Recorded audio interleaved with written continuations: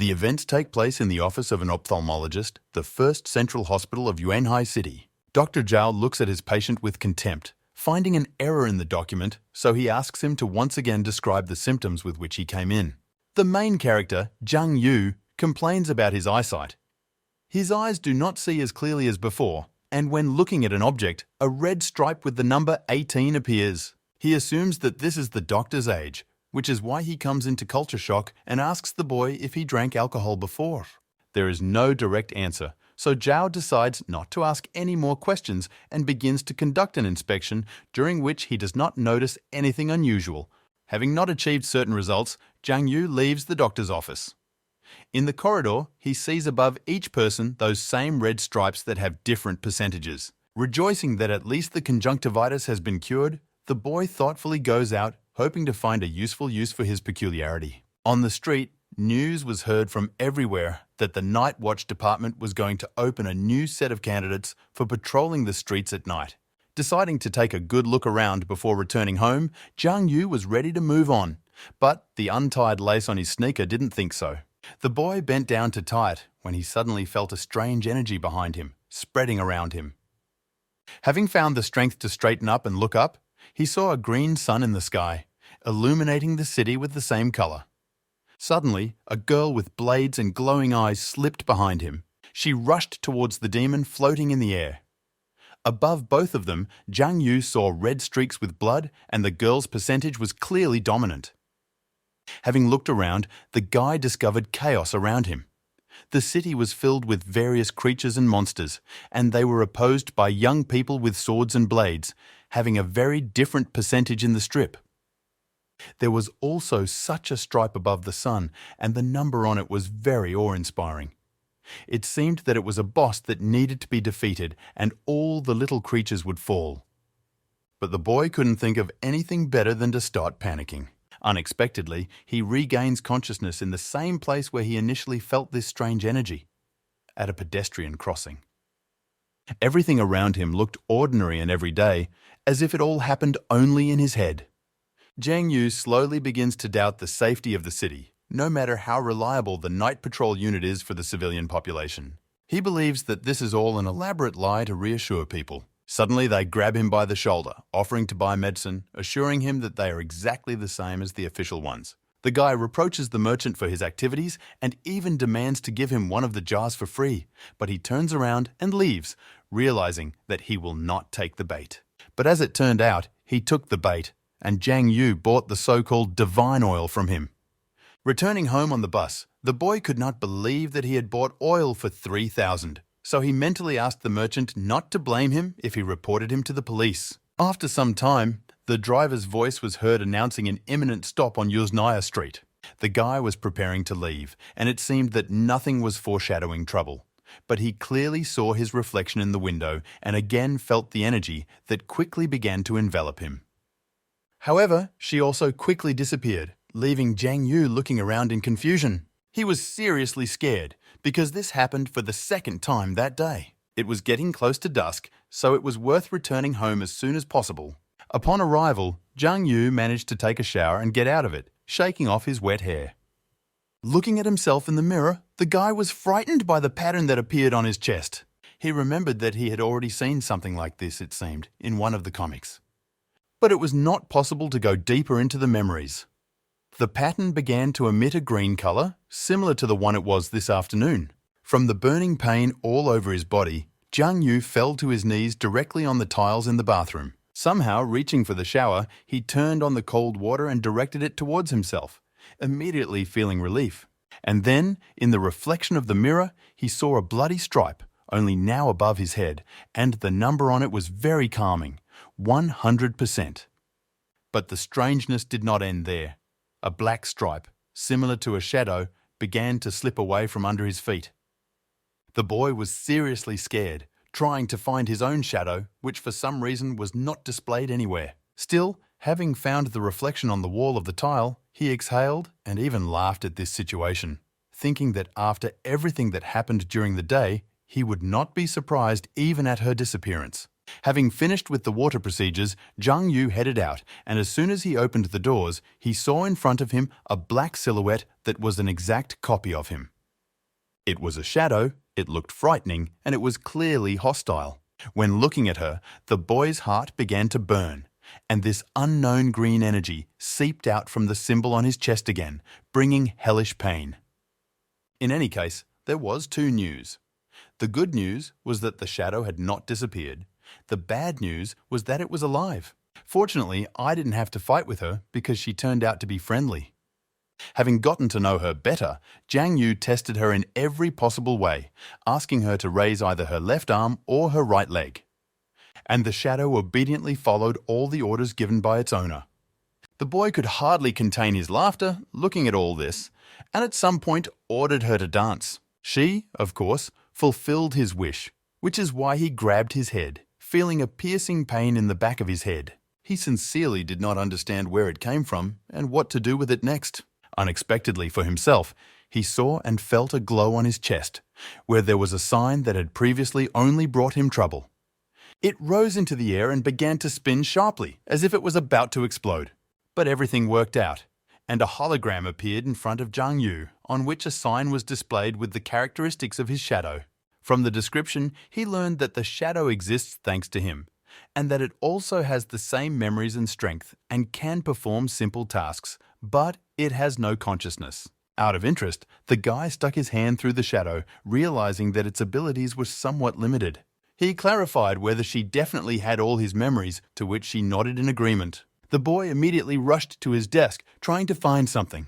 Having found a sheet with an equation, he handed the pen to the shadow and asked him to solve it. Surprisingly, the shadow was able to hold such a thing as a pen, which the guy was surprised by, starting to jokingly ruffle her hair, not believing what was happening. Not even 5 seconds had passed when the shadow turned around, showing a piece of paper with the inscription, "Decided." Zhang Yu couldn't understand why she didn't solve the equation, but just wrote a phrase, because the shadow has all the memories. So he got angry, snatching the piece of paper. He suggested that the task was very difficult, so he asked her to draw a horse. The shadow coped with this task quickly and perfectly, so a business plan for writing books with the help of the shadow unobtrusively popped into the boy's head. However, before that it was worth testing its other capabilities, and the next skill in line was Shadow Bite. Zhang Yu did not immediately understand what was being said, referring to this skill, but after guessing something, he moved towards the thing that cast at least the slightest shadow. Put it forward in your hands. The guy tried to absorb it, but, unfortunately, his guesses were not justified. The third skill was the shadow pupil, with the help of which he could see with his eyes the dark side of this world, and this is exactly what he had already experienced a couple of times. The boy tried to concentrate again on his own and look at the dark side, but he failed. Therefore, he turned to the shadow, which all this time continued to draw fascinatingly, distracting it and asking it to do push-ups. She rose from her place and began to slowly disintegrate, seeping through the floor. Zhang Yu did not understand what was happening and where she was going, so he anxiously tried to call her back, but was tactfully ignored. The boy seriously panicked, looking around, trying to call again and again, but there was still no answer. Out of nowhere, a dark clot appeared in the middle of the room, which turned into a portal, and from there the shadow still deigned to show its face. Zhang Yu somewhat irritably asked where she was running, and the shadow, not having the physical ability to speak, answered in writing. As it turned out, she was on the dark side and carried out her master's orders. She did push-ups. The guy came to the conclusion that perhaps the training on the other side was better, so he sent her back without any more questions. When there was no trace left of the shadow, he hurried to sit down at his workplace and, taking a pen in his hand, got down to business. It is unknown how much time Zhang Yu spent on carrying out the plan. One thing was known. The sun had been shining outside for a long time and the birds were singing with all their might. While our hero was sleeping soundly on his desk, drooling on the tablet under his head, he dreamed of his mother's friends, the fitness trainer, and even his classmate Xiaozhu. And it seems that in the dream they were so ardent that the guy did not have time to draw them. The boy was torn from his sleep by the alarm clock, which rang sharply as scheduled. He was clearly not delighted with it, and even more was not delighted with the position in which he slept. So he hurried to straighten up and crunch his back, stretching it. They persistently pounded on the door, and Jiang Yu lazily but still opened it, meeting his childhood sweetheart on the threshold, Lu Yao Yao. He noticed that her blood scale was only 93% and was already worried. But then he remembered and pushed everything back to those very days. The girl, without ceremony, entered the room, engrossed in her phone. The guy was not happy about this, but Lu Yao Yao justified herself by saying that she was terribly interested in hearing about the business that he talked about yesterday, but didn't tell. She flinched from the unexpectedly loud slam of the door and almost dropped her phone. Not fully understanding why she was treated this way, the girl began accusing the boy of saying that if he didn't want to tell, he would have said so instead of slamming the door. But the clap was so strong that cracks appeared along the wall. Jiang Yu himself was shocked by what happened. He drew attention to his arms, which had become pumped up and therefore more powerful, although they had never been that way. Even Lu Yao Yao was shocked by what she saw and couldn't believe her eyes. She was sure that he would rather die than start studying. And where such muscles will appear overnight is also unclear. Poking her finger into his hand with some interest, the girl immediately came closer and addressed the boy with a claim, intending to get an answer to her question. Jiang Yu began to make excuses that he had only done a few exercises, although he mentally understood that this seemed to be the result of training the shadow that was being displayed on him. The girl lifted his t-shirt, seeing his beautiful abs in front of her, and called the boy a liar because it is impossible to pump up so many cubes in a few exercises. She began to involuntarily suspect him of being involved in illegal activities and urged him to stop before it was too late. The guy asked her to shut up and not blame him for something he didn't do, but Lu Yao Yao didn't listen to him and grabbed his hand, twisting it behind his back. She put a detector bracelet on it, a device for determining the pollution index. She also explained that murders, foreign objects and insults are all part of pollution. And if everything is not eliminated in time, accumulations threaten to degenerate and alienate people. The boy was sure that the detector would not work because his abilities were controlled straight from his chest. But the numbers on the detector began to increase sharply, and the girl immediately suspected something was wrong, pulling out a pistol. The guy panicked and tried to prevent everything, and surprisingly, he succeeded. The value began to decrease. He laughed awkwardly, and Lu Yao Yao calmed down, twirling the gun on her finger and noting that nothing like that was happening to her friend. She also explained that her father taught her to be careful in everything, so she had to take such measures. Jiang Yu decided to change the subject by inviting his friend to look at some of his new drawings, and she, of course, immediately agreed. Time flew by, and when the boy escorted the girl out of the room, he fell on the bed, sighing heavily. Having opened the hologram in front of him, he learned that the shadow had been training all night on his own orders, which is why he was left in a slight precipitate. Rising from the bed, Jiang Yu put his hand forward, calling the shadow back to the human world. As soon as she appeared in front, he immediately praised her and said that push-ups alone were not enough, so they needed to increase the complexity and intensity of the training. The shadow nodded his head in agreement, and the boy immediately began to give instructions.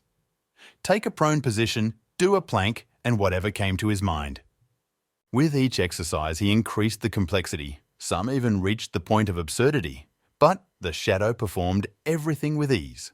The guy voiced it all so loudly that the girl, who decided to stay outside his door and eavesdrop on what he was doing there, came to the conclusion that it seemed like he was really training, and she had simply thought too much of herself.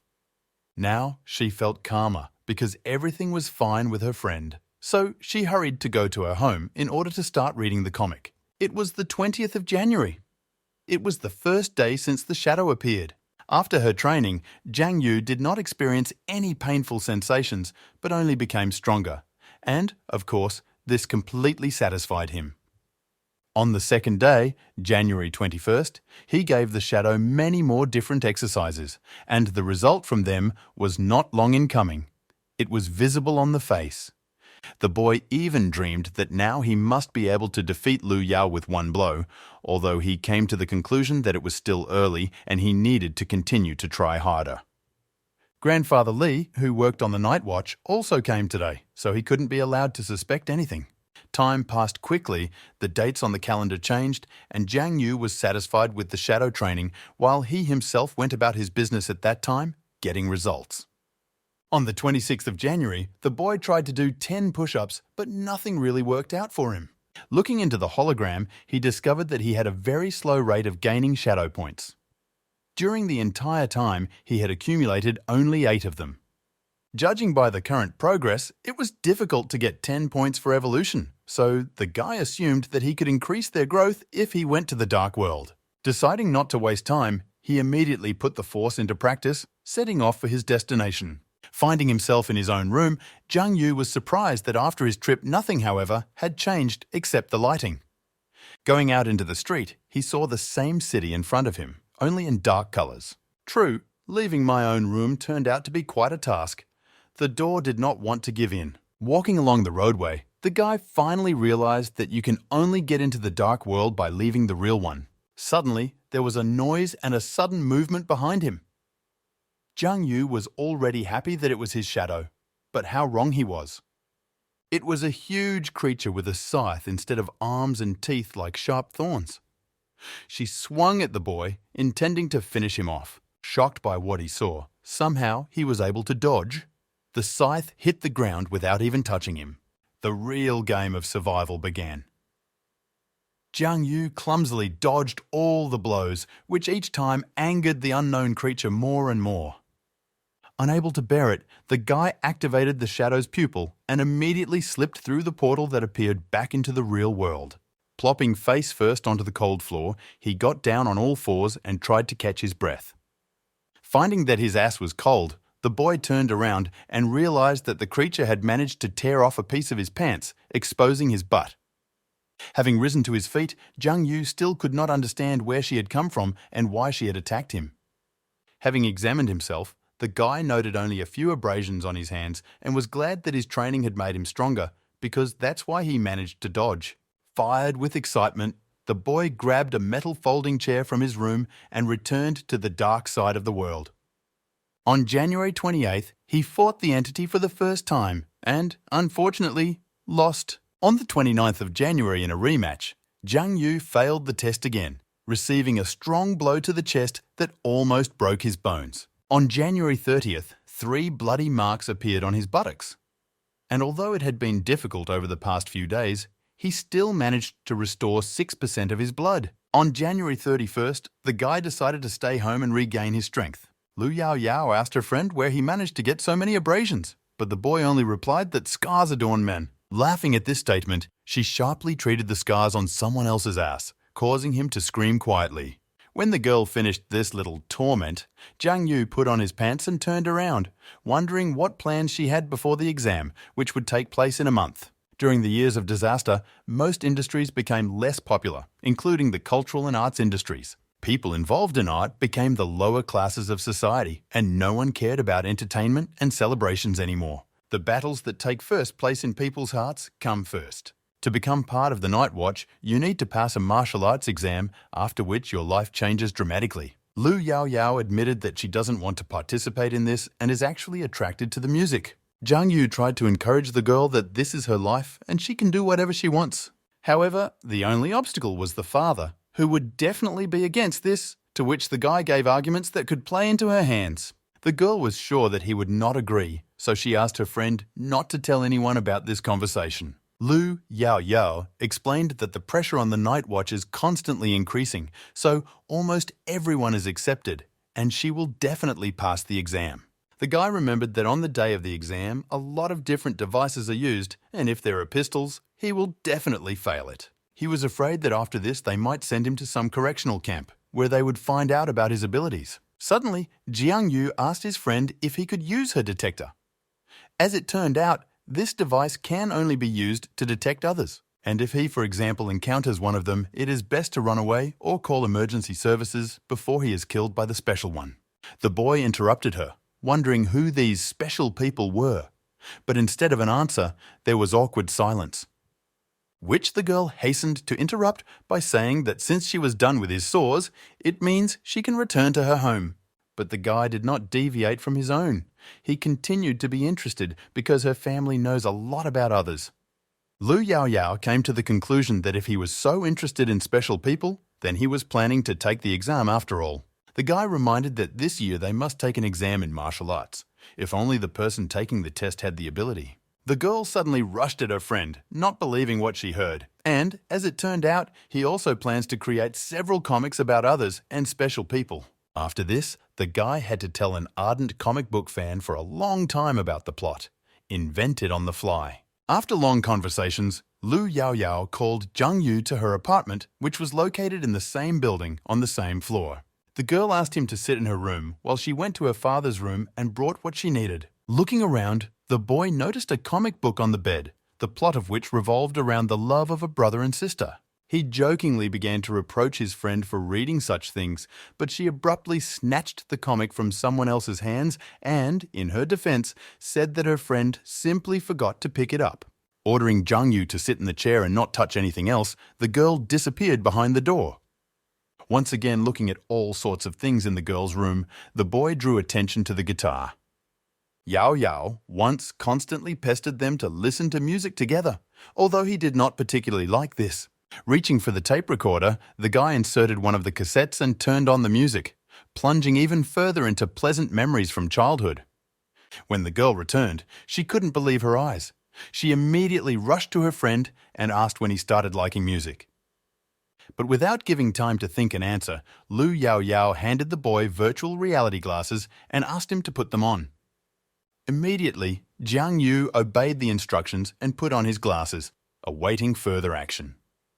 Not even a minute had passed before the guy failed into the virtual world, which it seems almost caused him to vomit. Focusing, he discovered in front of him an unexplored space called Shenzhou, which is considered the original source of the cataclysm. Others appeared in it, committed brutal murders, destroyed, and gradually absorbed the world. Between the real world and the world of Shenzhou, there is a space called the Dark World, displaying a projection of the real world.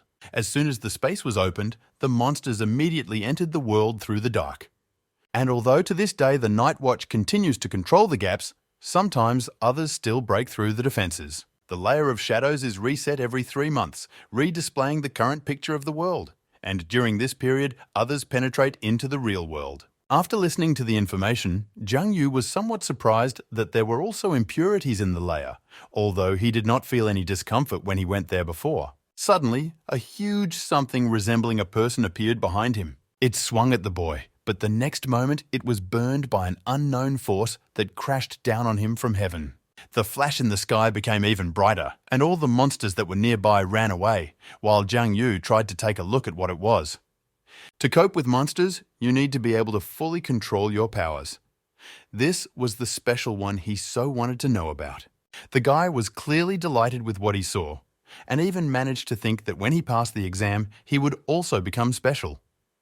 But the special ones are others with a human body who control their power, but at the same time die because of it. Special people constantly struggle with pollution and alienation, and after death, they have a high probability of becoming different. Therefore, special people, when they realize that death will soon come for them, try with all their might to use up the remnants of their strength. Before leaving virtual reality, Zhang Yu witnessed how someone special turns into something else, from beautiful to terrible, which will only bring destruction in its wake. The boy was delighted with what he saw, and Lu Yao Yao asked how it was, to which he complained that the amount of information was too much and it would take time to digest everything. Taking this opportunity, the guy asked to stretch his shoulders, but the girl was not happy with what she heard, to which he himself offered 3 original paintings, the content of which she could choose herself. It was a very profitable deal, so within a moment, Lu Yao Yao's hands were on someone else's shoulders. Zhang Yu complained that his neck was stiff after constant training, and when it came to his abs, he offered to touch them. Well, the girl didn't refuse. She lifted up someone else's t-shirt and examined the cubes, after which she touched them. Only now, Uncle Lu, who suddenly appeared in the doorway, was clearly not happy with what he saw. As the trio moved into the kitchen, a tense silence fell between them, interrupted by Zhang Yu's chewing. The guy saw how annoyed Lu was, so he couldn't say anything, so as not to escalate the situation even more. But then Lu Yao Yao intervened, assuring her father that he had misunderstood everything. True, it didn't quite work, because Lu began to reproach his daughter for the fact that his eyes clearly did not deceive him. Deciding to still vote, Zhang Yu picked up a glass of yellow liquid and said that he would drink 3 of these as punishment. In the uncle's opinion, he allowed himself too much and seemed quite impudent towards the elder, so Lu abruptly stood up from his seat, intending to teach the boy a lesson. Zhongyu and Yao Yao are childhood friends whose personalities are completely different. He is a bully boy, she is a diligent daughter. Since childhood, the girl liked to play with Zhongyu, no matter what terrible things he did.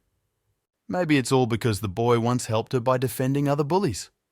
And besides, she could have been attracted by his beauty and courage. Lu Yao Yao accompanied her friend even when he pretended to be a tramp, not to mention other adventures. Uncle Lu never allowed his daughter to get too close to him, constantly being wary of the boy. And even now, when the minor misunderstanding had seemingly been resolved, the uncle continued to frown as he interrogated Zhang Yu about what he was doing with his daughter when he returned. Frightened, the guy blurted out that they were looking at information about others and special ones, but this information, at first glance, also did not impress Lu. However, after a few seconds, the muscles on his face relaxed and the man even smiled. After which he became serious again, asking the boy if he knew why the government did not allow students to learn about such details in advance.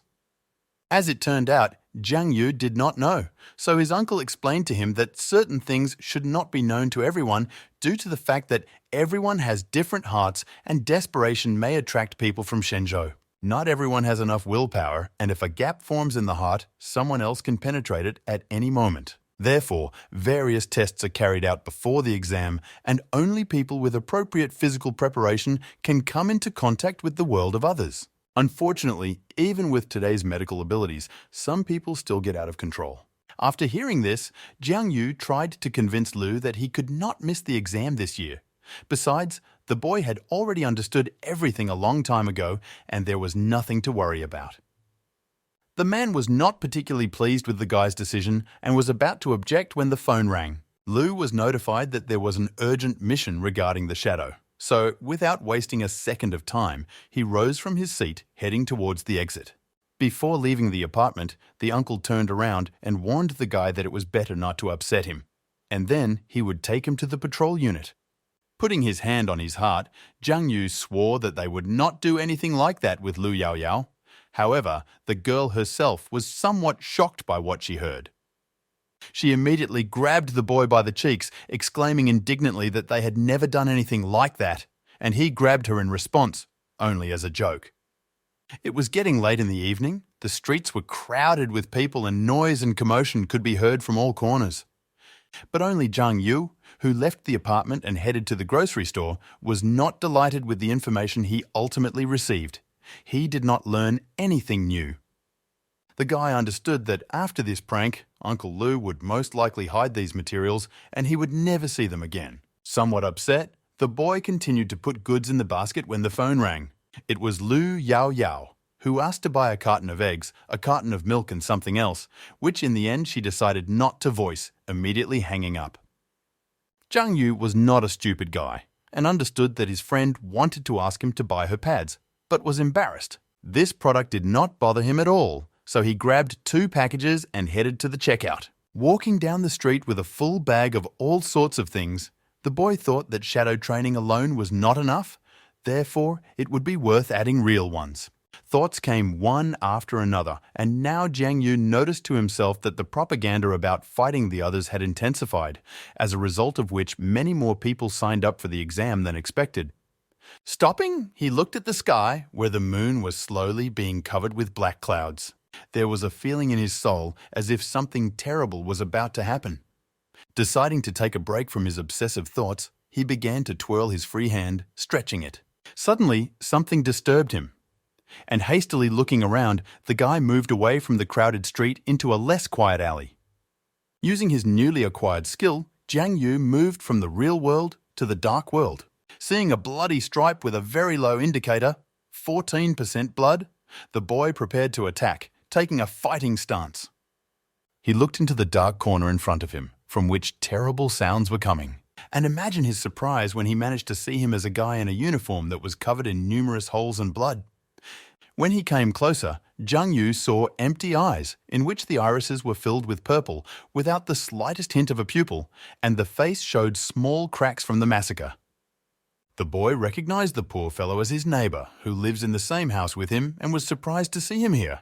The wounded man, staggering, fell on the asphalt right in front of Jiang Yu, causing him to freeze in place, not knowing what to do. The guy looked at the strip of blood and realized that he was on the brink of death. In the same nook from which the stranger came out, two children were sitting, hugging each other. It seemed that he was protecting them. Suddenly, a red something began to appear, terrible and reeking of cold, but not as strong as before, having only 24% of the blood in it. Jiang Yu recognized his opponent in another. It was him who he had tried to defeat earlier, but could not having the proper skills for battles.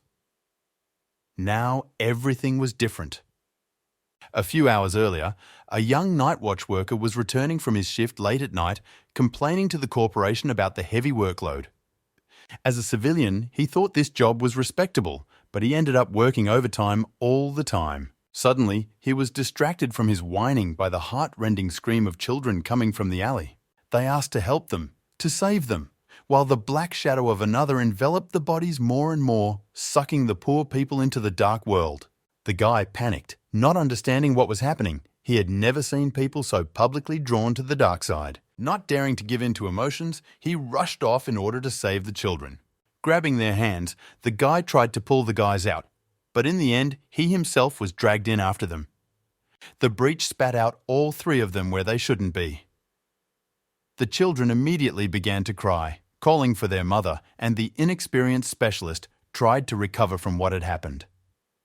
But he couldn't. He panicked again, filling his head with unnecessary thoughts. Since the guy had worked his shift, he didn't even have a weapon, which made the situation much more complicated.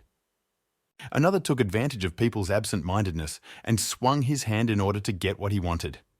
The night watch worker managed to react, repelling the monster's attack and then repelling part of his hand, which fell next to the children. This bought some time, so the guy began to look around. The gap has disappeared, which means it will not be possible to return. He understood that others were everywhere and could attack at any moment. But the most terrible thing in all this were the helpless children who cried incessantly. All my guy can do at the moment is send a distress signal and wait for rescue. After the signal was sent, he gave the detector bracelet to the guys, explaining to them that it would help temporarily counteract the local pollution. In fact, their survival depended directly on fate. But, fortunately, this did not last long, but it calmed them down. The guy asked to stay close to the children, promising them that he would return them home as soon as he deals with one small problem in the form of an angry other. When the guy was 18, he passed the martial arts exam and entered the martial arts department at the university at the department. From the very beginning, he worked hard, thereby laying a solid foundation, and waited until he became a full-fledged fighter. In his second year of study, the guy took first place in the exam for fighting with others. But this turned out to be not enough, since in the other world, diligence is far from the first place. He never believed in fate, but no matter how hard he tried, he still could not overcome the barrier and step over his limit. In the end, all he had to do was transfer from the martial arts department to the humanitarian department, becoming an ordinary civilian employee of the night watch. Getting ready to fight, the guy warmed up a little and assessed his opponent and the situation as a whole. Another was in the form of a half-man, moving on all fours. It seemed to be average. The monster rushed into battle swinging at the man, but he was able to repel the attack, although it was difficult. Then, the guy hit back right in the other's face, causing him to howl and fly a little to the side. What he had done took his breath away, and he was even glad that a familiar feeling was returning to him. But as soon as he lost his vigilance for a split second, the monster swung again and hit him straight in the chest, throwing him into the wall, along which small cracks appeared. Mentally scolding himself for the mistake, the guy managed to dodge the next attack. And from the next three too, although with each such movement it became harder and harder. Running was no longer possible, so something had to be done. Using the power of the shadow blinding, he managed to stop the other one for a while. How long it will be possible to contain the monster is another question. Another howled in pain and fell immobilized to the ground, which means the guy bought himself some time. As he exhaled, he discovered that the pollution level had begun to rise. This is because every time someone uses their skills, pollution increases. Low-skilled people like him cannot use their abilities repeatedly. But fortunately, since he didn't use them very often, the pollution was still at a low level. However, if the guy doesn't take risks and doesn't do anything now, there may be no future. When the other one recovered a little and rushed at the guy again, the second one tried to use his skill again. But instead, he only received a deafening blow to the stomach, from which he rolled head over heels on the asphalt. Coughing up blood, he was even somewhat envious of the other, who had adapted to his skills so quickly. True, he had only an average level, and any student from the combat department would have dealt with him in an instant. But the guy had a hard time because of the difference in talents. Even if you can't win, you can't retreat. The only thing he can do is stall for time and wait until other members of the Night Watch arrive. The children watched in horror the bloody battle where the man was clearly beginning to lose, continuing to receive numerous wounds throughout his body. Instantly, another threw the guy to the ground with all his might, as a result of which he gradually began to lose consciousness. He thought that he was dying, and pictures from the past began to emerge before the eyes of death. When he was 15, his entire family was killed by others. Therefore, at 18, the boy decided to take a martial arts test. At the age of 20, he was expelled from his second year, and at 21, he entered the Night Watch unit as a civilian. 4 years have passed since then. This was his life. It may not seem easy, but for this world, it is considered the norm. For 100 years of people struggle with others, they have never lived in peace. But sometimes, even others retreat. Death is the norm in their case, but before death, the guy must do something. Having found the strength to rise to his feet, he took all his will into his fist and announced the second round to the monster, being ready to give another fight. Gathering all his power, the guy rushed at the other, but he didn't let him get close. He began to swing away with his hands, which looked like sharp blades. But it was almost impossible to dismiss everything. The young man revealed a vulnerability and kicked the monster right in the face. This briefly discouraged him and gave the boy time to accumulate the remaining energy in his hands, which he immediately directed at someone else, delivering many blows at the same time.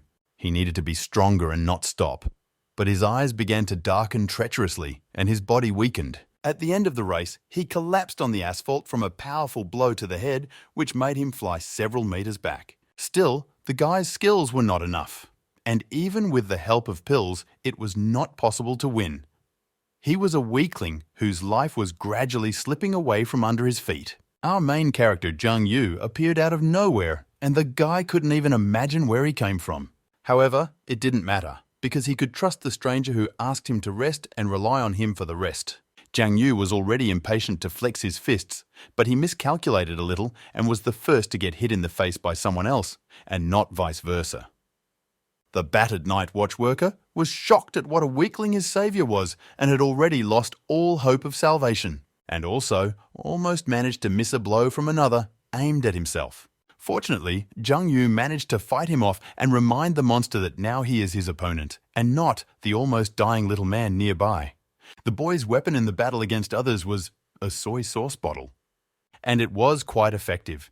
He swung it and hit it with all his might in the monster's face, after which it shattered into pieces, leaving behind only a prickly neck. This was even many times better, because this way it was possible to inflict even more piercing blows on someone else, making him howl in pain. Jung Yu had a clear advantage in that the other had lost a lot of blood and was exhausted, and the guy had also managed to learn all of his techniques when he fought with him earlier. The night watch worker watching the battle was a little shocked that this method of fighting worked. However, there are no rules as such, so there was no difference. By this time, the boy was already pretty tired of beating around the bush, so he decided to finish by threatening the monster that now it was his turn to kick his ass. True, he believed in himself too much and did not calculate that someone else could fight back by kicking him in the stomach with his tail, which sent the guy flying against the wall. Jung Yu began to understand that all this was no longer a joke and something more serious needed to be done. Returning home was not an option, then those three would die, and he did not want that outcome. You can't be cowardly, especially when the enemy has only 20% of his blood left, because he's almost dead. The guy from the Night Watch arrived on time as never before with his advice, namely to hit the right rib, which already had a serious injury. Realizing what had to be done, Jung Yu took off like lightning, overtaking his opponent in an instant. Before hitting the vulnerable spot, the boy confused the other, moving from side to side. And he succeeded. He opened up, conveniently exposing himself and immediately receiving what he deserved. At first it seemed that the other was running away from the battlefield, but no. He rushed to the defenseless children to drink their blood and restore his own. He needed this in order to have the strength to fight further. It felt like just a moment before he would take the lives of innocents. Another opened his mouth, which made his appearance even more terrifying. The little girl seemed to lose consciousness and lost consciousness. The little boy held her in his arms, unable to take his eyes off the terrible teeth that would stick into him in the next moment. Zhang Yu couldn't let this happen, so he took out a can of energy drink from the bag and threw it straight at the monster. She flew, but it was unlikely to distract, much less cause any harm to anyone else. Therefore, a night watch worker intervened, using the last of his strength to rush at the creature and kick him in the ribs. The other flew away, but the guy also lost a little blood, and now his scales showed 15% instead of 18%. He weakened even more and now could barely move, thanks to which the monster switched to him, intending to devour him. Fortunately, Zhang Yu arrived just in time, grabbing him by the face and preventing him from realizing his plan. The boy literally grabbed him, not allowing him to move. Then he pressed him into the asphalt, delivering a series of blows to his back, causing one to squeal like a bitten dog. He was also rapidly losing blood and was already on the verge of death. Suddenly, Zhang Yu discovered the heart of the other, glowing with a bright light. He immediately stabbed him, ordering him to finally die. All the boy's strength was aimed at destroying the parasite. Before disappearing forever, it shone brighter than the sun, as if it was about to explode. The massacre was over when nothing remained after the monster, not even a hint of its existence. After getting to his feet, Zhang Yu discovered that due to his strength, some objects around him were still flying. But the most important thing in all of this was that the children remained safe, and the worker, although well battered, was still alive. Having straightened his own hair, the boy was pleased that he had finally taken revenge on someone else. Only now, this battle squeezed all the juice out of him. So the next moment it began to quickly get dark before his eyes, and within a second he was lying on the asphalt unconscious. Opening his eyes, Zhang Yu saw in front of him a destroyed city burning in fire. He sincerely did not understand why the gathering place had changed so much after such a short period of time. He also did not notice how he was surrounded by several dozen others intending to attack. They instantly swallowed him up completely, without giving even the slightest hint of salvation. The sun disappeared. The dark side enveloped the world, and hope was lost. Some danced at the feast, while others screamed in pain. Some understood everything, and some did not. Fortunately, all this was just a bad dream, from which he was pulled out by the same night watch worker who was trying his best to bring the boy to his senses. Even after waking up, Zhang Yu had a strange feeling.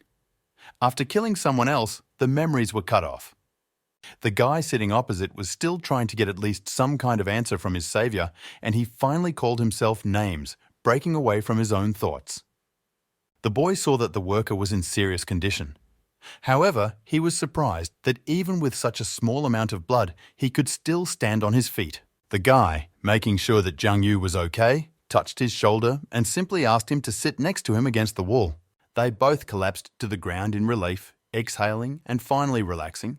Their conversation did not carry any serious overtones, but the boy was surprised that the guy did not recognize him. Although they lived in the same house, he seemed to have difficulty seeing due to lost blood, so he asked if Zhang Yu worked for an hour on the night watch. He also did not believe it when he heard a negative answer. The other was strong, and no one except the night watch could defeat him. The poor guy even laughed, suggesting that the boy did not want to admit his activities because of his homeless appearance. The night watch worker did not stop joking and trying to defuse the situation in a unique way, clapping Zhang Yu on the shoulder. He was not delighted with this and did not quite understand how the guy managed to laugh in such a state. The patrol people were amazing. The boy lied to his interlocutor when he asked what university he was studying at and what course he was taking. It would be better this way, because they didn't recognize him anyway. But the guy continued to ask seemingly inappropriate questions, asking Zhang Yu for various information. Suddenly interrupting, he asked the boy for a cigarette. Since the young man did not smoke, he instead offered the worker bakey, a sweet cookie similar to a straw. Pulling the package out of his pocket, he discovered that everything was broken, but it was still possible to eat. so he handed it to the guy. He was somewhat surprised by the small size of the bike, and the boy jokingly suggested that he collect what fell on the asphalt during the fight. The employee refused, after which an awkward silence fell between them, which was soon interrupted by asking Jung Yu if this was the first time he killed someone alone. Having received a positive response, the guy admitted that he had always admired those who skillfully handled the martial arts. He thought it was fascinating. Unlike the boy, he has lower qualifications and the attack power is much weaker, which is why he looks so hopeless. Jang Yu decided to interrupt someone else's monologue, thinking that it would still be better if he did not chat in order to save energy until help arrived. After assuring the young man that everything was fine, the guy continued to talk about how it's not every day that a civilian gets the opportunity to fight someone else. Either way, he was terribly weak. Jang Yu asked if he regretted it, to which the employee exclaimed that it was only his choice and there was no room for regret. He almost burst into tears, justifying himself that he had a good life and he himself transferred to the humanities specialty because he was simply kicked out of martial arts. He was interrupted by a sudden cough, and the boy asked him to be careful. The worker was sure that help would arrive soon because the signal had been sent quite a long time ago. Jang Yu stood up, feeling relieved after these words, but he was stopped and asked to sit until the rescuers arrived. The boy was pretty tired of other people's chatter, but there was nowhere to go. Quite a lot of time passed, and the guy continued to tell all sorts of stories from his life. At some point, he started talking about the university and Director Zhu from the Specialty of Extraordinary Technologies. Not being satisfied with his teaching method, he spoke about it in a not very positive manner. Jang Yu was not impressed by such talk, but continued to remain silent. Therefore, the guy continued to talk about Director Huang from the direction of culture, and also asked the boy to convey words of gratitude to her for her efforts. The young man hastened to interrupt his interlocutor, saying that he should still better take a notebook or let him come and tell all this to these people. The night watch worker realized that he had been carrying everything inside himself for a long time and just wanted to find someone to chat with. He even felt a little upset, remembering the Beidou Academy, and would like to come there again. Suddenly, he asked the boy for a couple of more sticks, holding out his hand, and he gave him one. Soon, a gap began to form nearby, and it seemed that it was the night watch's reinforcements that had arrived. Jang Yu was incredibly pleased that they had finally arrived, and he would now be able to leave. Taking the package with the remaining surviving products, he rose from his seat and hurried away. The guy called out to the boy, asking if he would go with him, to which he replied that he would get there himself. He wished him a happy journey, after which their paths finally diverged. After a while, the young man looked back to see how the night watch workers were doing their job. Observing all this from afar, he slowly began to activate the breach in order to return back to the real world. Unexpectedly, he noticed how the wounded worker's blood count began to fall. He sincerely did not understand why his colleagues did not want to help him, because, with current technologies, this was quite possible. However, they only stood in front of the dying man and saluted him before his blood counts reached 0. Jang Yu didn't have time to do anything because he was already halfway to returning to the real world. Finding himself in the middle of the street in a wrinkled t-shirt and dirty with blood, the boy did not understand why everything ended in the worst way. But the rules on the night watch were the same for everyone. The special ones had to remember that they should not give up even in the last minutes of their lives. And when they realized that the chances of survival are low, they must approach the pill with the utmost care and caution. The special ones must remember all those who have fallen and boldly move forward until all others are destroyed. They must monitor the earth and sky, patrol it day and night, thinking only about a happy future. Mortals have to observe inexplicable things, moreover, resist them because they are the night watch. Rising in the elevator to the 8th floor, Jang Yu felt nothing but emptiness within himself. The young man could not believe that the guy really died because he constantly laughed it off while he was chatting.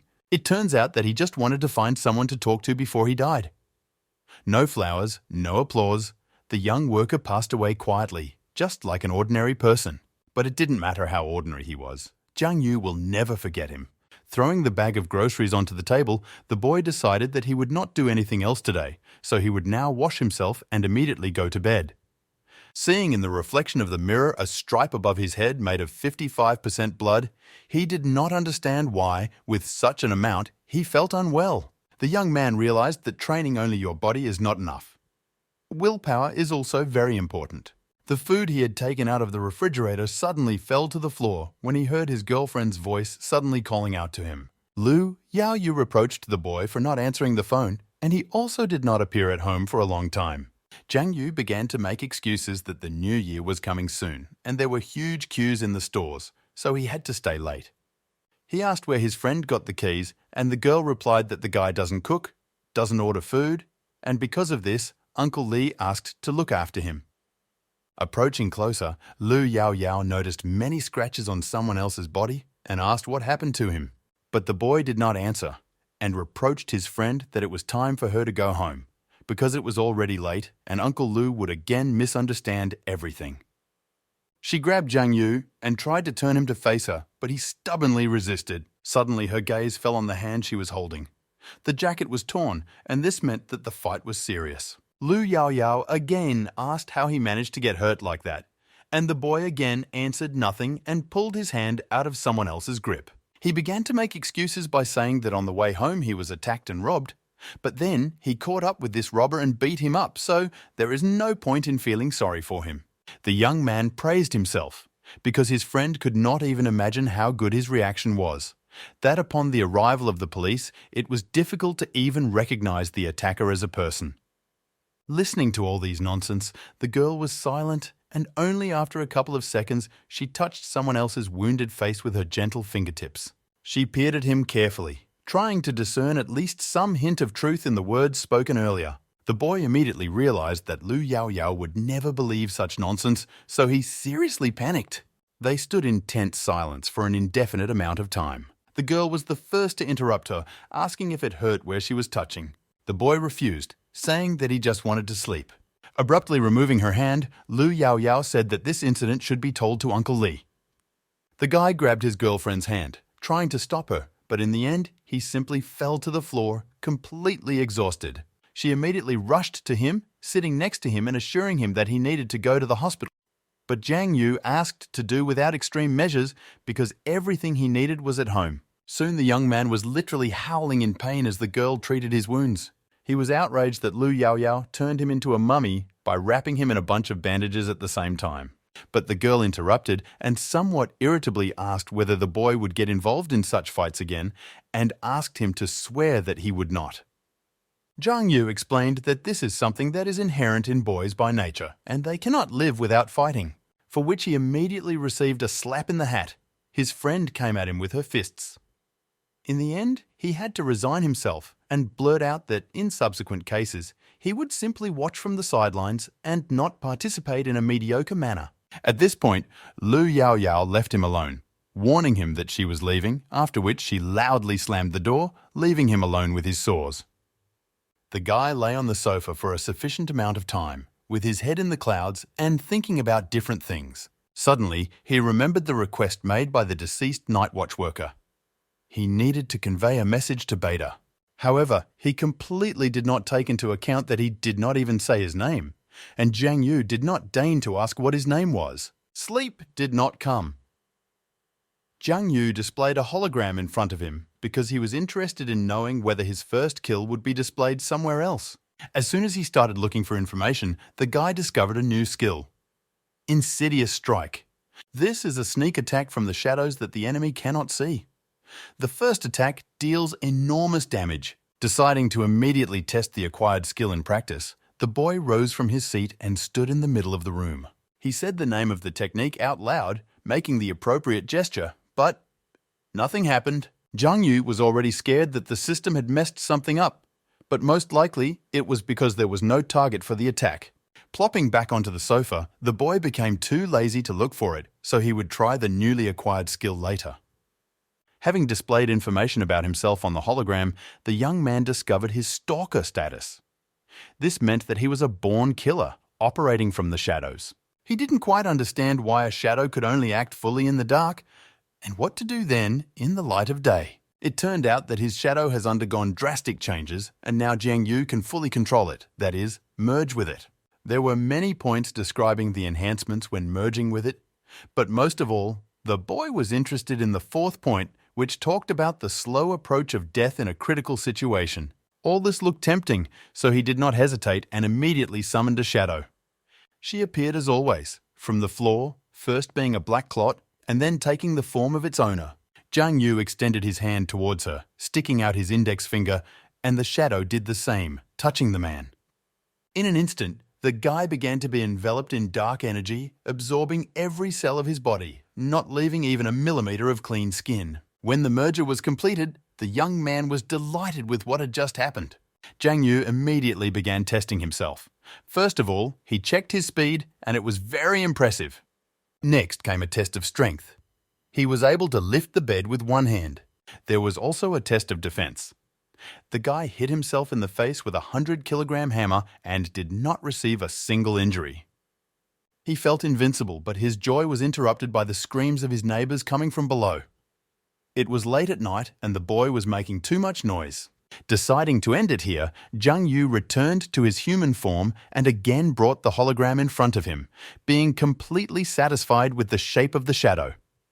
Now he had some of the abilities of this form, but official and full possession of it had not yet been achieved. Once fully acquired, no one else will have this ability. Of course, there were risks, but these risks could turn into opportunities. The guy had a choice of yes or no, but he was confused by the fact that the system highlighted the word risks in red.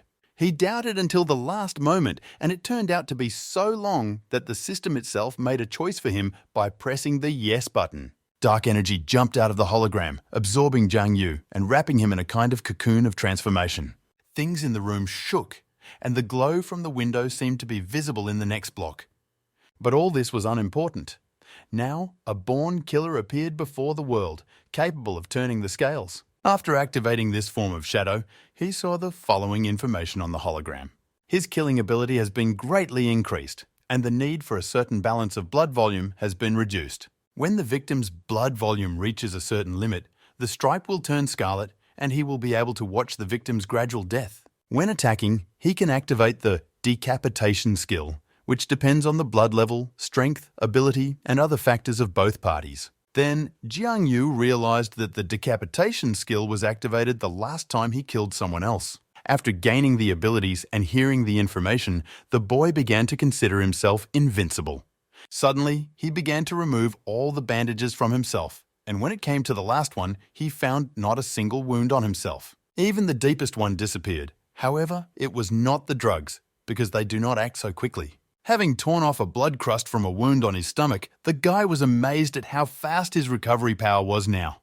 The next day, Lu Yao Yao met with her friends, who took notice of Jiang Yu's profile, pointing to a new post published that night.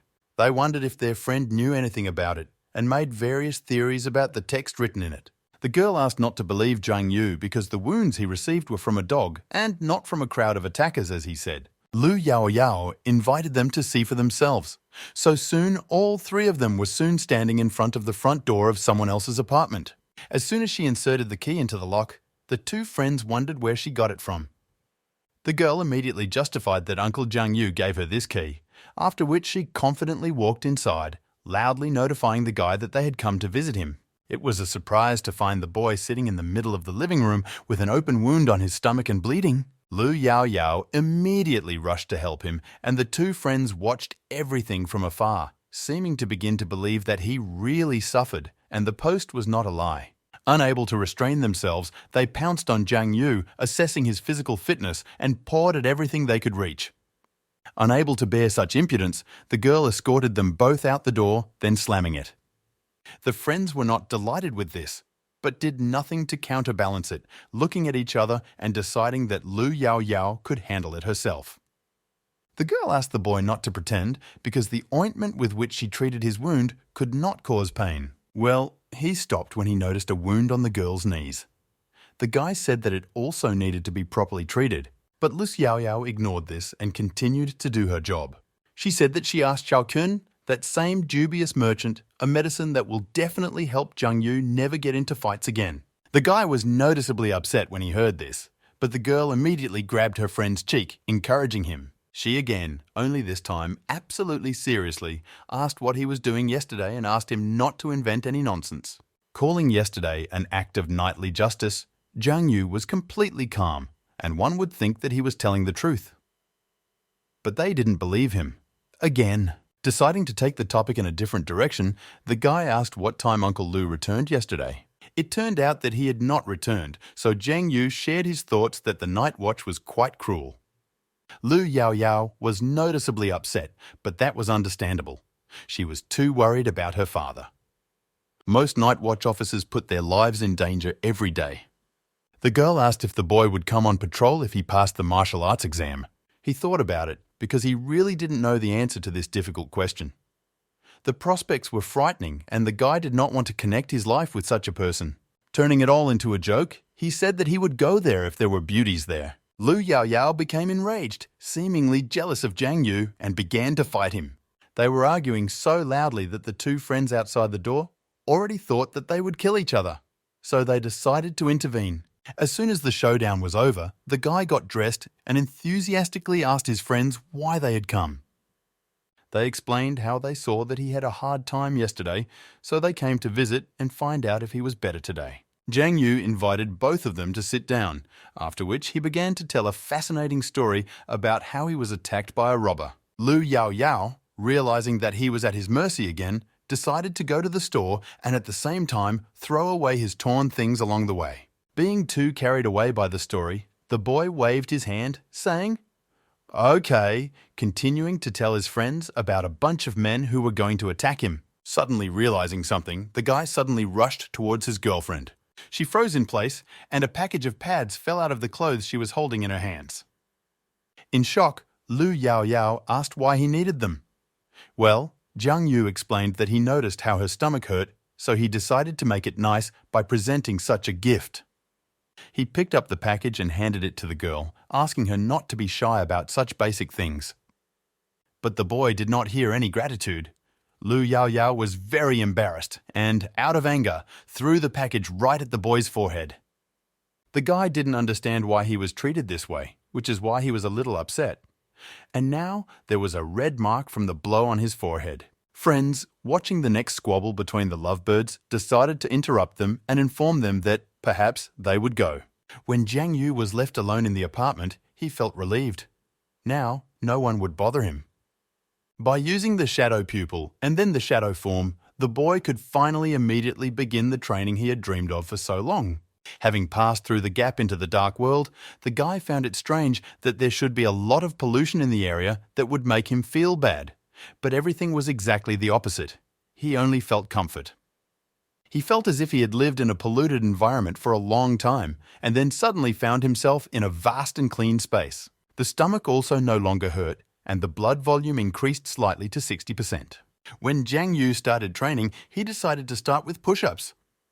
But as soon as he did one push-up, it was as if something had thrown him off the ground.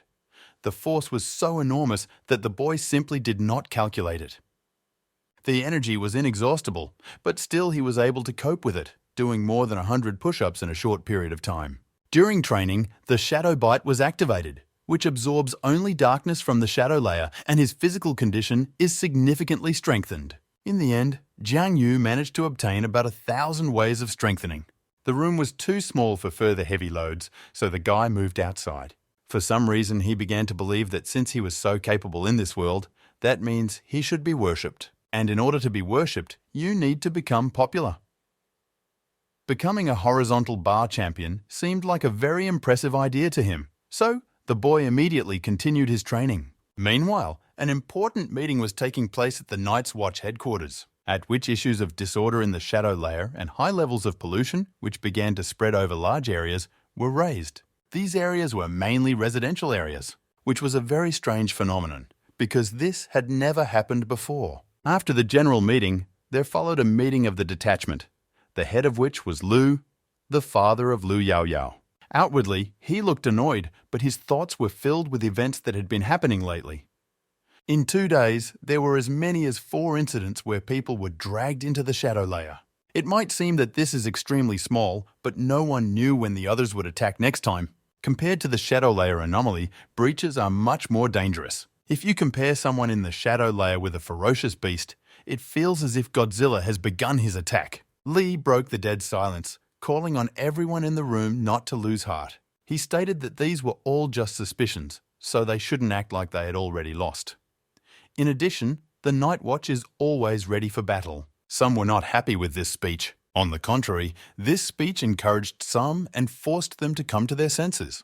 Therefore, the meeting continued, but on a more positive note. It was quite long and exhausting. After finishing, when almost everyone had left, Lou went to the huge window which overlooked the city.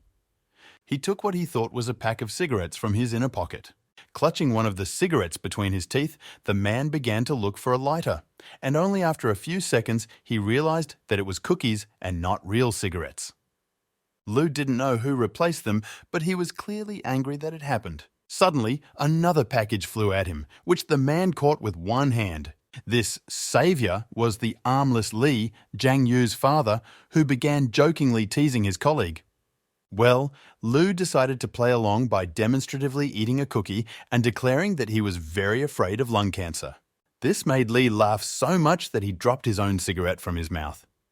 But Lu Yao Yao's father was not in the mood for long jokes, so, frowning, he immediately asked why he detained him. Lee became gloomier than a cloud, taking another puff. After a short pause, he finally said that something else had come from above. The colleague demanded that we not hesitate and tell them what had not yet been voiced at the meeting.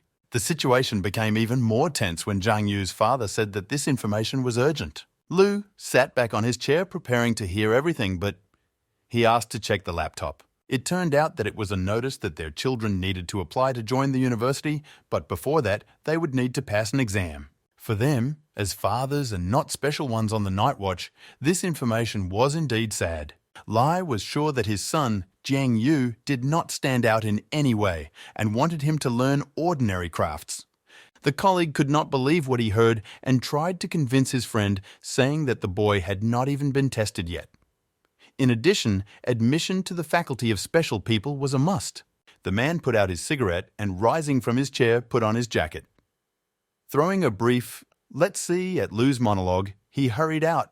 At the door, Lee almost knocked over the secretary, finally turning around and asking his colleague to carry out his duties with special care. When the secretary finally managed to go inside, she provided her boss with a folder that contained a message from the shadow layer that she had just received. It contained a new report on the others, codenamed Crazy Shadow Athlete Who Salutes. From the description, one could learn that the enemy was a dark, shadow-like creature. The target was first discovered in the central garden. I found myself in society by chance. Also, the target does not get tired at all, showing interest in sports. She had no desire to attack. When the detector approaches, the enemy stops training and salutes. Hazard rating, low. There is no need for destruction at this time.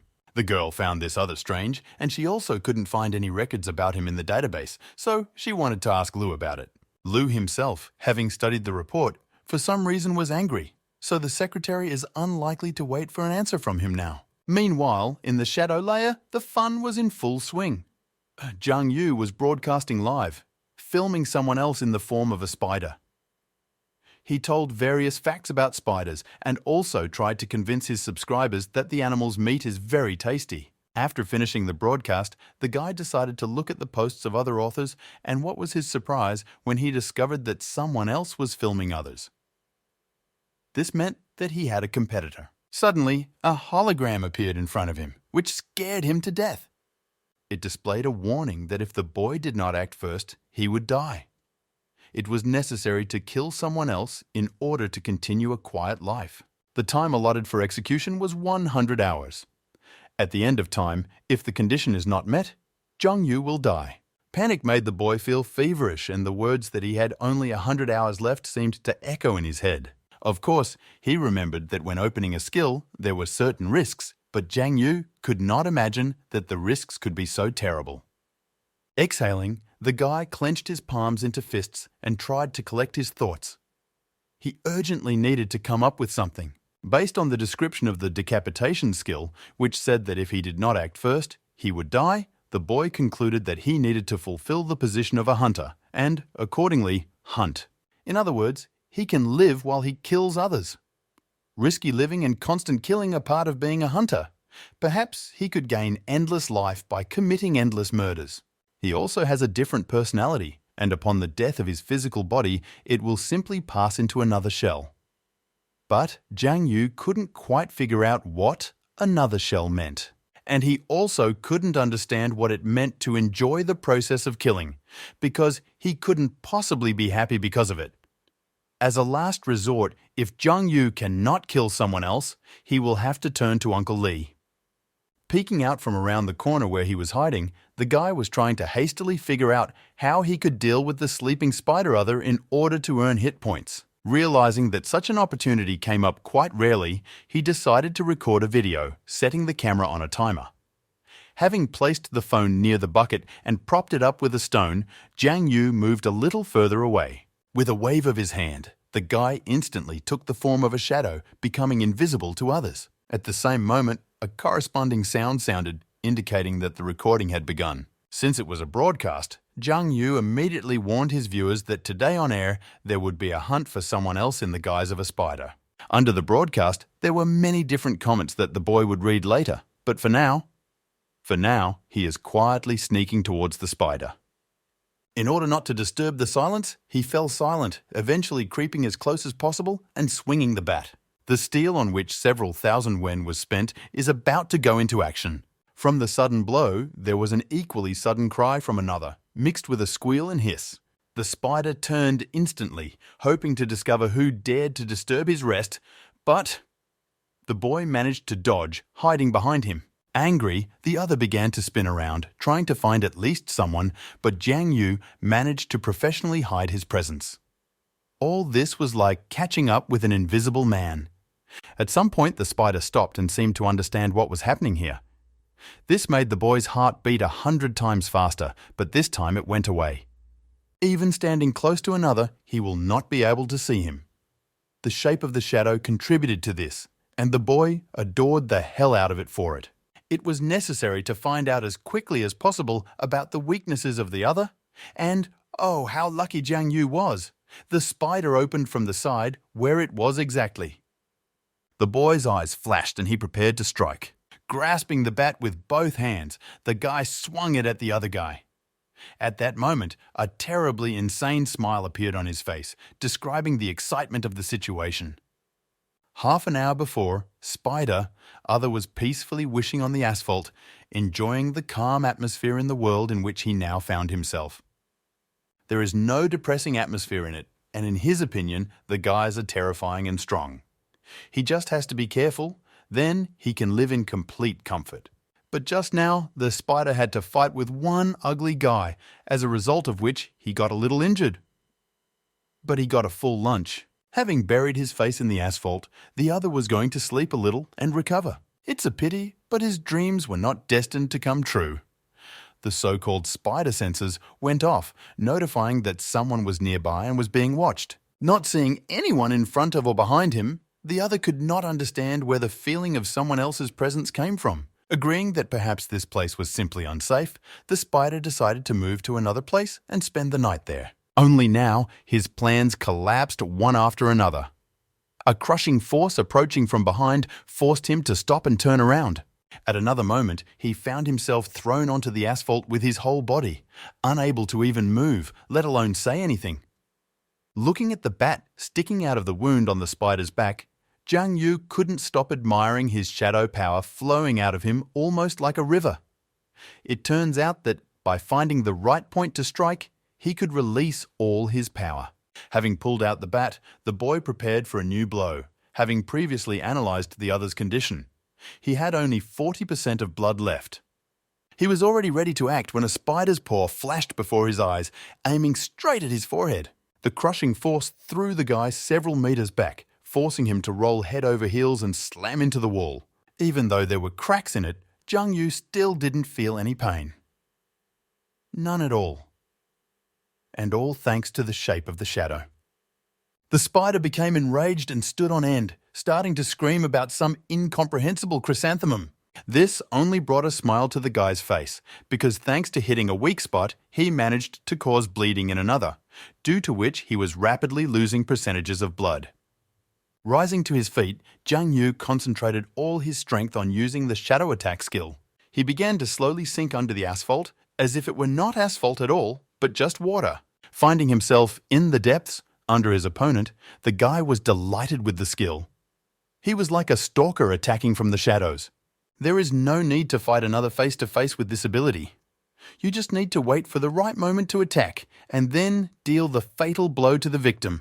The spider was getting weaker every second, and Jiang Yu seemed to be getting stronger seeing this. It doesn't matter who was who, different, special, hunter or prey. One thing was clear.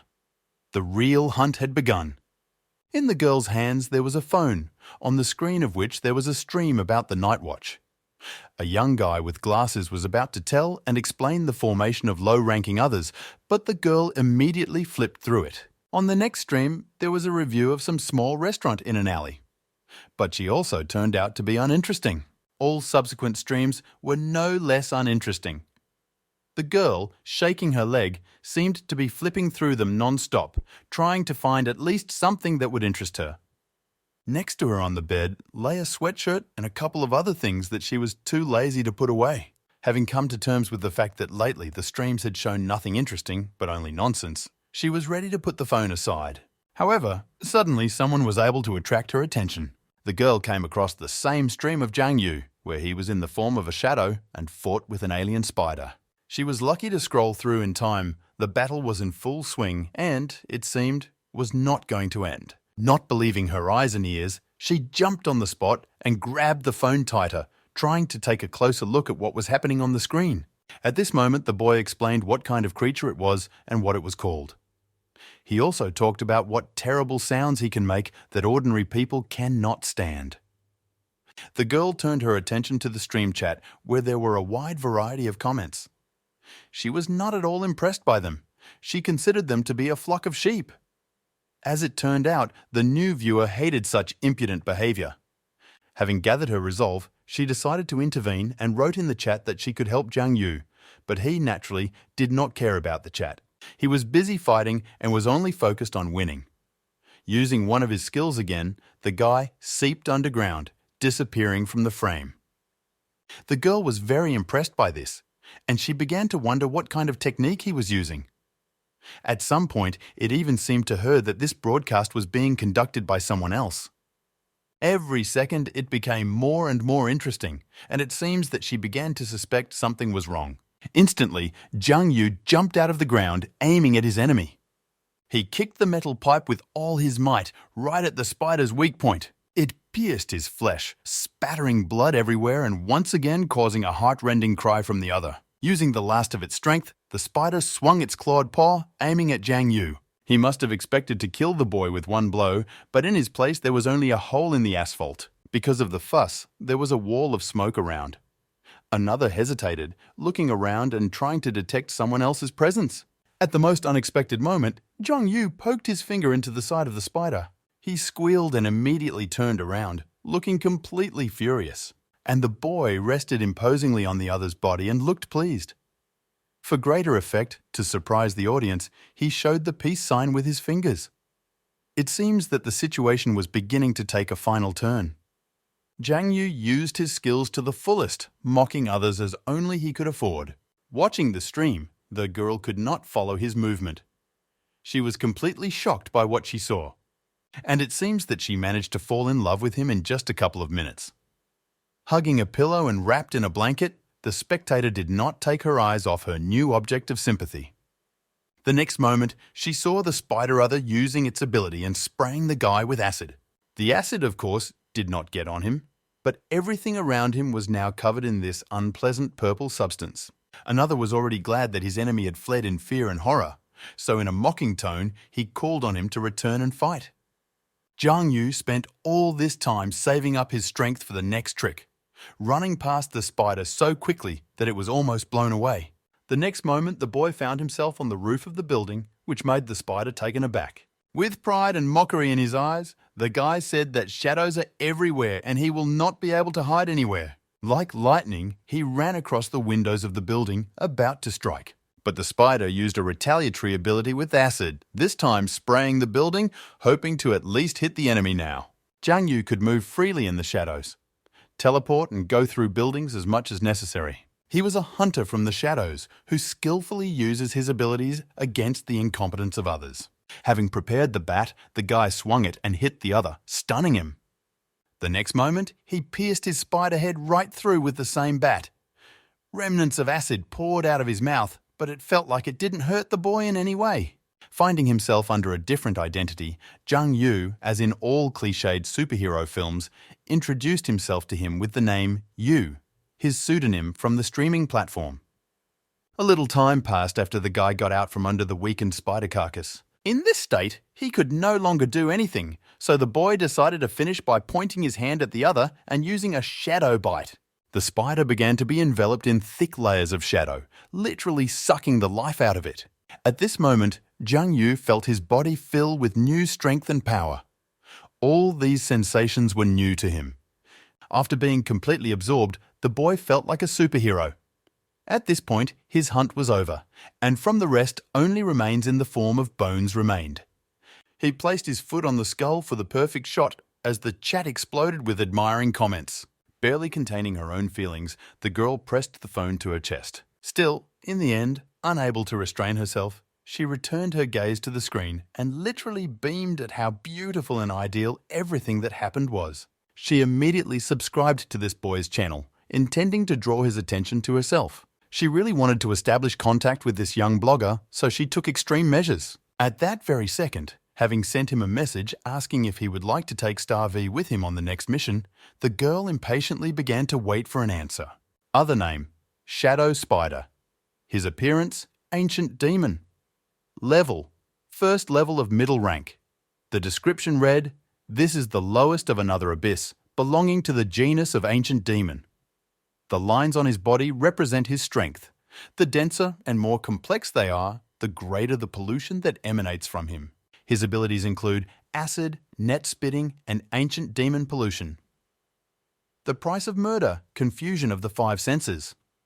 For using Shadow Bite, Jang Yu received the ability Shadow Net, as well as shadow glasses and spider records. Reading this information, he couldn't believe that he was only a first-level middle rank.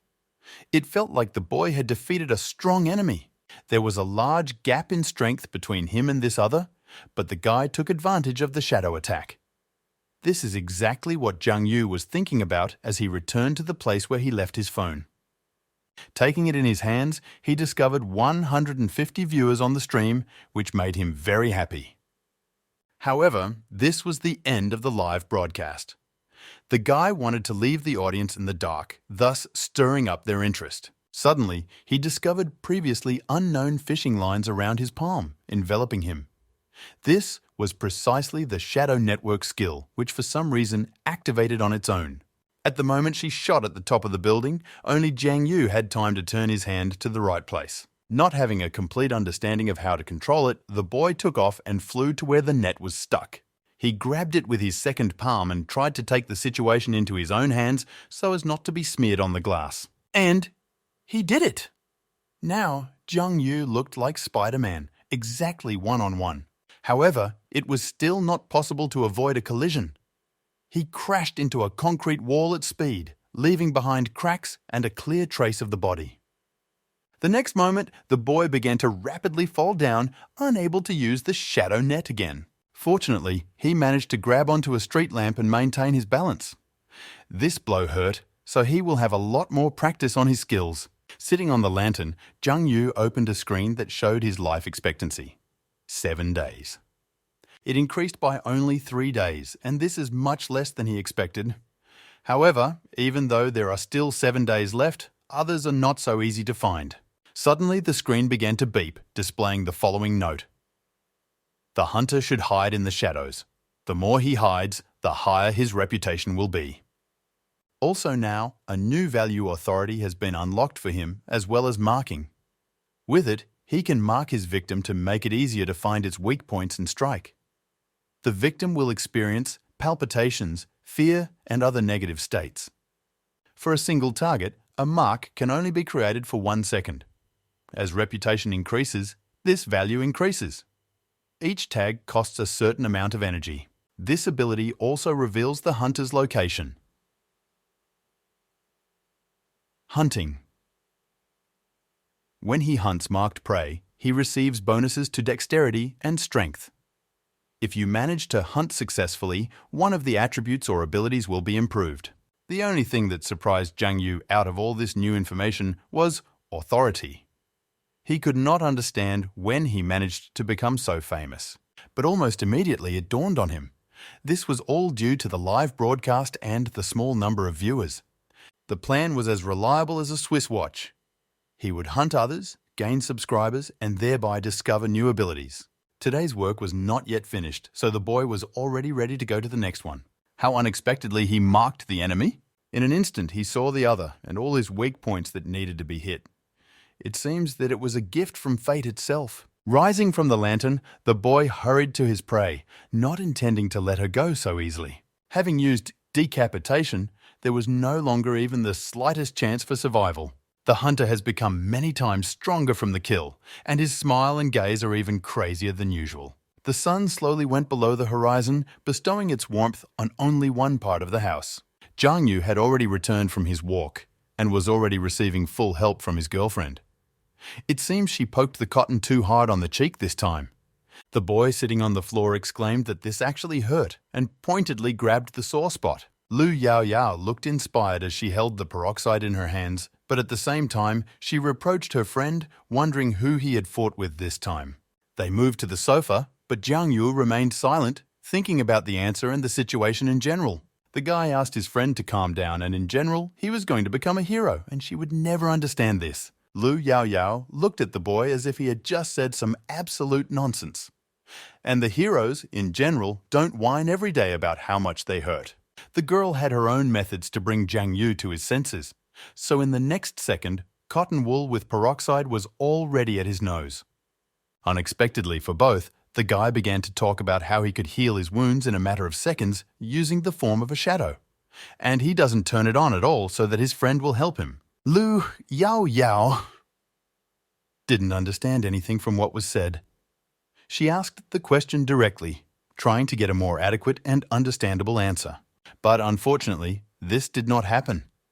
Zhang Yu fell for a fool and abruptly changed the topic, offering to watch a movie. The girl reached into her phone, declaring that there was nothing special to watch, but recently some new blogger had appeared on the internet, arousing everyone's interest. The guy immediately realized who she was talking about, but he decided to pointedly ask what kind of blogger he was. What if he was wrong in his guesses? Sitting closer, Lu Yao Yao held out the phone, showing the channel of a certain Yu with the pseudonym Killer from the Shadows. Stunned, Zhang Yu spat out water from his mouth, unable to believe his eyes. The girl was initially even frightened by such a reaction, looking at her friend with concern. Well, he looked back at her with a look that was not his own, wondering when she started looking at him. It turned out that it had been like this for 2 days now. Having cheered up, Lu Yao Yao sat back down, talking about this Yo and how he became the most popular and unusual blogger. Slightly nervous, Zhang Yu scratched the back of his head and said that this is all, of course, great, but the publication of others is punishable by law. He didn't like such quick fame and was worried that the Night Watch would catch him at this rate. The girl explained that she should not disclose her knowledge about others. And the blogger's current shows don't really influence people's consciousness, so everything is fine. Grabbing her friend's hand, Lu Yao Yao persistently began showing all of Yu's videos, calling him cool and saying that these are the ones who should be followed as an example. Yes, she was literally already head over heels in love with this blogger, and the compliments from her lips managed to seriously embarrass Zhang Yu. But the girl did not notice this. It's for the better. She also showed another video, but with a video analysis of the hunter. At the moment, the boy didn't care what his girlfriend was babbling. He looked at her and couldn't stop admiring her. Lu Yao Yao looked so interested, so passionate. It's a pity that she won't find out the truth. At least not right now. Zhang Yu was so lost in his dreams, hanging in the clouds, that he didn't even immediately hear the question from his friend. The girl asked him if she would also be able to become famous and gain such popularity. The boy answered quite directly and honestly, "What will she film? Put on a white silk dress and start dancing in the shadow layer?" Such dreams confused Lu Yao Yao, to which she immediately stated that she meant several videos about others, and not all of this. Zhang Yu laughed, calling such activities too informative and straight-up Night Watch style.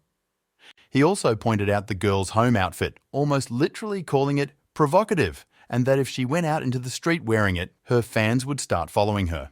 You can't expect anything good from this. And the guy said this with absolute seriousness on his face.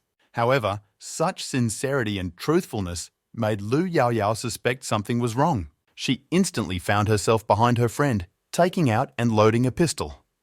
This really scared Zhang Yu. Putting the weapon to someone else's side, the girl began to accuse the guy of the fact that, it turns out, he too was tracking someone, as a result of which he received his injury. Raising his hands up, the boy panicked and began to make excuses that it was all a joke and she simply misunderstood his words. Lu Yaoyao snorted displeasedly, not intending to retreat from her position so quickly. And she was also in no hurry to put away her weapon. Arguing her actions by saying that Zhang Yu might be lying, the girl shoved his hand between his shoulder blades and ordered him to go cook food for them. Imagine the guy's relief when, after all this, his girlfriend finally left, leaving him to rest. Without ceremony, he landed his butt on the sofa and sighed long. The first thing Zhang Yu did was go to his phone and start checking notifications. He had a lot of personal messages from the streaming platform with a variety of contents. In truth, they even irritated him a little. So much so that the boy simply flipped through most of them. However, something still managed to attract his attention. In addition to the messages, there were also many mentions. Someone was worried and someone accused Yu of fraud. There were also comments to the effect that the video with someone else was fake. All this unsettled Zhang Yu for a moment, making her nervous. Suddenly, someone sent one suspicious link, which, of course, the guy clicked on. The video opened and an elderly man spoke. He usually made videos about shopping trips, but this time the video was on the topic of analyzing one scammer. The old man began to tell his viewers that this yo is not real, like everything in that video, the shadow layer, the other, the amnesiac killer, and various songs. He analyzed 2 frames of the recording, assuring that this was a splice, since there was no smooth transition between them. The man also paid attention to the background. He was sure that after filming the video, editing was also carried out. Zhang Yu, looking at all this, could not understand why some ordinary food blogger walking around personal restaurants was filming something like an exposing video on him. In addition, the boy only cut out a few photographs of himself. This cannot be considered Photoshop. At the end of the exposure, everything became clear. This man is a freelance employee of the Night Watch. When he was young, he killed countless others, so he can recognize a fake at a glance. When the old man changed the topic, the guy immediately went into the comments, hoping to find out the opinion of the audience. They had different contents. Some believed, justifying Yo, and others, on the contrary, began to accuse the young streamer of deception. To Zhang Yu, it made no difference. They were all fools who didn't understand anything. He was sure that someday they would find out the real truth. Having locked the phone screen, the boy rose from the sofa and immediately stretched, feeling relief in his muscles. He decided that since his video was fake, it was time to start hunting for others. But before that, he wanted to teach this old man a little lesson under the name Earthly Tao. And he had his own ideas for this. Having prepared himself, the born hunter and the man who brought terror to his enemies left the real world, going to the shadow layer. Almost nothing has changed about him since Zhang Yu's last visit. Everything is still disgusting and disgusting. Mini camera. It was this thing that the boy attached to his jacket in order to capture more interesting moments from the hunt. It looks like there are fewer others today than yesterday. The shadow layer is reset from time to time. After briefly exploring the area, the hunter discovered his new victim. It looked like it was another rank 6. A purple glow emanated from it and 4 tentacles peeked out of its mouth, which served as a tongue. The boy could not bear to find out what this other person was capable of. Grasping the bat tightly in both hands, he prepared to hunt. Taking a step forward, Zhang Yu almost fell from the roof.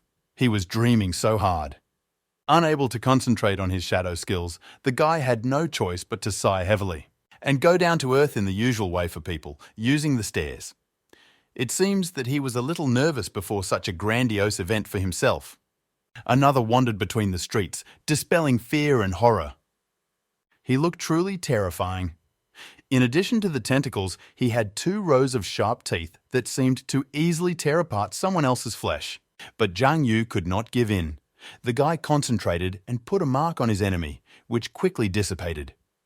However, this was quite enough for the person marked to immediately feel an inexplicable fear. By the way, he was very similar to the other one with the blades that the boy had encountered earlier. Has it really evolved? Even so, Zhang Yu had also undergone considerable changes in terms of strength and skill since then. Having prepared in advance for the attack, the hunter hit the other in the stomach with a bat using the 6-hit technique. The weapon sparkled and the monster soared several meters above the ground. From such a reception, another instantly lost a little more than half of his blood. Deciding not to get into a fight, he went on the run. But the boy was not going to let him go so easily, so he followed in pursuit. Since tag and chase were activated, stats such as strength and agility were increased by 1 second. He could receive additional boosts by killing a target within a certain period of time. At some point, the other stopped, floating in the air. This was the perfect moment for another attack, which Zhang Yu immediately launched. He fought it off with one swing of his hand, although it would be more correct to call it a solid blade, causing the hunter to be taken aback. And while the guy hesitated, another rushed at him, deciding that now it was his turn to attack. Our main character, as we know, is not made with a finger. He realized almost instantly, pushing off with his foot from the wall behind him so as not to be smeared on it. Because of this movement, the other missed, crashing into the stone surface and breaking it into pieces. Turning around instantly, the monster touched the asphalt with its claw, which created a disgusting sound that hit the ears. Instead of attacking the hunter again, the other one opened its mouth and began to make incomprehensible sounds, which instantly grew into a roar, hitting the eardrums no worse than a bat. He was so powerful that the guy could barely stand on his feet. It seemed like he was about to be blown away. The other did not stop his attack, increasing his roar in order to gain an advantage. Zhang Yu started to feel dizzy. And then it dawned on him that this was more of a mental attack than a physical one. Taking advantage of the boy's weakness, another struck him in the chest with his claws. The force of the blow was so crushing that the hunter was thrown several meters back. Literally immediately rising to his feet, he discovered that in one blow he subsequently consumed 34% of his blood. While the boy was thinking, the other was clearly not pleased with the stability of his enemy. Therefore, he approached him again. Zhang Yu realized that hitting at random this time would not work. It was necessary to adhere to some kind of strategy, and it was necessary to come up with it as soon as possible. The main character, using his favorite skills, accelerated with every second, which is why he deftly dodged the monster's attacks. The boy's movement turns out to be faster than the monster's paws, as a result of which it cannot hit the hunter. However, the other one still managed to catch up with the boy, hanging over him and extending his sharp limbs straight to his head. Opening its mouth, the monster again let out a heartbreaking roar. But he doesn't have time to attack first. Zhang Yu, having gathered himself, activates the skill and with a sharp movement hits the other one straight in the chest. Having lost orientation in space, the monster loses the ability to continue the battle for some time. Taking advantage of this, the hunter delivers a series of blows, jumping up. Almost all the hits were in the head of another, which gave an even greater advantage in the future. The boy's skills have not lost their efficiency and accuracy despite his evolution. On the contrary, it seems that the power has only increased, intensifying a couple of dozen times. The last blow turns out to be piercing. Zhang Yu hits the creature straight in the skull. Despite attempts to dodge, the monster falls exhausted to the ground. Bending over the other's head, the hunter uses the decapitation skill, intending to end the carnage. Suddenly, the resistance from the monster stops, unexpectedly for Zhang Yu himself. While the main character wonders what the hell is going on here, under the guise of another, a person appears to be absorbed by him. The hunter recognizes him as the guy from the Night's Watch who was supposed to be taken away, but apparently something went wrong in the end. The boy asks questions, which appear more and more every second. At this time, another rises from the asphalt and soars upward, growling menacingly and terribly. In surprise, the hunter jumps to the side, finding himself a couple of meters from the monster. And he, taking the opportunity, goes on the run. Zhang Yu immediately follows, trying to catch up with the entity, but due to the loss of precious time, he fails to do so. After a short chase, he stops in place trying to catch his breath. In the end, despite the failure, the hunter found his prey. He is a passionate man and looks forward to his next hunt. However, this was only text generated by the system. Jiang Yu himself had mixed feelings about this. The hunt was almost a success. But at the last moment, the victim disappeared. Unfortunately, the hunt failed. Continued failure will weaken the hunter and also shorten his lifespan. Deep down, he understands that only constant hunting will increase his authority and he will gain power over death. But in the moment one thinks, what does it mean to live? Is this hunting? Or something different? All these questions mixed into an annoying mess in my head. Jiang Yu hung his head, trying to ignore the hologram and its haunting text about waiting to die. But all patience comes to an end, and so does his patience. Hitting the sign with a flourish, he seemed to use all his remaining strength. A quiet crack was heard, and the boy ordered to stop escalating the situation. But the sound of the crash remained only a sound. There was no trace of the impact on the hologram. And the next moment, the guy realized that it was painful enough, and now his knuckles hurt. When the desired silence came, he straightened his own hair, thinking again. But a hero who sacrifices himself to save people becomes just that. Looking to the side, Jiang Yu was attracted by his own reflection in the mirror. Looking at him, the guy seemed even more upset by his own thoughts. If he dies, he will also turn into a monster similar to those he hunts. Determined that there was no turning back, the boy threw out the remaining anger and bitterness by hitting the reflection with his fist. He needs to keep hunting to survive, and he will continue to do this no matter what. Arriving at the number 1 Eastern District, where there was a gathering place as well as a wasteland, Jiang Yu was focused on the phone screen, searching for the information he needed. The news once said that it was in this place that others constantly gather. Actually, the hunter now has nothing to worry about. Deciding not to linger any longer, the guy used the shadow pupil, teleporting to another, more convenient place for viewing. It was the roof of some building. The second part of the portal formed right above it. The hunter landed on the concrete with a loud sound. Being ready, he held his hands, ready to fight back.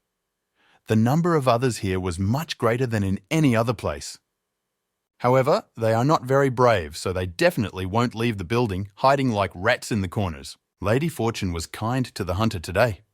He found one outside the walls of the building. Another was sitting on the roof, literally a few tens of meters opposite him.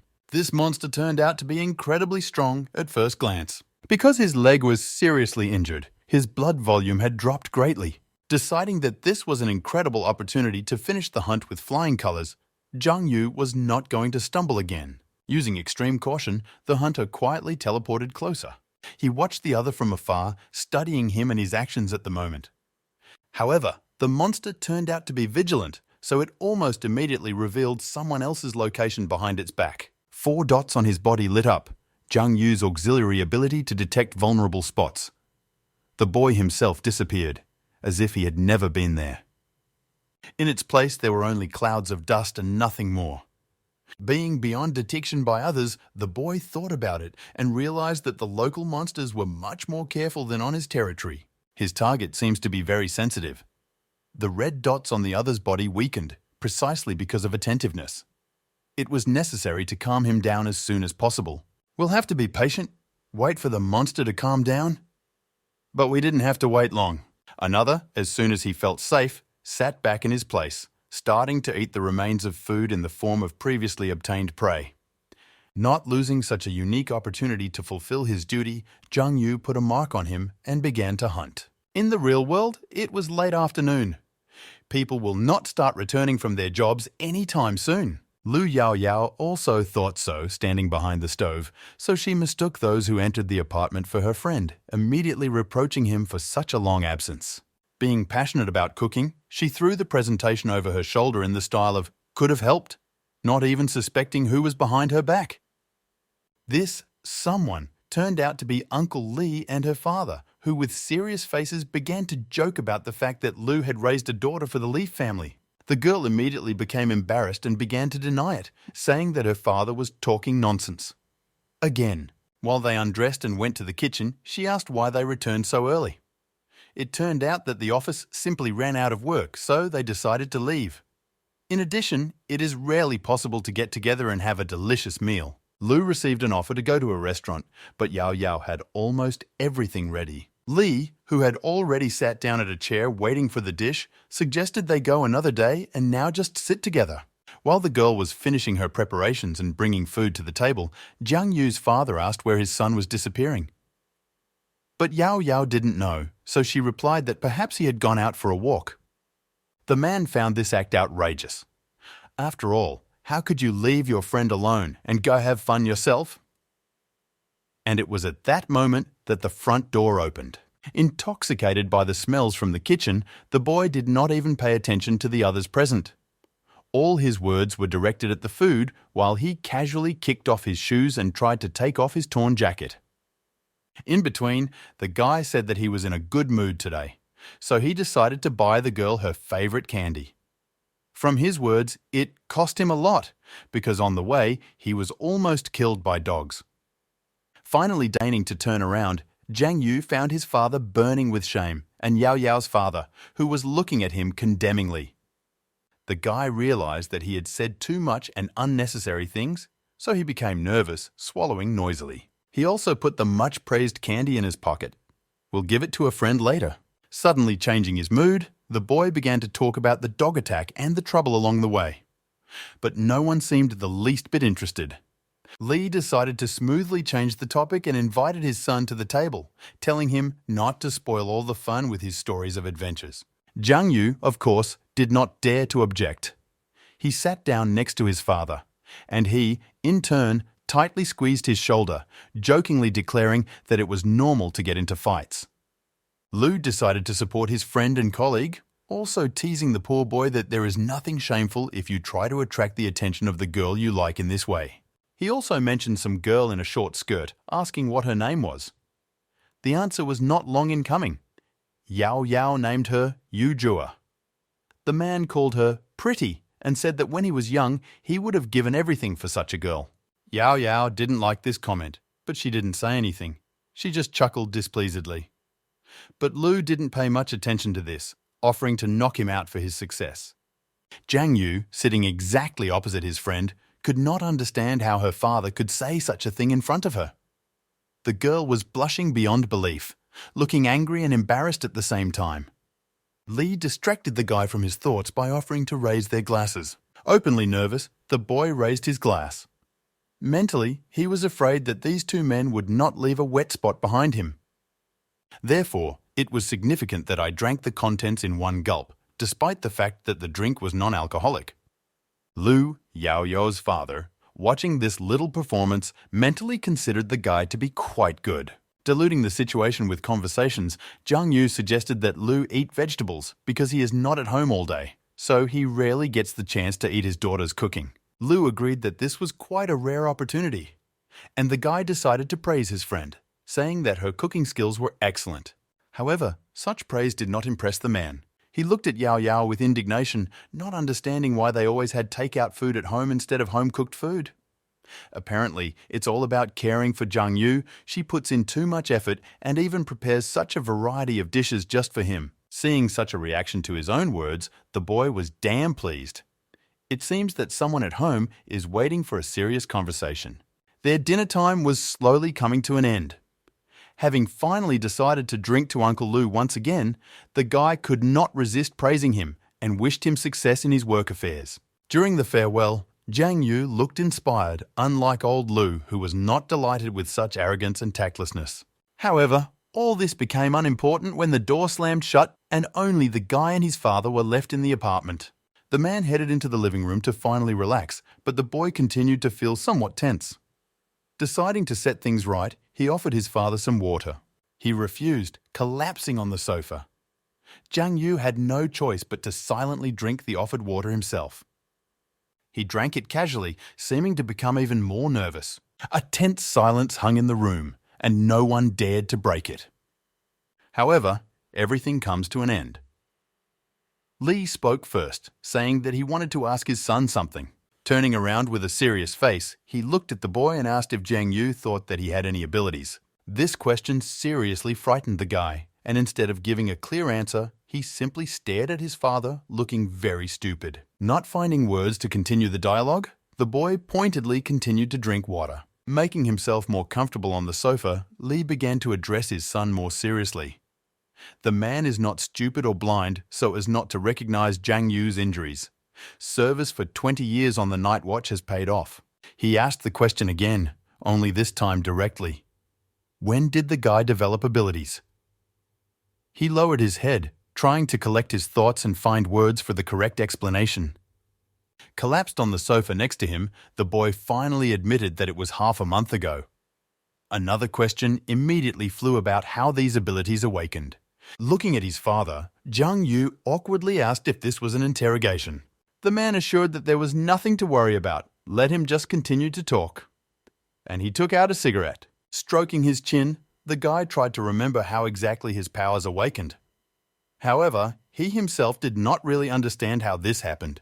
They just suddenly appeared, and that's it. Lee responded somewhat incredulously, explaining that this kind of situation happens extremely rarely, about once a year. Shrugging his shoulders, Zhang Yu assumed that it was all thanks to his incredible talents. At that moment, the man became much more serious and had a somewhat threatening appearance, which made the guy nervous again. But Lee immediately exhaled, placing his hand on the boy's shoulder and telling him to relax. Zhang Yu thought it was his father's ability, but he wasn't completely sure. Another indefinite amount of time passed in silence, which Lee broke again, reminding him that there would be a test this year. Namely, everyone will have to pass a martial arts exam.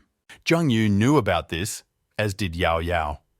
True, the man did not like that his friend also involved his daughter in this. From the subsequent conversation, the boy learned that in recent years, the night watch unit has been under extreme pressure, so the number of victims is constantly growing. Lee could give the guy a backup option if he suddenly couldn't pass the martial arts exam.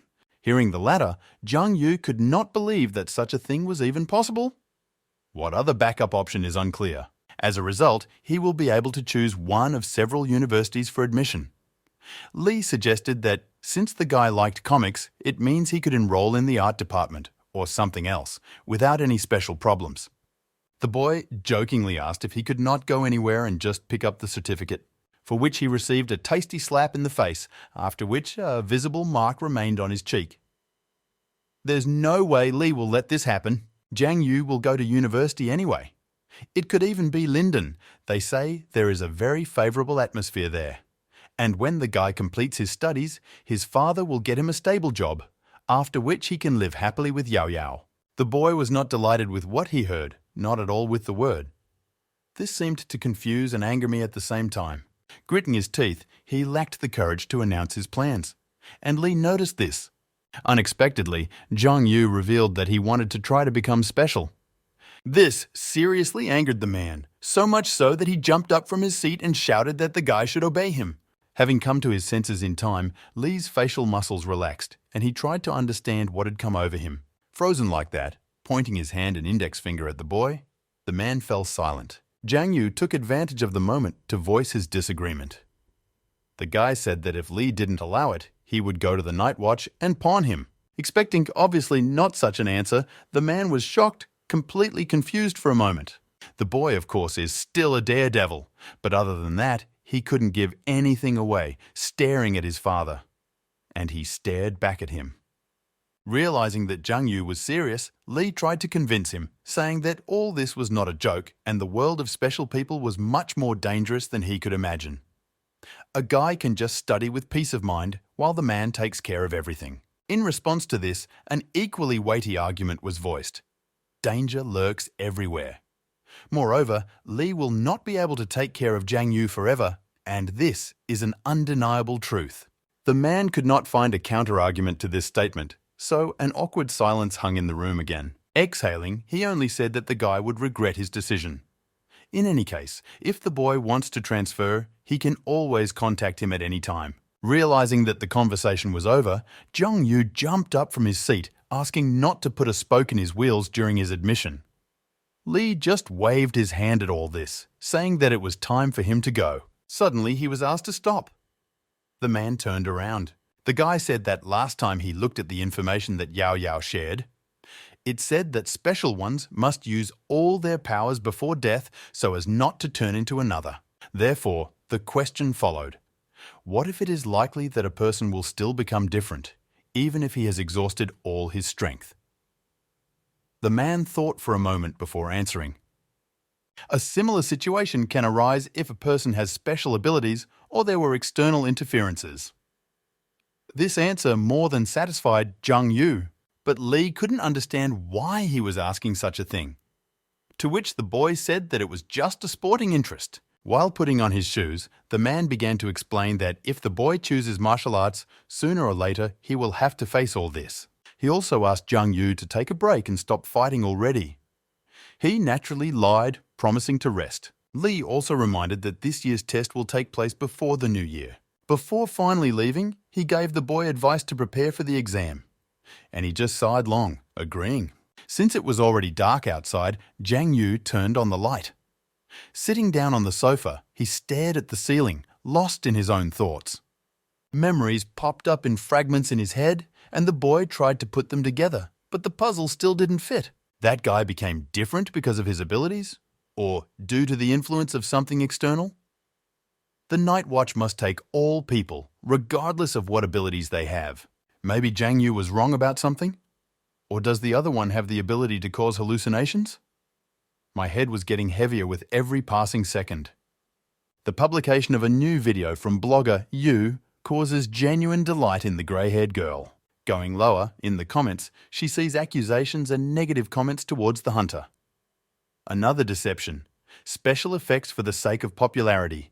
Editing. Everything is teeming with such words. The girl doesn't like it at all, and it gets to the point where the video starts getting more negative comments than likes. Of course, the grey-haired woman does not intend to leave everything as it is. How dare they lie so blatantly about her idol? They don't understand anything at all. At some point, the girl stops typing. She just stares at her phone screen, trying to find the right words. Confident that brother Yo is definitely not a liar, she scrolls down the page and finds what she was hoping to find, namely, a new video. If he had lied, he probably would not have released new ones. The title of the video was the phrase, "If you don't kill, you will die." The beginning of the video focused on the hunter's legs and a view of the city below them. This caused genuine delight in the girl. It seems that she was a terribly fan of her idol. Thanks to full immersion, the grey-haired woman feels and can move next to the main character. His speed, skills, technique, and agility surprise her. She barely has time to grab someone else's shoulder, flying away somewhere with him. The wind hits her face painfully and the girl has to close her eyes, missing out on all the fun during the flight. However, sudden braking forces them to open them, clutching the boy tighter. Standing behind the idol, the grey-haired woman could not believe what was happening. Could this really be the powers of the special? A sudden sharp blow to the hunter's chest causes him to fly back and fall to the ground. The girl also flew away with him. The monster's massive paw presses the guy's body, pressing on him with all its weight. This other one looked simply huge, with a row of razor-sharp teeth visible from its mouth. However, Zhang Yu quickly collected his thoughts and rose from the ground using the newly acquired threads. A strong kick to the monster's face causes it to fly down onto the asphalt, changing roles with the hunter. The girl, who had been nearby all this time, continued to watch, experiencing all these events together with her idol, admiring him more and more every second. Zhang Yu rushed into battle, but the grey-haired woman remained on the sidelines, watching the battle between the different and the special as if live. The hunter continued to kick the monster's face, and the monster continued to punch the hunter in the stomach. The girl realized that all this was real. The video cannot be faked and there can be no mistake. The special one jumped up, attacking the monster again. Another, all this time trying to find an enemy who has slipped out of sight, only at the last moment notices his approach. Zhang Yu pierces the green body with her hand as if it were sharper than a blade, leaving 0% on someone else's blood meter. When the other was already lying on the ground, exhausted and motionless, only then did the boy deign to stretch out his hand, from which green liquid was dripping, just like blood. He used Shadow Bite, consuming the other. The girl standing behind was still watching all this. She couldn't understand how Yo did it. Is it all because he previously absorbed another spider? She was even somewhat angry at the fact that the boy would later receive new abilities. Arriving home, Jiang Yu first took off all his clothes, throwing them into the dirty laundry box. Entering the bathroom and approaching the mirror, he touched the wound on his cheek, which made him immediately shush him. It hurt so much. Having treated all the wounds and bruises, the guy wrapped himself in bandages. At the same time, he thought that others in that area were very strong, and if they had not been wounded, the boy simply would not have survived. Suddenly, a notification sound on the phone was heard, causing Jiang Yu to jerk nervously, turning around. It was again a new video from Earthly Tao and its new revelation on the latest video, Yu. As he stated, this time everything was more realistic, but nothing could escape his eyes. The man drew attention to the serious injury of another. Monsters in this state are very weak, so even an ordinary person can deal with them. From this, Tao concluded that special people should not pay attention to such weaklings. This statement left Jiang Yu dumbfounded. He immediately closed the video and locked the phone, not having the slightest desire to continue listening to this abnormal person. Although, on the other hand, he was right. The fight didn't turn out very well. And because of this, the boy was very angry. Collapsed exhaustedly on the sofa, the guy sighed. Analyzing the last battle, Jiang Yu realized that his current strength was not enough for anything more. Therefore, he must become stronger, so much so that no one else dares to doubt him. Inspired, the guy seemed ready to start new training right now, despite his fresh wounds. The following information was displayed on the hologram. Attribute, shadow glasses, 32 out of 32, life expectancy, 12 days, rating, looks strong but is actually weak. The boy was clearly not impressed by this assessment. He became even more angry. He didn't consider himself that way at all. Still, his current abilities are not enough. He needs to become stronger. Thanks to battles, he acquired new skills. First of all, regarding the shadow glasses, Jiang Yu thought it was an experience panel. But this seems to be an indicator of energy. It takes about 3 points to use shadow thread and shadow pupil. Beheading, mark, and chase have different degrees of consumption. Concentrating his power in his palm, he began to peer into it. The shape of the shadow depends on the environment. For example, in the shadow layer, the consumption will be low. If you just go into the shade, then consumption will be assessed as average, but in sunlight it will be high. Having grabbed the power in his hand, the guy inadvertently remembered that the test would take place very soon. The thoughts mixed up in his head put pressure on the boy's morale. Putting on his slippers, he headed out to the balcony to get some air. The boy thinks that special people are very strong. He can only fight them in the form of a shadow, and even then, he is unlikely to last long. But even the current force should be enough to scare them away. Looking at the night sky, Jiang Yu believes that everything will work out for him. Of course, many problems can arise, but he's not going to hold back. This is not about him at all. He will give his all, and then he will get the result. In any case, Uncle Lee will be for him, so what should he be afraid of? Having gone a little crazy from his own reasoning, the guy laughed so loudly that he could be heard on the floor below. The old man watering the flowers clearly thought his neighbor was crazy. The next day, Jiang Yu looked unwell. There were bags under his eyes from lack of sleep. The whole thing took place in a shopping center. He and his friend were sitting on a bench waiting for their friends, namely Yao Yao and the girls in glasses, who with undisguised pleasure chose new clothes for themselves. They only laughed at the boy's reproach, considering him stupid. Out of boredom, Jiang Yu fell on the fat man's shoulder, declaring that if he continued to waste his life like this, he would not last even a few days. The friend, in turn, asked not to joke like that on the eve of the new year, arguing that it was unlucky. Throwing jokes aside, the boy looked seriously and said that if he didn't kill, he would die. The fat man tensed at this statement, deciding to clarify what he meant. But, fortunately, Jiang Yu did not have to answer. At that moment, their two lost girlfriends returned, carrying several bags of new clothes in their hands. Xiao Xiao offered to eat, and if only she knew what was happening on their floor right now. To be honest, Jiang Yu had no idea either, and even if he had, he obviously wouldn't have been open to options on where to go for a bite to eat. As a result, All four of them came to the cafe, which Zhang Yu highly praised. However, as soon as Yao Yao began to read the menu, she immediately realized that she would never follow the boys' lead again in her life. It was the same cafe that students loved, but it looked more like a cafe for guys. As if nothing had happened, Zhang Yu justified himself by saying that he had recently been injured, so he needed to catch up. His order consisted of toast, soy sauce fried rice, egg soup, and this wonderful dish.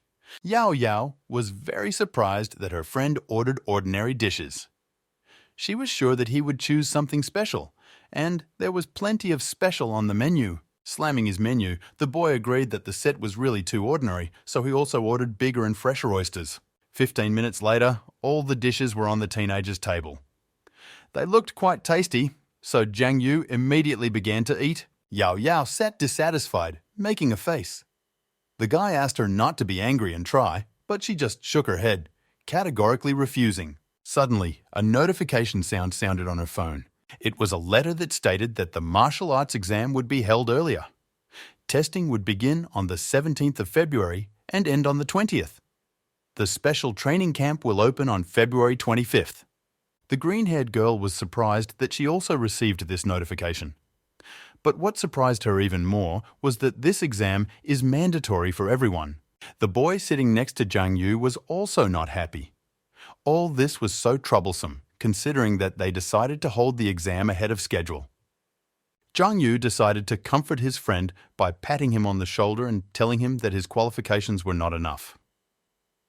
This was a hint of excess weight, but the fat man was not particularly offended about it. At the age of 7, he was very frightened by someone else. By the time he was destroyed, the poor guy had developed a mental illness. Zhang Yu also put in his 2 cents, saying that if he were in his place, he would immediately fight with someone else. Well, he lies and doesn't blush. Yao Yao was not happy with her friend's boasting. Most people would run away in such a situation. After all, not everyone is as dared as Zhang Yu. And even if everything in the world feels normal, others still haven't gone away. They are everywhere. The girl was still a bore who spoiled all the guy's wonderful moments. He looked at her displeasedly, but did not say anything about this.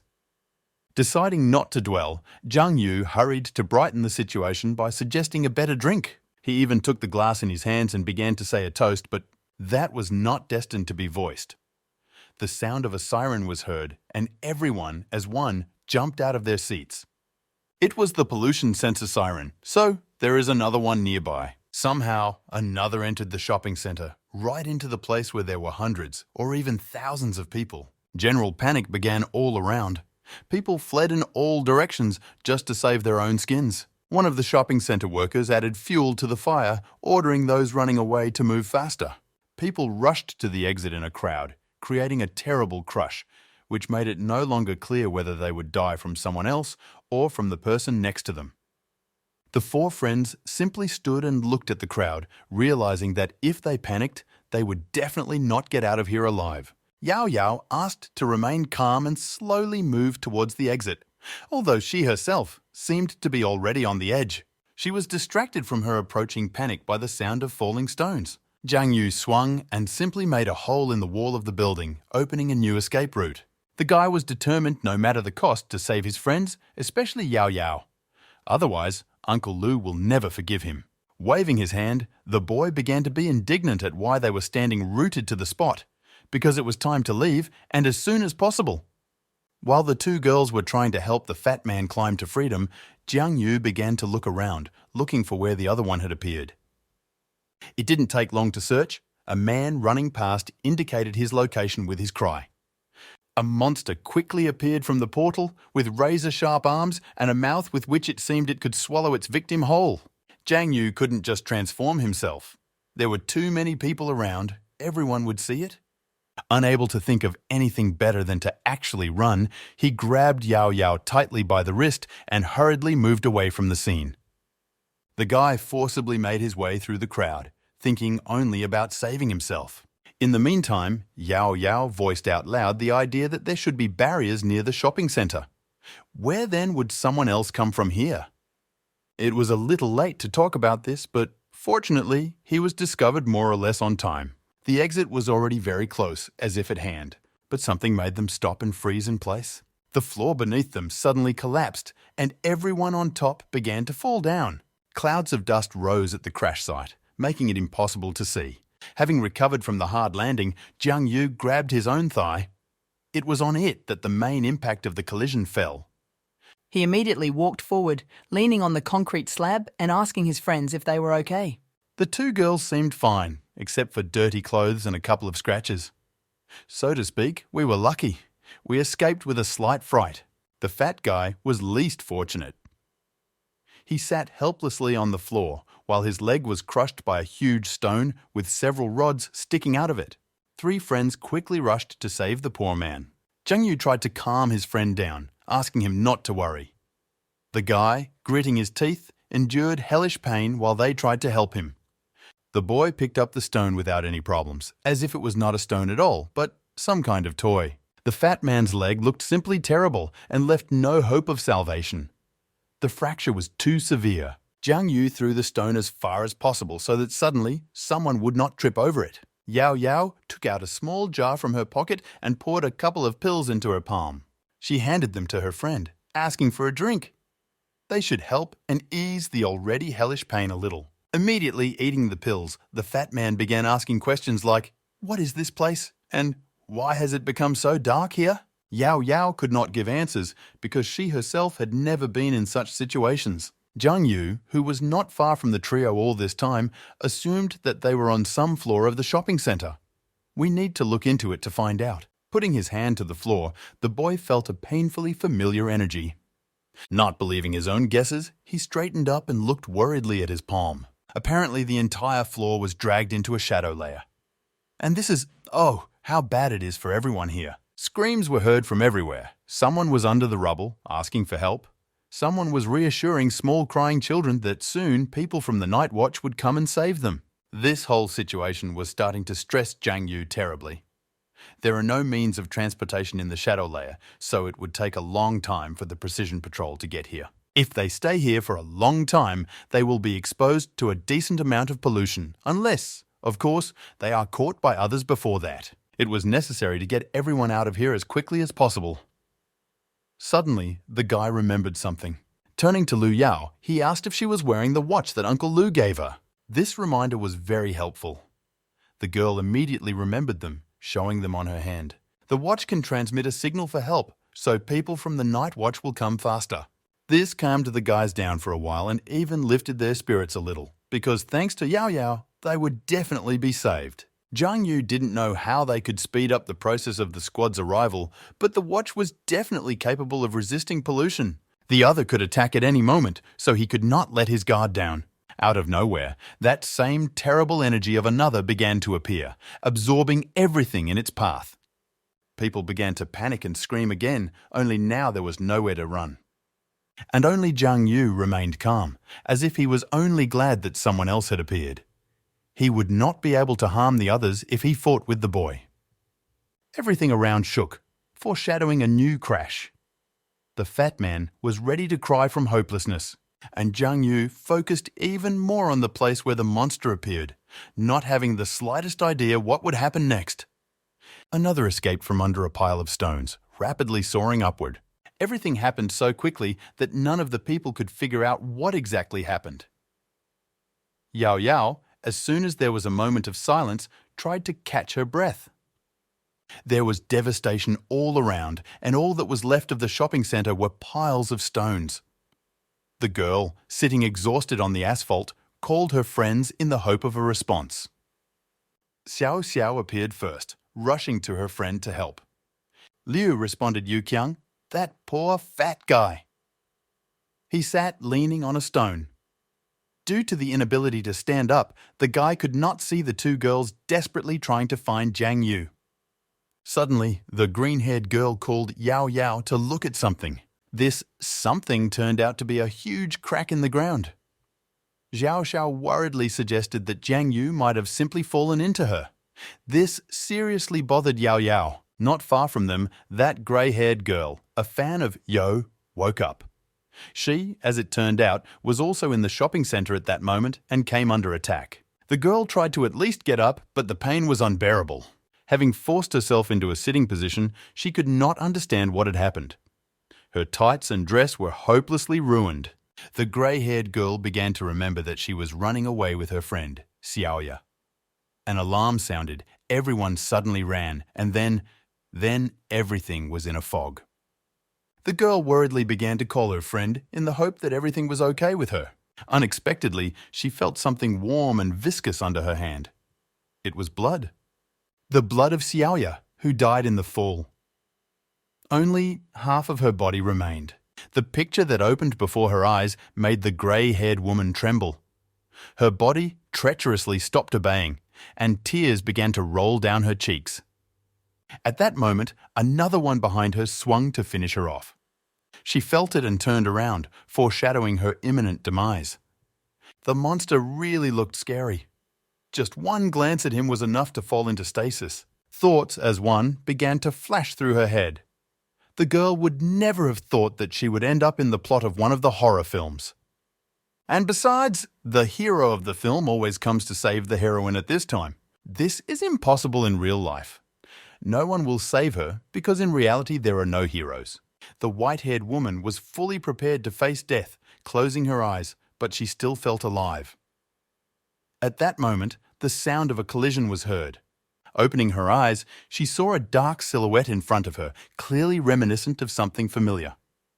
Wiping away her tears, the girl tried to take a closer look. In front of her stood the same hero who saved the princess from a terrible death. This hero was Jiang Yu, who took the form of a shadow. He held the other's hand without any problems, not allowing him to even move. As soon as the boy let go of the sharp claw, the monster hurried away. Taking this opportunity, the girl turned to her savior, trying to remember his name. Jiang Yu managed to discover a new skill, Shadow Claw, which works together with the killer ability, increasing the lethality of blows. And all this in front of the girl's eyes. Without paying proper attention to her, the guy teleported to someone else, who managed to manifest himself in another place. Once above the monster, Jiang Yu swung both claw hands at him, intending to finish him off with one blow. However, the force was not yet enough for such an action, and the other only flew a few meters back. He had to slow down with his claw so as not to fly further. When he straightened up, the other could be seen in all its glory, terrible and deadly. True, this did not bother the girl one bit. All her attention was focused on Yu, whose name she finally remembered. Rising to her feet, the grey-haired woman exclaimed in admiration, attracting the guy's attention to her. As if having forgotten about what was happening around, the girl rushed to her idol, declaring herself his most devoted fan. The boy was even a little embarrassed by this amount of attention. Therefore, I tried to draw attention to other people's tights and dress, saying that they were torn. The grey-haired woman feigned embarrassment, demonstrating herself as not being easily accessible, but the guy simply reminded her of such a thing, without any subtext. The girl decided not to waste the opportunity and used her feminine charms, declaring that if you didn't like it, she could run home and change into new clothes. Well, they are guys even in Africa. Jiang Yu was openly embarrassed, swallowing hard. He couldn't believe what he heard, but the fan assured the boy that she would do everything for him. Someone else, observing everything from the outside, could not even understand a little of what was happening here. Deciding to remind of his, as it were, presence, he let out a heartbreaking roar. This seemed to bring the hunter back to reality, and he immediately returned to his original goal, to protect people. Having concentrated all his strength, Jiang Yu was ready to do anything if only this hunt would end successfully, and in the end, he would receive the promised reward. From the grey-haired one, of course. Using teleportation, he disappeared from the other's field of vision.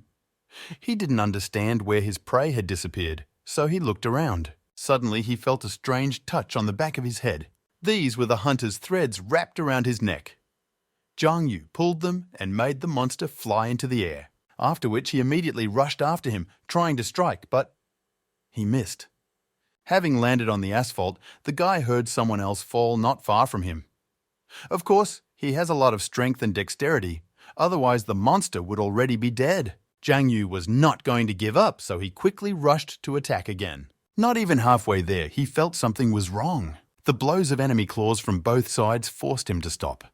Trying to catch his breath, the boy looked around. In addition to one other, next to him there were two more of the same kind. This will present many problems, but he will still try to fight them. The support group, oddly enough, was the same fan, cheering Yu on from afar and reminding him that if he wins, she will put on stockings for him.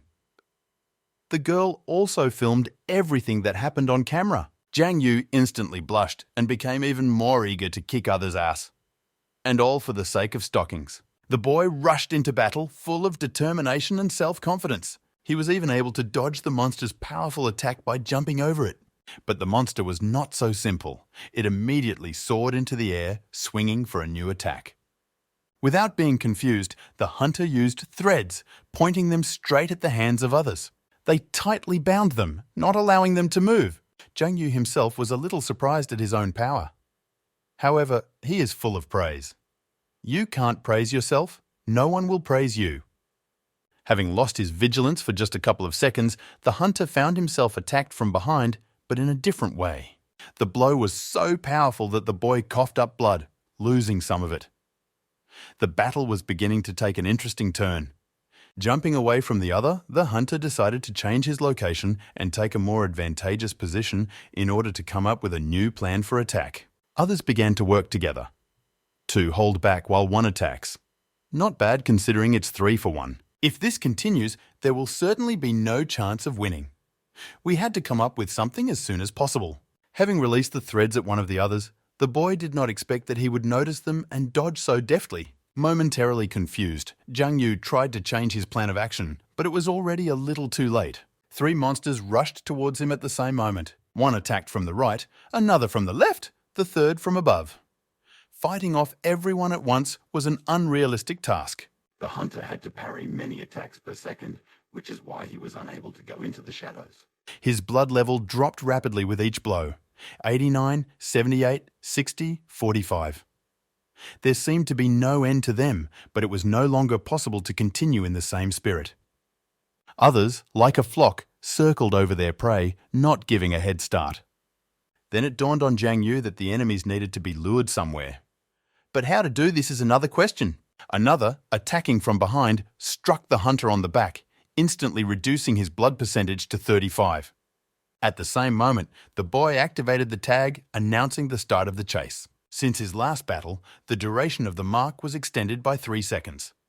During this time, the chosen target will no longer think clearly due to fear. At the 8th millisecond, the guy focused on one of the others. On the 10th, he prepared to attack, ignoring 2 attackers from behind. On the 12th, the hunter used threads, shackling his enemy. On the 22nd, he struck with crushing force, so much so that the monster's blood percentage immediately dropped to 7. On the 26th, the boy found a vulnerability inside another and extended his clawed hand to it, intending to destroy it. On the 30th, Jiang Yu used decapitation, melting into the monster once and for all. At the end of the wait, a hologram appeared in front of him, containing the following information. The chase was a success. The shape of the shadow becomes more powerful. When using this ability, the consumption of shadow glasses is reduced, since in the shadow layer, the shadow absorbs the atmosphere. The speed of experience recovery and gaining shadow points also increases. Taking a breath, the hunter used recovery, replenishing his blood bar a little. Now, dealing with 2 others instead of 3 was several times easier. It was their turn to attack, and Jiang Yu would be able to fight back. The monsters were as angry as ever. They literally wanted to tear the enemy to shreds. But they didn't attack. The boy was exponentially recovering his health, and his blood bar was rapidly growing upward. Not believing his own eyes, he mockingly asked what happened that they didn't continue. Having never received an answer, because most of the others do not know how to talk, the guy decided to make the first move himself, rushing at great speed towards one of the monsters. Unexpectedly for everyone, like the hunter, like others, a bright and blinding light came from the side. He made Jiang Yu stop in confusion.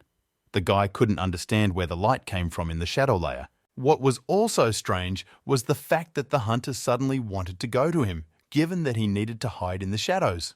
Unlike the boys, others could not restrain themselves, immediately rushing into this light like bees to honey. It was clear from their appearance that they were completely distraught, as if someone was controlling them. The source of the light was the commander of the night watch, Song Chingen. In his palm was an ever-burning torch that, once used, emits a soft glow that dispels shadows. It can also be used as a light source. A green light began to glow in the young commander's second palm, and its rays were directed at others, and on Jiang Yu, who continued to stand motionless. Realizing at the moment that they could kill him now, the guy shouted that he was one of his own, and there was no need to touch him at all. One of the others, who was flying towards the flames, was already very close, right behind the commander. The green rays, previously aimed at the hunter, abruptly enveloped the monster's body, causing it to literally explode and leave nothing behind. Jiang Yu was delighted with what he saw. It was in such actions that the strength of the night watch lay. But if he hit the guy, he would probably disappear at that very second. The boy approached one of the patrol workers and thanked them for coming on time like never before. Any more, and he would have lost. The man in dark glasses apologized for the delay and asked if everything was okay. The hunter said that he was not so important, and it was better to worry about that girl with the torn tights. The grey-haired girl was surprised by this decision because you promised to return her home. Jiang Yu admitted that it was all a joke and the night watch people always put work first. Leaving the girl on night watch, the boy said goodbye to everyone and fell through the ground, leaving people in confusion. The commander and his subordinate did not know who or what kind of person this was. The man with glasses said that this Yo, the host, is very famous on his platform, uses a shadow form but is not particularly strong, probably located somewhere on the first level. This information seemed very dubious and strange to the commander because he had a torch in his hand. Where could the shadows come from here? And the guy disappeared in front of so many people? It looks like he was far from level 1. In any case, now it was more important to return home the girl who was hysterical and crying, out of disappointment in her idol and the fact that he just abandoned her on some kind of night watch. This, Song Chingen will check later. Personally, stepping over mountains of corpses, Yao Yao tried to find her friend, already imagining all sorts of good and bad scenarios of what could happen to him. With a flashlight built into the clock, she illuminated almost every corpse, trying to find any clues. In principle, being here was terribly unpleasant for her. At some point, the girl despaired and her voice trembled when she aimed the light from the lantern at another lifeless body. However, her fears dissipated in an instant as soon as she heard Jiang Yu's voice. He was literally a few meters away from her, extending his hand and asking for help. The boy was literally crushed under a pile of stones and screamed that he felt like he was going to be torn apart. Yao Yo rushed to save the poor man, clearing away the stones and asking him to be patient for a while. But the guy still wouldn't let up, declaring that he couldn't stand much more. The girl frankly didn't understand how he got here in the first place. When the stones were dismantled and Jiang Yu stood up, Yao Yao suspected something was wrong. Pointing her finger at the pile of stones with which the boy was allegedly crushed, she stated that they did not put pressure on him at all. The guy, as always, turned it all into a joke. It seems that he really could have gotten out on his own, he just couldn't move. Noticing a huge wound on the boy's back, the girl hesitantly asked where it came from. He said it was from a stone, although in reality, otherwise, he will simply never talk about it. Changing the subject, he asked where Xiao Xiao and Lu Yuqiang were now. Yao Yu exhaled and replied that the night watch came to the rescue, so they were taken away and are now safe. But Jiang Yu was surprised by the fact that his friend stayed behind to find him. If something happened to him, the girl would not be able to look Uncle Li in the eyes. Yao Yao terribly, and the boy noticed this with the naked eye. Only a fool would not notice the obvious. Tears gathered at the corners of his eyes. The guy was pleased that she cared so much about him. And even in such a situation, he sacrifices himself. The guy rushed into his arms, literally squeezing her in his arms as tightly as he could. Something treacherously trembled inside Yao Yao. There was no denying the fact that she enjoyed the hug. But also accept the fact that this impudent person allows himself too much without permission. Jiang Yu babbled something about others, pressing his cheek to the girl's chest, while their owner tried to pull the guy away from her.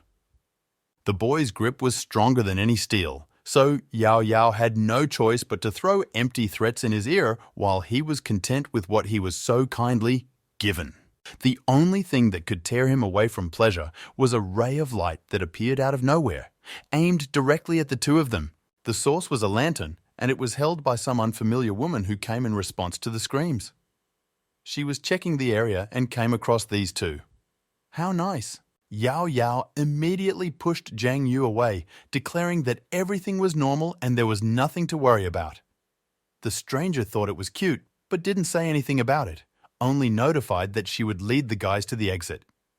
They were about to leave when the boy made an incomprehensible sound of despair, to which even his friend turned around, not understanding what was wrong. Having assured her that everything is fine, the guy is mentally ready to cry because he completely forgot to absorb the others. Shadow glasses. He lost his precious shadow glasses. After everything that happened, on the same day, all the victims were called to the headquarters of the Night Watch. Each person was interrogated separately. Now, in a small room illuminated by only a few lamps, Zhang Yu was sitting. There were handcuffs on the table, just in case. The boy was asked his name. Next, they asked his age, to which he answered, 18 years. Absolutely all interrogations were recorded on a tape recorder, and the conversation with Zhang Yu was no exception. The question about age was followed by a question about admission. The girl asking the questions was dressed too revealingly. The guy's gaze was riveted on her chest, so he managed to ignore half of the words. As it turned out, the consequences of the incident are not so great, but they are there. Some required psychological help. The duration of treatment will be about a month. Li Yuan, that was the girl's name, explained that if you take a martial arts test during this period, your final grade will be lowered. This turn of events did not suit Zhang Yu. He stated that everything was fine with him and there was no need for therapy. However, the contamination process can occur covertly and sometimes it is too late to do anything. So treatment is mandatory. Then it turns out that the guy has about 10 days before the exam.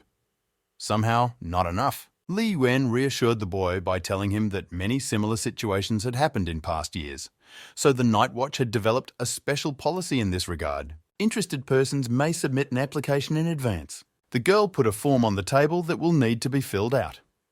First of all, you need to contact your parents so that they sign everything. Preliminary testing is carried out during night patrols, and the results are also entered into the system. Everything is just like an exam. The testing equipment is also exactly the same, open and impartial. The Night Watch will guarantee safety in case of unforeseen situations. All this, of course, is impressive, but Zhang Yu hastened to interrupt the girl, saying that his uncle also works on the Night Watch. In this case, this simplified the task many times over. She asked to tell her uncle's name. He works in the main department of the 1st District, is a civilian, and his name is Li Sungguang. Hearing this name, Li Yuan shuddered and became seriously worried. She jumped up from her seat, rushing at the person being interrogated, asking the name of his uncle several times to make sure that she had not misheard. After making sure that all this was true, the girl asked another question. Is Zhang Yu sure that the man is an ordinary civilian? The boy did not quite understand such excitement and surprise on the part of the investigator, which is why he himself became nervous, asking whether his uncle had been fired by accident. Pulling away, Li Yuan calmed down a little, saying that everything was fine and nothing had happened. Taking a folder with papers from the table, she invited Zhang Yu to go with her, saying that she herself would take him to his uncle. The guy silently followed the girl. This was the first time he had walked around the Night Watch headquarters so freely. The building looked unusual, which caused genuine delight in the boy. 2 patrol workers passed by them and Zhang Yu inadvertently overheard their conversation. They were talking about Yu, that after many checks, they did not see such a person with that name. The guy realized that things were not taking the best turn. Turning around, Li Wen noticed the excitement on the boy's face, wondering what was the matter. He naturally lied, saying that it was nothing. It was just his first time here. So he was a little worried. In fact, a problem arose. The Night Watch began to check him. The investigator asked not to worry and to rest a little while she herself went to see Inspector Li. Jiang Yu walked into the office, where his friends had already gathered, Lu Yao Yao and Feng Xiao Xiao. The girls sat opposite each other, and while the second one simply hung her head, the first one could not believe that some other girl managed to see that very yo with her own eyes. The grey-haired woman did not lie about this, saying that in addition to all this, he also saved her. Jiang Yu clearly didn't expect to see someone here. Watching their conversation from the side, the boy did not understand why the girl he saved was also here, and even more so why she was so willing to talk with Yao Yao. Scratching the back of his head, the guy hesitantly walked further. The friend drew attention to him, telling him to sit next to him, and then returned all her attention to the grey-haired woman, asking him to continue the story about Yu. The girl enthusiastically began to tell how she saw Yu fight with 10 others at once. He looked very calm and relaxed, so he killed everyone in an instant. Just at the moment when others could no longer move, the night watch arrived. Brother Yuri. Yu, as she calls him in most cases, disappeared into the shadows, leaving his laurels to the workers. Jiang Yu, listening to this, mentally asked not to add fuel to the fire, but his gaze fell on someone else's legs and stockings. They were so beautiful. This was his biggest weakness at the moment. Yao Yao, after analysing the story, asked if the girl knew who Yutachi really was. They say that he is not a member of the Night Watch. The grey-haired girl assumed that he was a student like all of them. Yao Yao asked why she made such conclusions. The girl argued everything by saying that his words and actions, as well as her intuition, spoke about this. Most importantly, he is simply in love with a girl's legs, especially if they are not a cover, just like hers. Overall, he was like Jiang Yu, whom she pointed at the next moment after noticing his gaze. The boy did not immediately understand what he had to do with it, and Yao Yao attacked him with her fists, grabbing him by the hair. Oh, this is a peculiar manifestation of jealousy. Fortunately, they were saved from the fight by Uncle Lu, who suddenly burst into the office and rushed here as hard as he could. Looking out of breath, the man immediately turned to his daughter, asking if she was okay. He was very concerned about the information that she had entered the shadow layer. Yao Yao assured her father that she was fine, and even more so with Jiang Yu. The boy added that he was just a little hungry. Having made sure that everything was really fine, Lu calmed down and invited the guys to come along with him. All three went into a separate office, where they sat down at the table for a serious conversation. Yao Yao asked worriedly if the situation was serious this time, to which I received a positive response. After all, this is the first time that an entire store fell into the shadow layer. The victims are still being counted. The man also mentioned that because of this incident, the test for them will be conducted earlier. Lu was about to light a cigarette, but his daughter's disapproving glance stopped him from such an adventure. I didn't really want to. Having placed it on the table, the man decided to briefly tell about everything. The test is divided into 2 parts. First, ability testing. Second, test of willpower. The testing of abilities is known as the initial awakening. Candidates will resist pollution. In this test, the risks are quite low. Mainly the distribution of abilities is based on characteristics. The subject of the willpower test will be their spiritual will. This test will be the key to whether they can become special. The key to success is willpower. That is, the stronger, the better.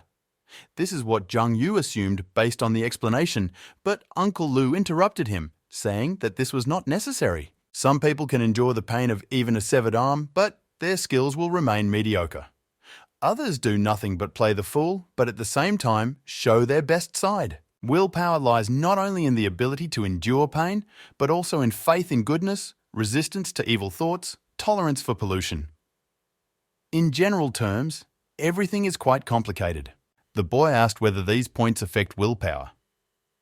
Lu didn't quite understand why such a question was asked in the first place. Yao Yao put in her 2 cents sarcastically and said that someone's thoughts are occupied with girls' legs. At this moment, Jiang Yu realized that his friend was still angry with him.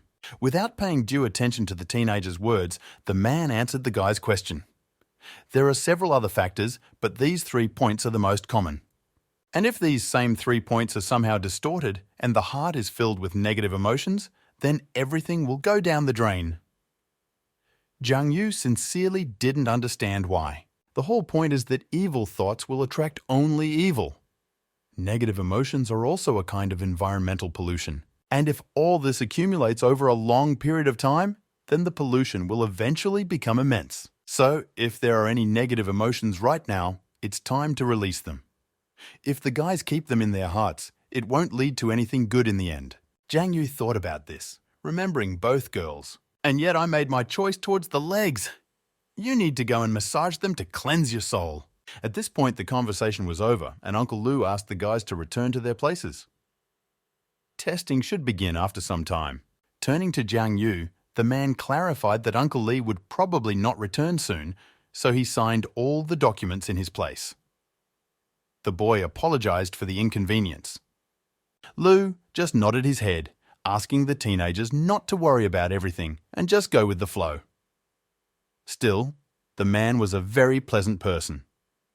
The guys promised him that everything would be like this. Although each of them perceived the information received differently, some took it for granted, while others were upset. Upon their return, both were greeted by that grey-haired girl. She sat alone at the table and was very glad that now she would have company. Jiang Yu was relaxed, walking and stretching at the same time, unlike his friend. Su Yao Yao sat on the chair next to the girl, asking where everyone else had gone.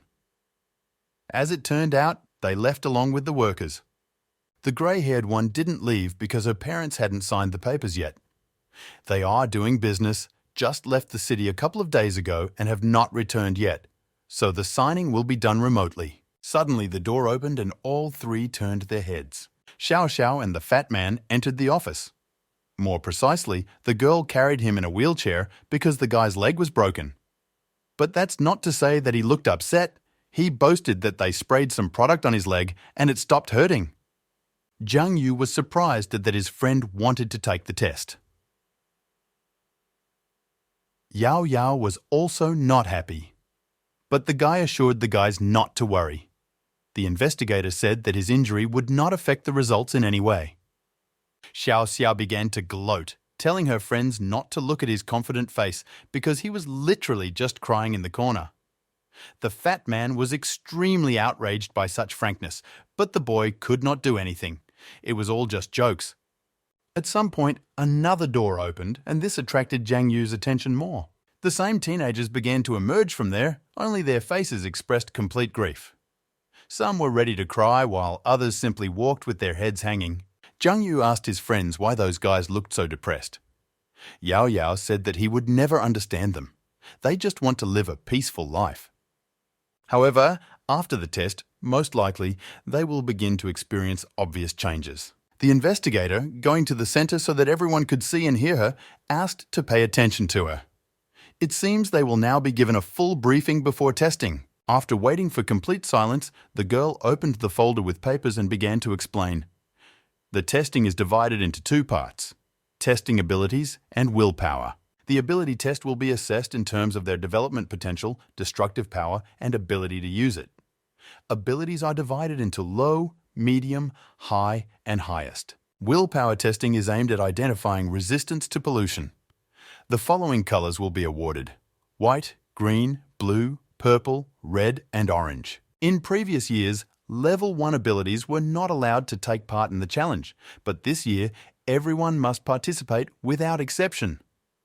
Moreover, the assessment of opportunities to become special must be taken into account at all stages of strength development. With sufficient willpower, the guys will have the ability to counterattack. But if their willpower is inferior to their abilities, they can only become civilian workers. At this point, the girl slammed the folder shut with a peculiar sound and asked everyone to follow her. Everyone was moved to the waiting room. The waiting room was separated from the next room by a glass wall, which was almost impossible to break through. Jiang Yu's attention was drawn to what was behind her. There was a worker standing in the testing room, and next to him was an incomprehensible pile of something, covered with a huge brown cloth with a yellow pattern. A voice came from the loudspeaker inviting Feng Xiaoxiao to take the test. The girl was suddenly frightened, but she still walked to the entrance to the room, stopping right in front of the door. She was asked not to worry and just move on. Looking at her friends out of the corner of her eye, she noticed confidence in her abilities on their faces. It gave me courage. Taking a deep breath and exhaling, the girl clenched her palms into fists and moved towards the unknown. In the room, as predicted earlier, the worker conducting the test was waiting for her. The guys who remained in the waiting room came closer to the glass wall in order to better see what would happen next. The fabric, which had previously hidden an unknown object, suddenly turned out to be torn off. And this object turned out to be a stone? A huge stone is transparent, emitting an incomprehensible energy. This was the first test of willpower. The bespectacled man controlling him said she could start. Green light, previously burning green, suddenly turned red and the lights around went out.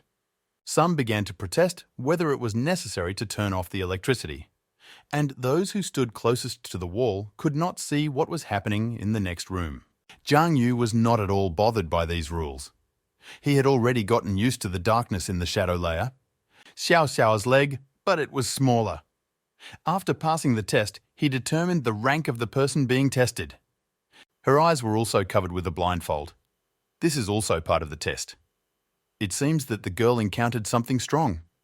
I wonder if she will succeed. At that moment, a blinding spotlight turned on, signaling that the test was over. Back in the waiting room, Xiao Xiao looked not exactly upset. Yao Yao immediately ran up to her friend, wondering how everything went. Unfortunately, she did not have the talent for willpower. She had trained before, but it was all to no avail.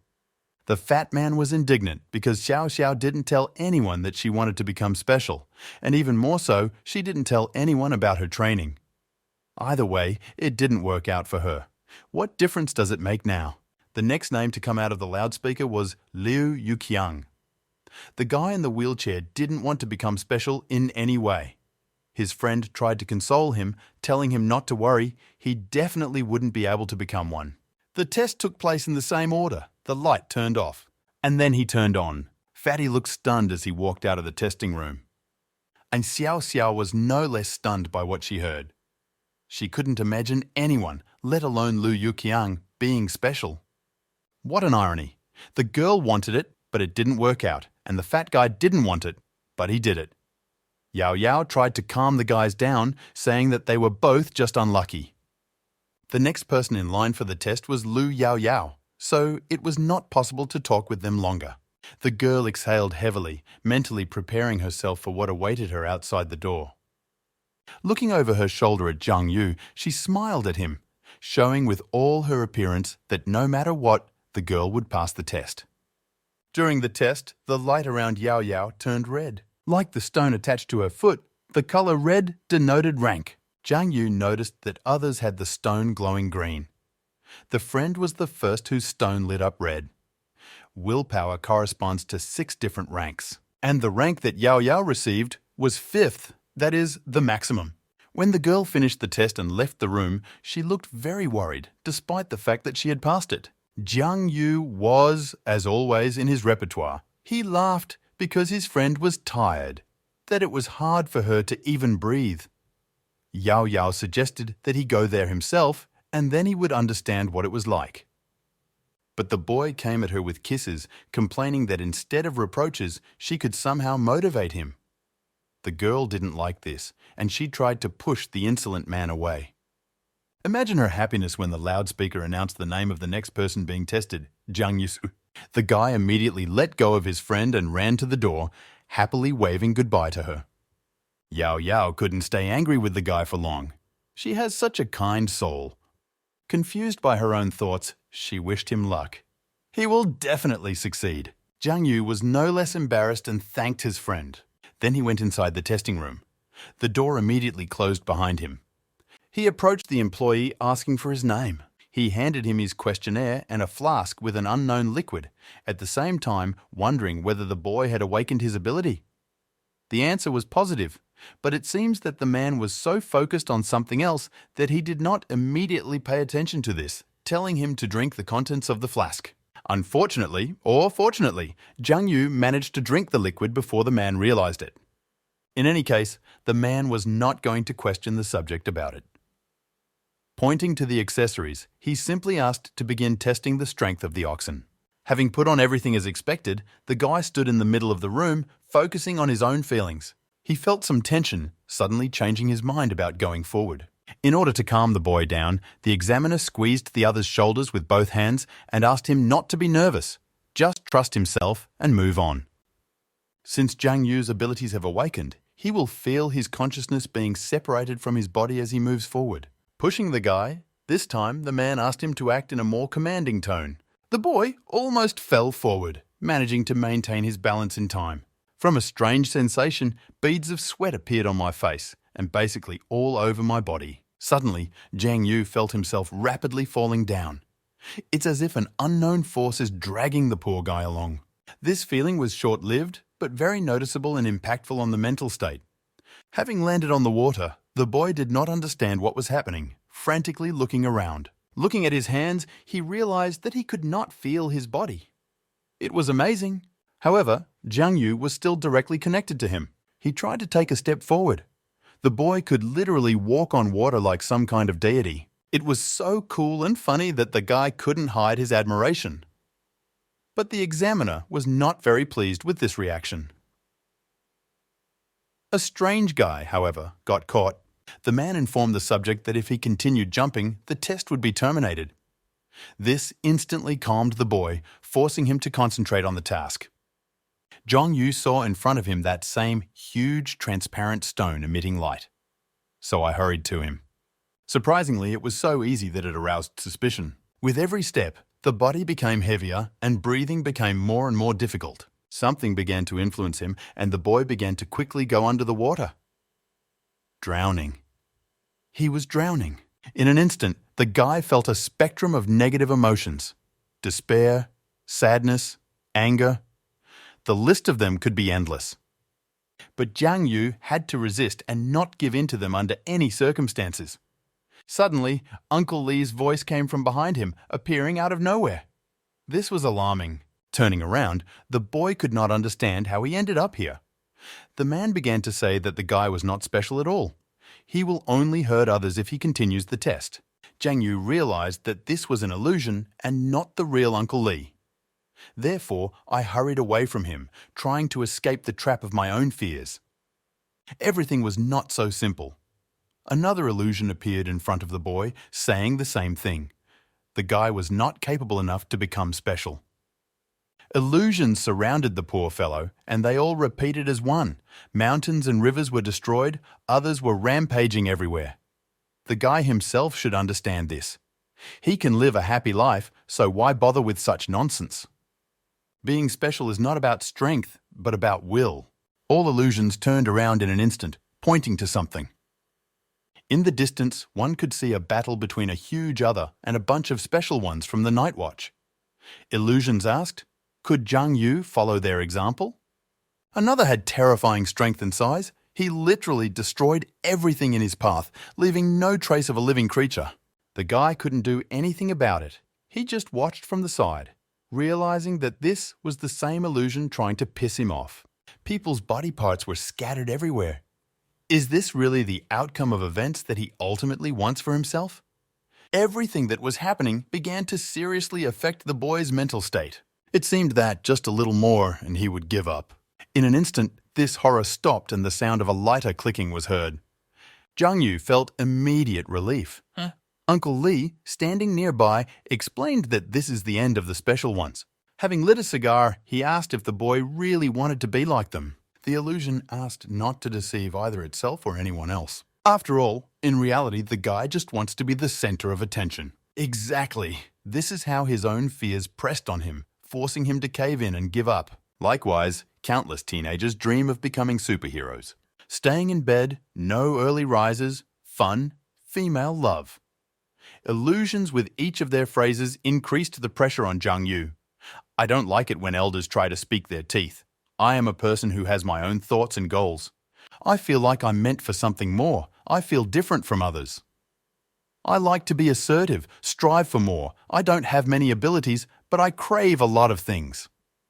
In fact, Jiang Yu himself understands that there is nothing special about him. All this is just youthful maximalism. He understands because the dark side of this world is by no means a shadow layer. Even if there is a bright, scorching sun above his head, there will always be something that he cannot see. This will be the hidden world. The guy was already sitting on his knees, struggling with his own contradictions inside. The illusions pressed on him as hard as they could. It was unbearable. There is nothing beautiful in the hidden world. It is not a fairy tale or fiction. The illusion of the guy he met in the shadow world dissipated, leaving behind a torch that went out as soon as he fell and came into contact with the water. But a new one appeared. Others, everyone he met and killed. If he becomes special, the boy will have to reap the fruits of his decisions. Jiang Yu looked at the changing illusions like a movie playing before his eyes. But one thing remained unchanged. Li. He asked the question again. Can the guy become special, given all the risks? The boy got angry, no longer having the desire to listen to this nonsense arising in his head. Meanwhile, quite a lot of time has passed in the real world. Jiang Yu was the first to take the test for so long. The examiner stood with his arms crossed over his chest. Another night watch worker, the one who saved the guys from the shadow layer, entered the room, wondering how everything was going. The man said that nothing really happened. The boy just beats around the bush without producing any results. The girl said that this was normal. After all, the pollution that Jiang Yu inherited was not something everyone could bear, but only people with high resilience can advance. The boy rushed from side to side. There seemed to be a great struggle going on within him. The guy's goals were not so clear to the night watch. The girl was about to leave, since nothing interesting was happening, when suddenly, the stone attached to Jiang Yu's leg turned red. The examiner was shocked because he hoped to escort the boy out of the testing room as soon as he completed the task. However, the guy was not going to just give up. The man could not believe what was happening. There must be something wrong with the stone. Jiang Yu must be rank 5, but it didn't look like much. The girl grabbed her colleague's shoulder, enthusiastically saying that this must be the 6th rank. This assumption was dubious. After all, for several decades, only a few people had reached rank 6. The stone on the boy's foot continued to shine. He, having gathered all his strength together, continued to move forward, intending to finish what he started. The examiner could not understand what was happening. The light began to fade. The man asked to quickly check the guy's watch for any abnormalities. All indicators were normal. What was happening seemed impossible. The closer you get to the huge stone, the more powerful your willpower. But Jiang Yu's willpower, on the contrary, was weakening.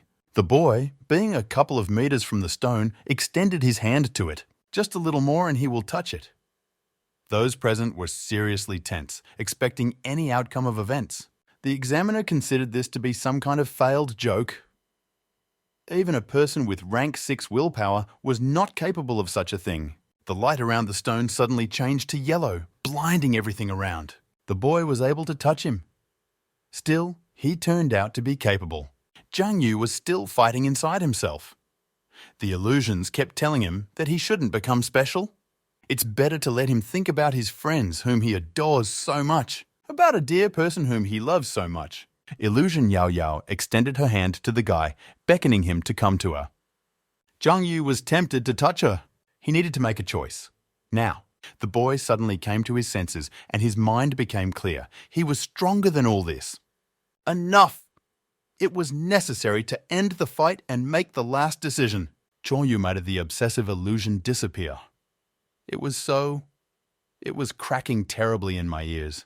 For a moment he even thought, this is definitely some kind of temptation. Maybe it's time to give in to him? Returning to where it all began, the guy headed to the fake Uncle Li. Spreading his arms, the boy admitted that at the beginning he had taken him by surprise, which made him even think about it. Indeed, Jiang Yu originally only wanted to look like a hero to others, and he didn't care much about the rest. But there were no supermen in this world, only ordinary people who were able to achieve success. The illusion of that same guy with a torch reappeared nearby. It was the dedication of such people to their work that brought the world into stability. Jiang Yu extended his hand to him, admitting that he had already enjoyed peace once before. Grabbing the torch, the guy carefully took it for himself. Then he pointedly raised it up. Everything around was illuminated with a bright fiery light. Jiang Yu no longer wanted to hide behind others. He wants to light his own flame and light up the darkness. Not far from where the first test took place, workers were sitting in offices studying the recent incident. Among them was Uncle Lou. The shadow layer affected the second, third and fourth floors of the shopping centre. The fifth floor, although not completely, was also damaged. About 850 people were drawn in, of whom 700 were trapped. More than 650 have been rescued, but the search is still ongoing. 30 students take part in the exam. Several groups have been selected to be tested for contamination. Lou asked for a report from the pollution department to be sent to him. Having received it instantly, the man began to study the material. Shadow species, code name, wandering spirit, pollution level, first. The three spirits are very similar in terms of morphology, bones and tissues. Traces of human product were also found at the scene. This was impossible because everyone has their own individual traits, and during mutation, they change greatly. And these traits cannot be distributed immediately between three others. The situation was getting more and more strange. In order to clear his mind of obsessive thoughts, Lou decided to smoke. Approaching the window, he exhaled smoke onto the street, voicing the following assumption. It seems that something is happening in Beidou. Some creatures hiding in the dark can no longer sit still. This meant that something was changing in the world, and this something will soon make itself felt. Suddenly, the man's eyes were blinded by a bright light. From what he saw, Lou dropped the cigarette from his mouth. Can't be. The light was coming from the testing room. Rushing along the corridor, the man apologized to everyone, asking them to let him through. Some people looked back at him in surprise, but Lou didn't care one bit. It was necessary to come to the exam venue as soon as possible. The best result of the willpower test is an orange light. There was never any talk of gold. He couldn't understand what had happened. But the answers were already close. Lou grabbed the door handle, opening it. A crowd of children watched in horror what was happening. The examiner, seeing the captain, immediately rushed to him. As soon as he voiced Zhang Yu's name, Lou didn't even listen. He immediately realized what had happened. The boy who touched the stone emitted a dazzling golden color, which meant only one thing. It happened. Having come to his senses, the guy suddenly opened his eyes and turned around.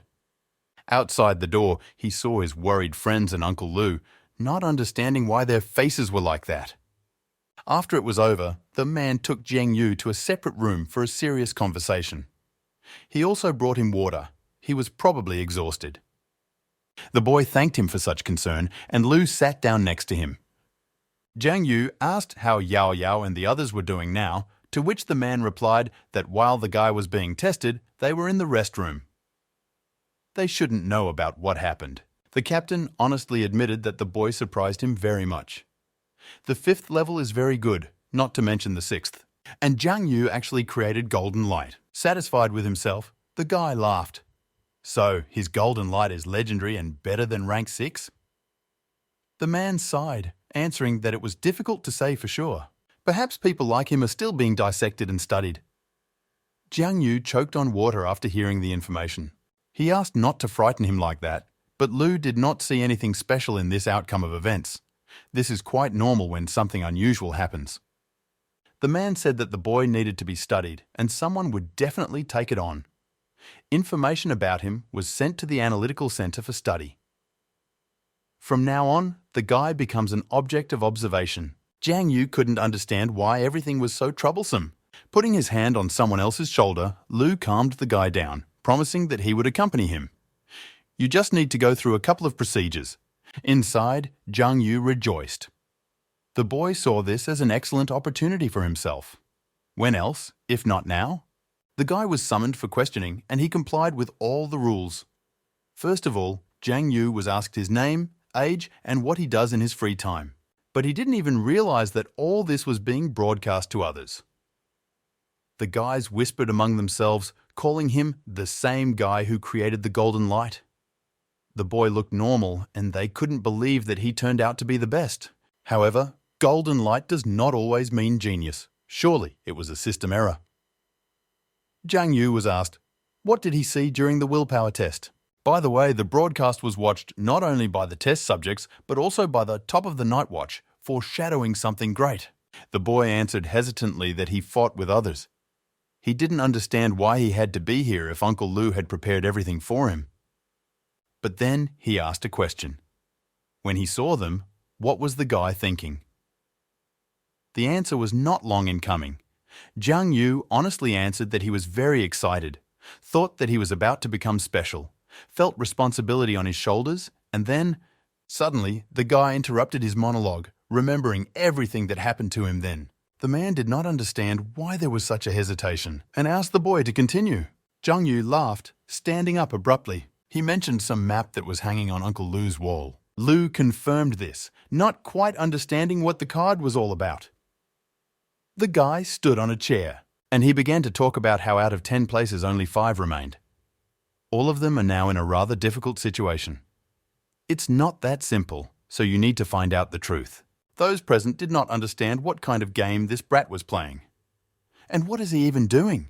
Using all his acting skills, Jiang Yu continued to talk about how he saw that people in that world suddenly became cold and hot, and how terrible it looked from the outside. The boy tried his best to light the torch. Jumping off the chair, he raised his hands up. After he failed to light the fire, it became the only source of light. This was the end of the one-man show. There was an awkward silence, and Uncle Lou covered his face with his hands in shame. The man apologized to his colleagues, justifying the boy by saying that he sometimes likes to fool around, and this is quite his usual behavior. But the examiner and the girl next to him were touched by this story. The guy said that he did not expect such a revelation.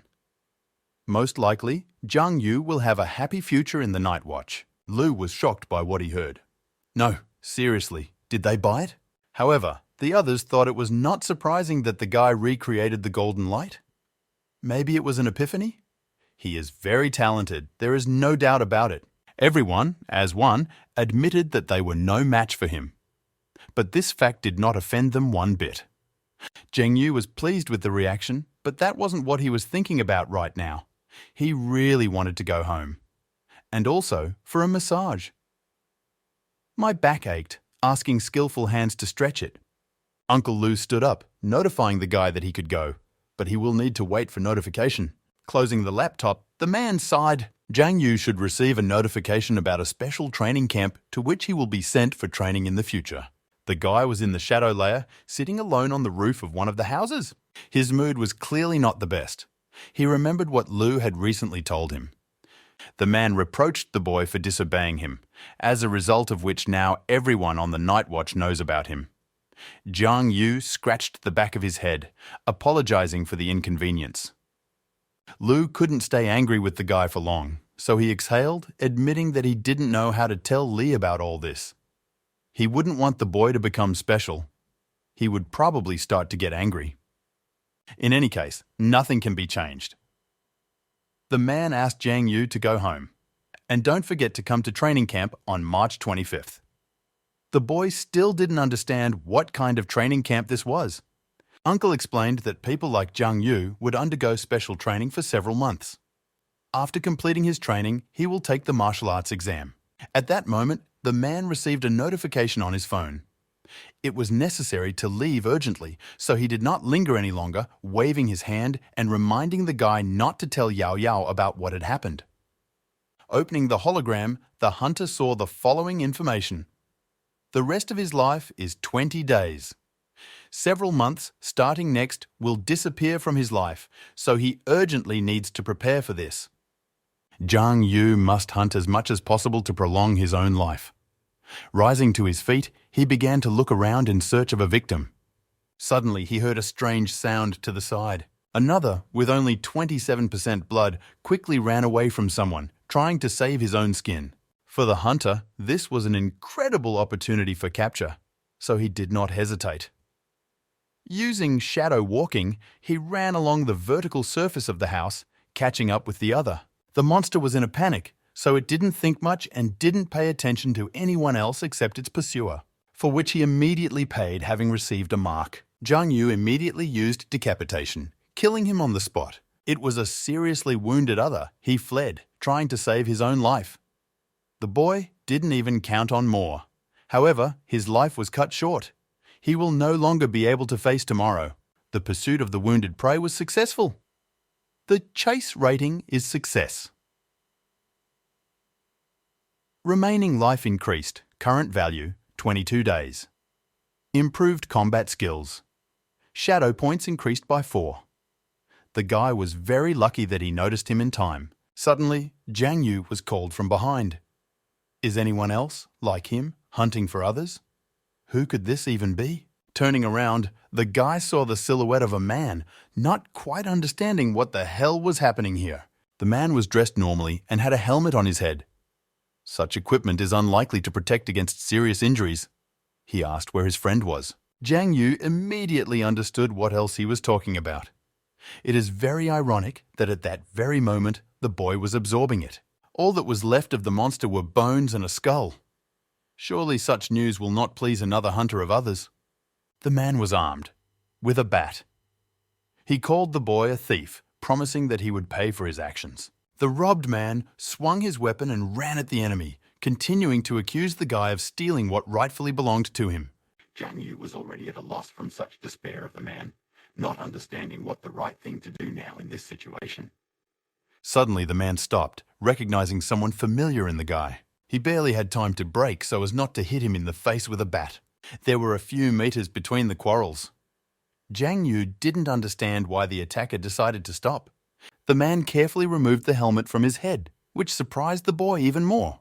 He came as close as possible to his offender, examining him more closely, which made the hunter feel embarrassed, crossing his arms over his chest. Imagine Jiang Yu's surprise when the unknown person exclaimed joyfully and called him Yu. The man recognized him as his idol and called himself a fan, telling how he watches every one of his broadcasts, never missing them. Taking out his phone, he took the opportunity to hug Yo, pointing the camera at both of them. A selfie with someone you adore is a must when meeting an idol, and nothing else. By the way, the man reminded that the loot should be divided according to the rules. The boy had no idea what kind of rules these were, so he decided to inquire and find out more. The man was taken aback by the question. He was sure that someone like you knew about the general rule of hunters. Having riveted his attention to the phone, the dark-haired man immediately began writing a post about how the streamer stole loot from a harmless collector and didn't even apologize. Jiang Yu began to be indignant about this, justifying his ignorance. The guy used strings, grabbing the person and preventing him from posting. In surprise, he dropped both his phone and his helmet. Finding himself thrown onto the asphalt, the man groaned exhaustedly in pain, not understanding why this was happening to him. An angry Jiang Yu came closer, grabbing him and ordering him to explain everything in normal and accessible language and not speak in riddles. The man stood up and was placed in the lotus position. He had no choice but to awkwardly scratch his head and agree with Yo to his terms. He said that people like them are freelance night watch employees. As soon as the boy can reach the first rank of the middle level, he will be able to join them. Jiang Yu really wondered what these freelancers were doing. The man's answer couldn't have been simpler. They don't earn that much, about 6,000 to 7,000 yuan. The guy was completely shocked that this little man called such a small amount. He was literally ready to explode with indignation, not believing his ears. Turning away, Jiang Yu clenched his hands into fists and looked at the remains of the other. He urgently needed somewhere to throw out the anger rising in his throat. Having not come up with anything better, he turned back and began shouting at the stranger. No respect, and yet the boy gets much less than 7. The figure mentioned before is almost a month's fee for his manuscripts. The man began to make excuses, showing understanding, but also reminding him that there were too many risks in such work. They rely only on themselves and can die at any time. And this, it was just a shabby other in the shadow layer. Indeed, such easy money for easy prey. Jiang Yu sighed, unable to find words to continue the conversation. Both looked at the remains, wondering what to do with them next. The guy asked where he was selling these others. He'll probably tell you something interesting. Well, the man did not hide it. He dumped everything as it was. To the Night Watch, universities and some companies with suitable qualifications.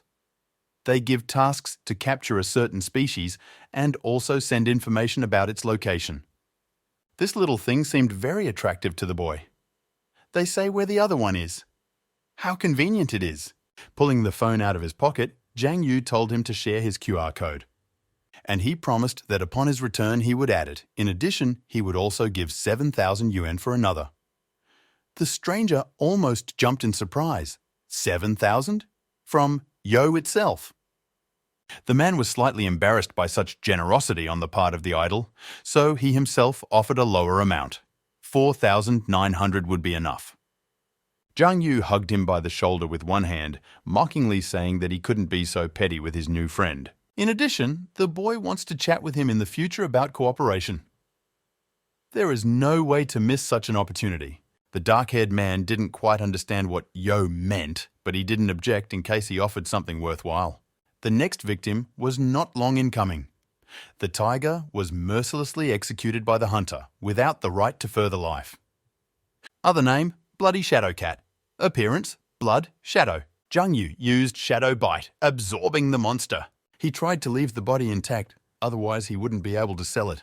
When he was finished, the boy told his new friend to take him away.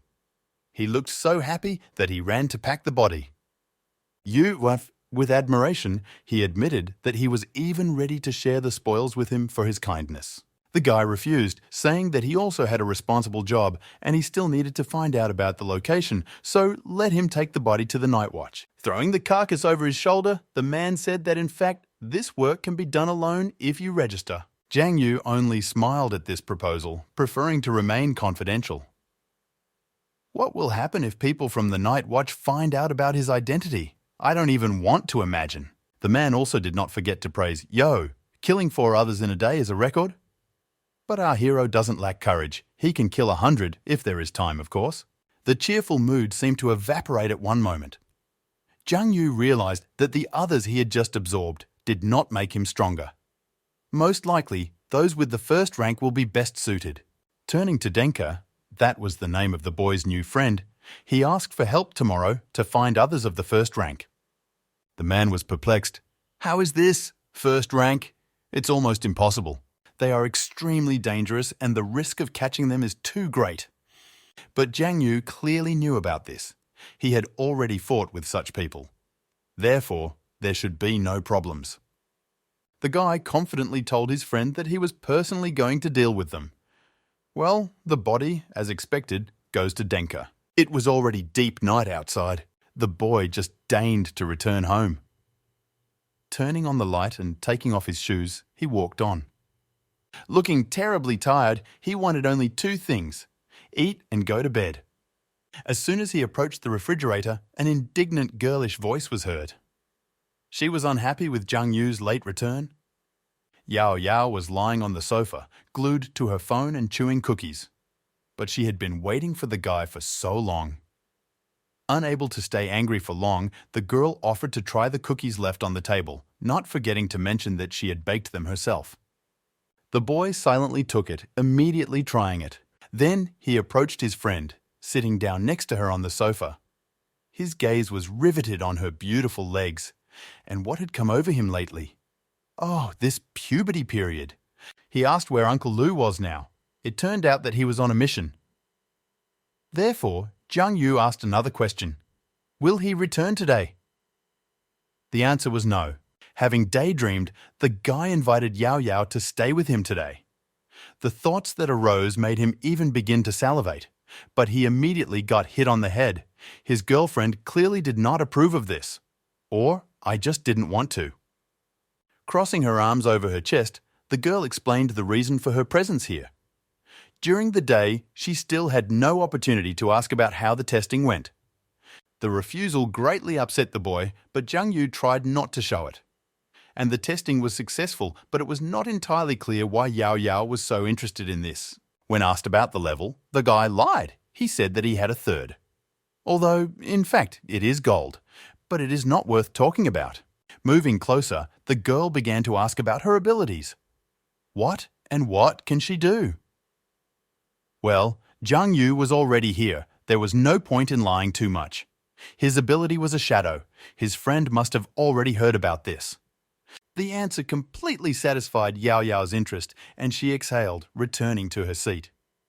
The guy's rank and abilities were not bad.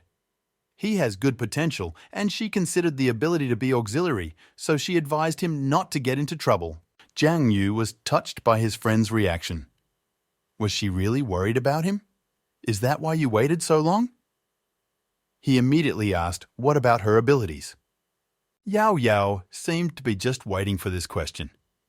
A smile flashed on her face. The ability gained was Spirit. He is rated as the strongest with the highest potential. At the early stage, the combat power is not particularly strong, but at the late stage, it is a completely different matter. Jiang Yu suddenly realized that her friend had just come to show off.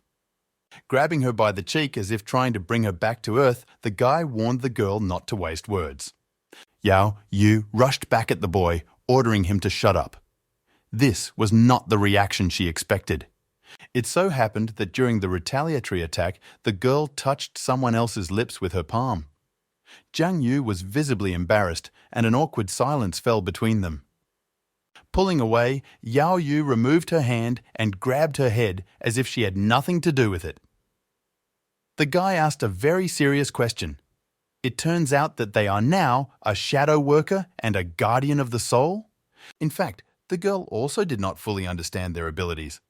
I only knew that others had the same names. For example, the shadow of a boy corresponds to the shadow of another, and the guardian of the soul corresponds to the spirit of another. You need to hunt others, but not be polluted in order to become stronger. If they hunt suitable others, the efficiency of their development will increase significantly. Jiang Yu suddenly became interested. Yao Yao's skill sounds good, then why shouldn't she show off her abilities? But the girl didn't understand how because there were no others nearby. The guy offered himself as a test subject, assuring his friend that everything would be fine and there was no need to worry. This proposal shocked the girl. How dare he? And no matter how Yao Yao resisted, she still agreed to this dubious adventure. Sitting opposite Jiang Yu as comfortably as possible, the girl raised her hand, concentrating the power of her palm. Let's not hide it. She was scared. She was afraid of accidentally hurting the guy, or even worse, killing him. Yao Yao could not fully control her abilities. Focusing all her attention on her fake target, the girl snapped her fingers as if giving a command. At that moment, the boy fell into a trance. It was as if an invisible arrow had pierced his head, causing him to lose consciousness for a few seconds and roll to the floor. Yao Yao seriously panicked, rushing to Jiang Yu and trying to bring him to his senses. The guy admitted that it was terribly painful. Therefore, taking advantage of his vulnerable state, he immediately laid his head on the girl's knees, resting the top of his head on his chest. The boy begged to stroke his head as soon as possible in order to relieve the pain. The girl was ready to do anything to apologize for the inconvenience, so her hands were already on Jiang Yu's head, massaging it. She clarified whether she was doing everything correctly, and the guy asked to move his palms a little lower and be a little more gentle. In this position, he got an unreal thrill, without hesitation and without hiding his pleasure. Jiang Yu admitted that his girlfriend was quite strong. He was ready to defend himself, but still fell into a trap. Yao Yao considered it normal that the guy could not resist, because their abilities come from various others. Moreover, the spirit attacked sharply. It is not surprising that he did not even notice it. Since the girl had such power, the boy asked if she thought that she would become a target for everyone while they were at the training camp. But she is not like Jiang Yu. Besides, there will be other strong students from the area. I wonder what levels they will have? Probably not much stronger than him and Yao Yao. The girl, continuing to massage, suddenly asked how much he would pay some masseuse for such a service. The guy replied that he hadn't thought about that, and the first number that popped into his head was several thousand. Quite a bit of. Yao Yao seemed to go crazy with this answer. She immediately stopped massaging someone else's head, and the boy, realizing that nothing good would follow from this, tensed up. The friend attacked the poor guy, starting to beat him and call it a kind of massage. Jiang Yu begged him to stop, but no one listened to him. The next day, in the shadow layer, a couple of newly made friends watched a terrifying other devouring its victim. The hunter clarified whether the monster was of the first rank. Denka said yes, and he specifically chose one that the guy had already encountered. He also asked if he needed help, to which he received a negative answer. Jiang Yu pushed off from the roof of the building on which they were hiding and rushed at the other. The man didn't have time to figure out when he managed to leave. They had just been sitting next to each other. Another, not expecting a sneak attack, only managed to turn his head. He immediately received a powerful blow to the face with his fist, from which he was slammed into the asphalt. Tightly, Jiang Yu slowly removed his clawed hand, from which the blood of the monster was slowly dripping. The chase was successful. Threads of Shadow has been improved. A new ability, Shadow Group, has appeared. The ability to control shadows has been improved several times. Now the hunter can expand it. After launching a group of shadows, he can release multiple threads of shadow in different directions. Denkwan, still living on the roof and watching everything from the side, could not believe his eyes. "Brother, you is so strong!" The man floating in the air looked at his opponents below and analysed how best to proceed. There were many hungry others on Earth who wanted to tear apart such sweet prey. But their dreams were not destined to come true. Their opponent concentrated all his power and directed it straight at the monsters, leaving no trace of them. Yao Yao, who was watching this video, could not stand it and paused it. To her, this battle looked very powerful. She had mixed feelings about watching it. What if she couldn't reach that level? The father, who arrived in time, squeezed the girl's shoulder encouragingly, praising her, because not everyone special can awaken the ability that Yao Yao possesses. This is truly impressive. Previously, there was a person who had already awakened an ability similar to hers. Recording on a flash drive is an early stage of its cultivation. Lu asked to pay special attention to this. Yao Yao clarified that her father did not achieve this. But Uncle Li did it, and he knows such generals, with whom, by the way, he is well acquainted. The girl found it strange that the man was telling this information to her, and not to Jiang Yu. It would obviously be more useful to the boy. The evening sun was falling on the city. Li, standing in the window and smoking a cigarette, was thinking about something. Behind him, in the room on the bed, lay some kind of document. Apparently, the man had studied it before. It contained the following classified information: Room B14256. The cataclysm happened 90 years ago, west of Beidou, 200 kilometers from here. The body was surrounded by a luminous ring that hung in the air. If you look at it for a long time, you will begin to sink into pollution. Power, ability to self-will, possession of other knowledge, immunity to most prohibited substances and the abilities of others. 2 divisions were completely destroyed during the battle. 3 generals were seriously wounded and 300 members of the night detachment were injured. They were successfully taken away, after which they began to be detained. Everyone's file is top secret. After careful analysis, it was discovered that it was not worth having long-term contact with that creature. The code name for this creature is God. Jiang Yu, once again in the shadow layer, fought with the other again.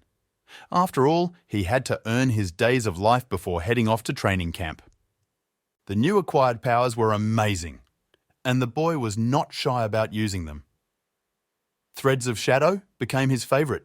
Having hit the monster with them, he managed to seriously wound it. The hunter felt a noticeable advantage in fights, but not everything is as smooth as it seemed at first glance. After receiving a retaliatory blow to the face, Jiang Yu realized that he had played too much of the hero. Denko at this time was filming everything on camera, being close to the battle site. You need to post videos to feed your subscribers with content. The blow left the hunter with 66% of his blood. Quite a big loss for one time. Another, already taking advantage of his advantage, rushed headlong towards his opponent, preparing to teach him a lesson. Jiang Yu decided that it was time. Taking out a small stick that looked like a straw, he pressed it between his teeth, and the next moment he broke it in half without hiding his satisfied smile. Another was taken aback, not understanding what he was doing, but everything was no longer important. There was an explosion, and a whirlwind of fire and smoke appeared in the place of the monster. Shadow Group creates small explosions in a specific area either in the air or the enemy's body. There is a chance to penetrate deep into the enemy's body, then the damage will be colossal. Both guys reviewed the recording of the moment with the explosion. It was pretty epic. Denka especially liked it. You can even put it on the preview. He also noted that this particular part of the video will create a sensation. Jiang Yu praised the man for the fact that the filming was simply excellent. After a short time, everyone was minding their own business. Denka was collecting the remains of the other to sell, and the boy was looking at updated information on the hologram. The attribute is shadow. Shadow glasses, 78 out of 78. The remaining time is 47 days. Now there was no need to worry about the training camp at all. But Jiang Yu got excited and ordered the man to prepare the next one for him. The monster was not long in coming, a huge eye outlined by sharp fangs from which several tentacles extended. The hunter had definitely never seen anything like this before. He attacked stealthily, swinging one of his tentacles. This was not the other one that was prepared by Denka. The other one. Jiang Yu realized that he had come to the sound of battle. The guy grabbed the man by the collar, helping him dodge. It was not enough to lose such a valuable informant. Denka immediately hid in confusion behind someone else's back, trying to understand what it was just now. The other one came as close as possible. His appearance was terribly intimidating, not to mention his rank. Second rank, stronger than the first one, also the spirit. Well, of course, when, if not now, both will be so lucky to stumble upon such a strong opponent. Jiang Yu remembered Yao Yao's words. Her guardian of the soul corresponds to the spirit of another. And when she used the ability, the boy could not resist. That's bad. There was nowhere to go. The hunter rushed at the other. It was impossible to let him attack first, then everything would definitely be lost. However, before the boy even had time to reach the monster, either lightning or an arrow appeared from the sky. It hit someone right in the eye. Jiang Yu braked suddenly, not understanding what was happening. Another fell dead on the asphalt. The fight was probably over? The one who launched the arrow triumphantly placed his foot on the monster, demonstrating his superiority. The stranger was wearing a tight suit with an unfamiliar emblem on Jiang Yu's chest. He pulled out his weapon without any difficulty, looking at the boy. The hunter raised his voice to ask who his savior was. But he didn't even listen to the end, abruptly jumping away from the other's carcass and hiding in the shadows. The stranger left behind a small piece of paper, which flew straight into the boy's hands. It was a note that he began to study carefully. Denka, who had been behind all this time, was confused. The note said, "Aren't you worried enough about your exams? Still want to become the special one in the family and stand out? Well, the Chuyang group invites you to join them." Jiang Yu became curious about the identity of the Chuyang group, so he arrived at their office the next day. In front of the huge building stood an equally huge statue of a man holding a blazing fire in his hand. The boy found it familiar and at the same time a little strange. He looked at her in confusion, waiting for the crowd ahead to disperse a little. After the stranger disappeared, the hunter asked Denka what kind of group it was.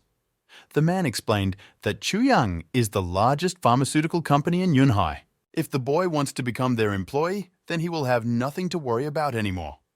The future will be secured anyway. The guy, still having mixed feelings after what happened, asked if this person was an employee of Chuyang. Denka nodded his head in approval.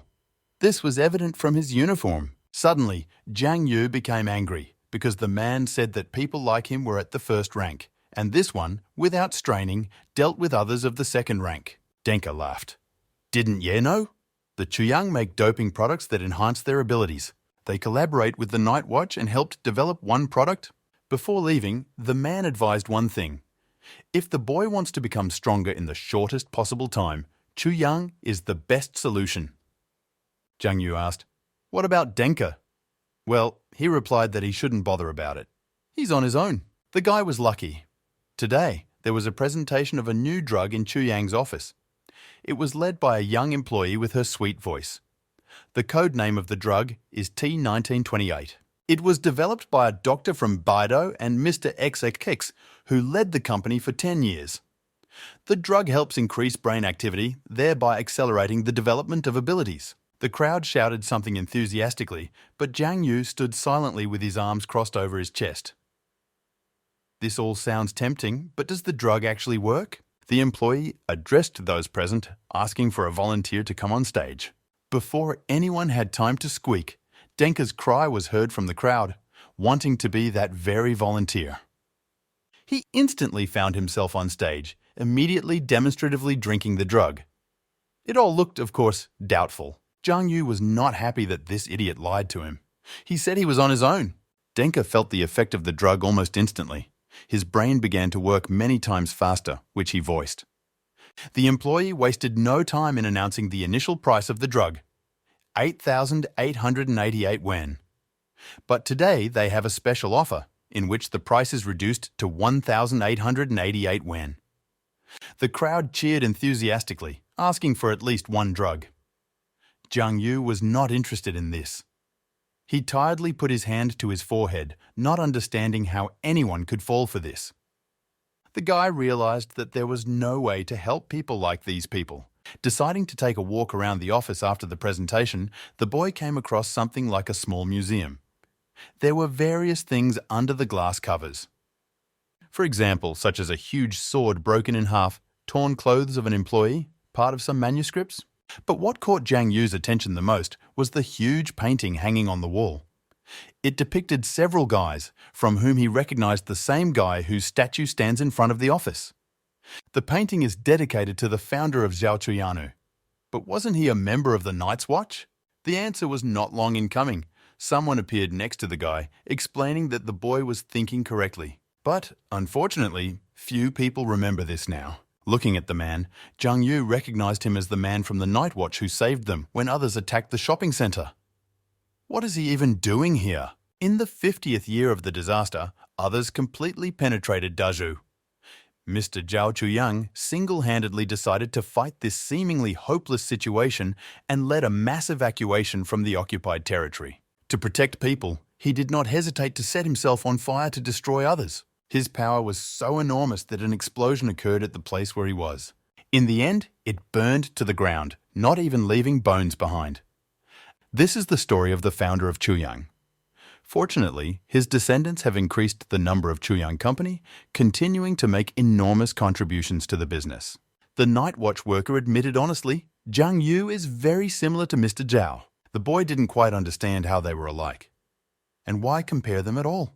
The man recalled that day in the Night Watch department, the guy said that he wanted to become the only light in the pitch darkness. Zhang Yu recalled this while awkwardly scratching the back of his head. Of course, he said this, but he just blurted it out, and people were naive. Crossing his arms over his chest, the Night Watch worker was somewhat envious of the guy, because he really deserved to be a relative of General Li. The boy again did not understand anything. What other general and what other Li? The man looked at Zhang Yu, calling out the general's full name, Li Shunguang. The guy was taken aback. A man who sometimes acts like a child is a general? Yes, this cannot be. Or maybe it still can. The Night Watch worker was no less surprised. Did Li really not tell Zhang Yu about his position? As it turns out, no. He always thought that the general was a simple worker. No, he is also a representative of the citizens, but his power is much higher than ordinary workers. It finally dawned on Zhang Yu. Now his uncle's words about another way out don't seem so strange to him. The guy kept thinking that he knew some cool people, but it turns out that he is. The man came to the conclusion that General Li was watching the boy on the sly for his own good.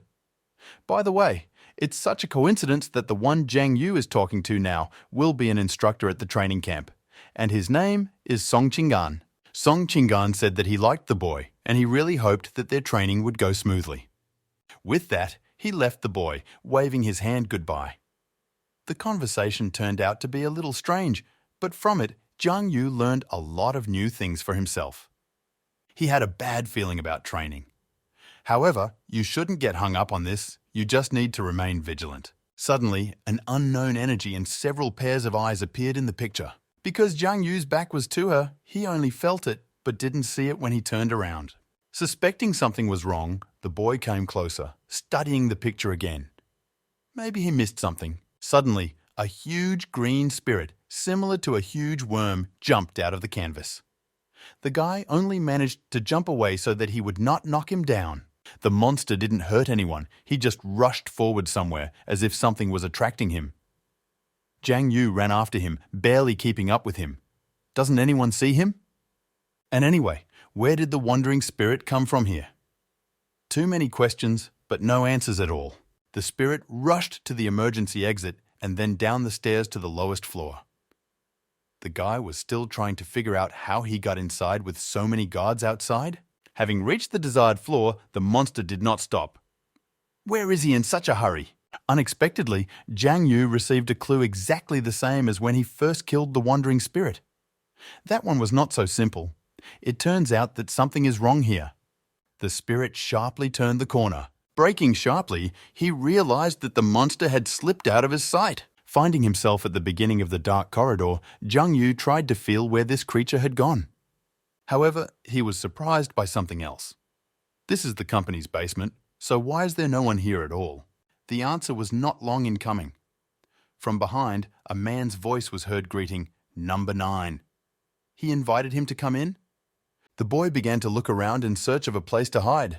But, as if for evil, there was not a single shelter around. Therefore, the guy had no choice but to hide in the shadow layer. What's wrong with this company? Using the shadow pupil, Jiang Yu slowly descended through the floor, teleporting even lower. Imagine his surprise when he discovered something he did not expect at all. Huge glass tanks, standing in several rows, contained the bodies of others, which, apparently, are grown here. Most of all, the guy's attention was attracted by the huge one with the toothy mouth.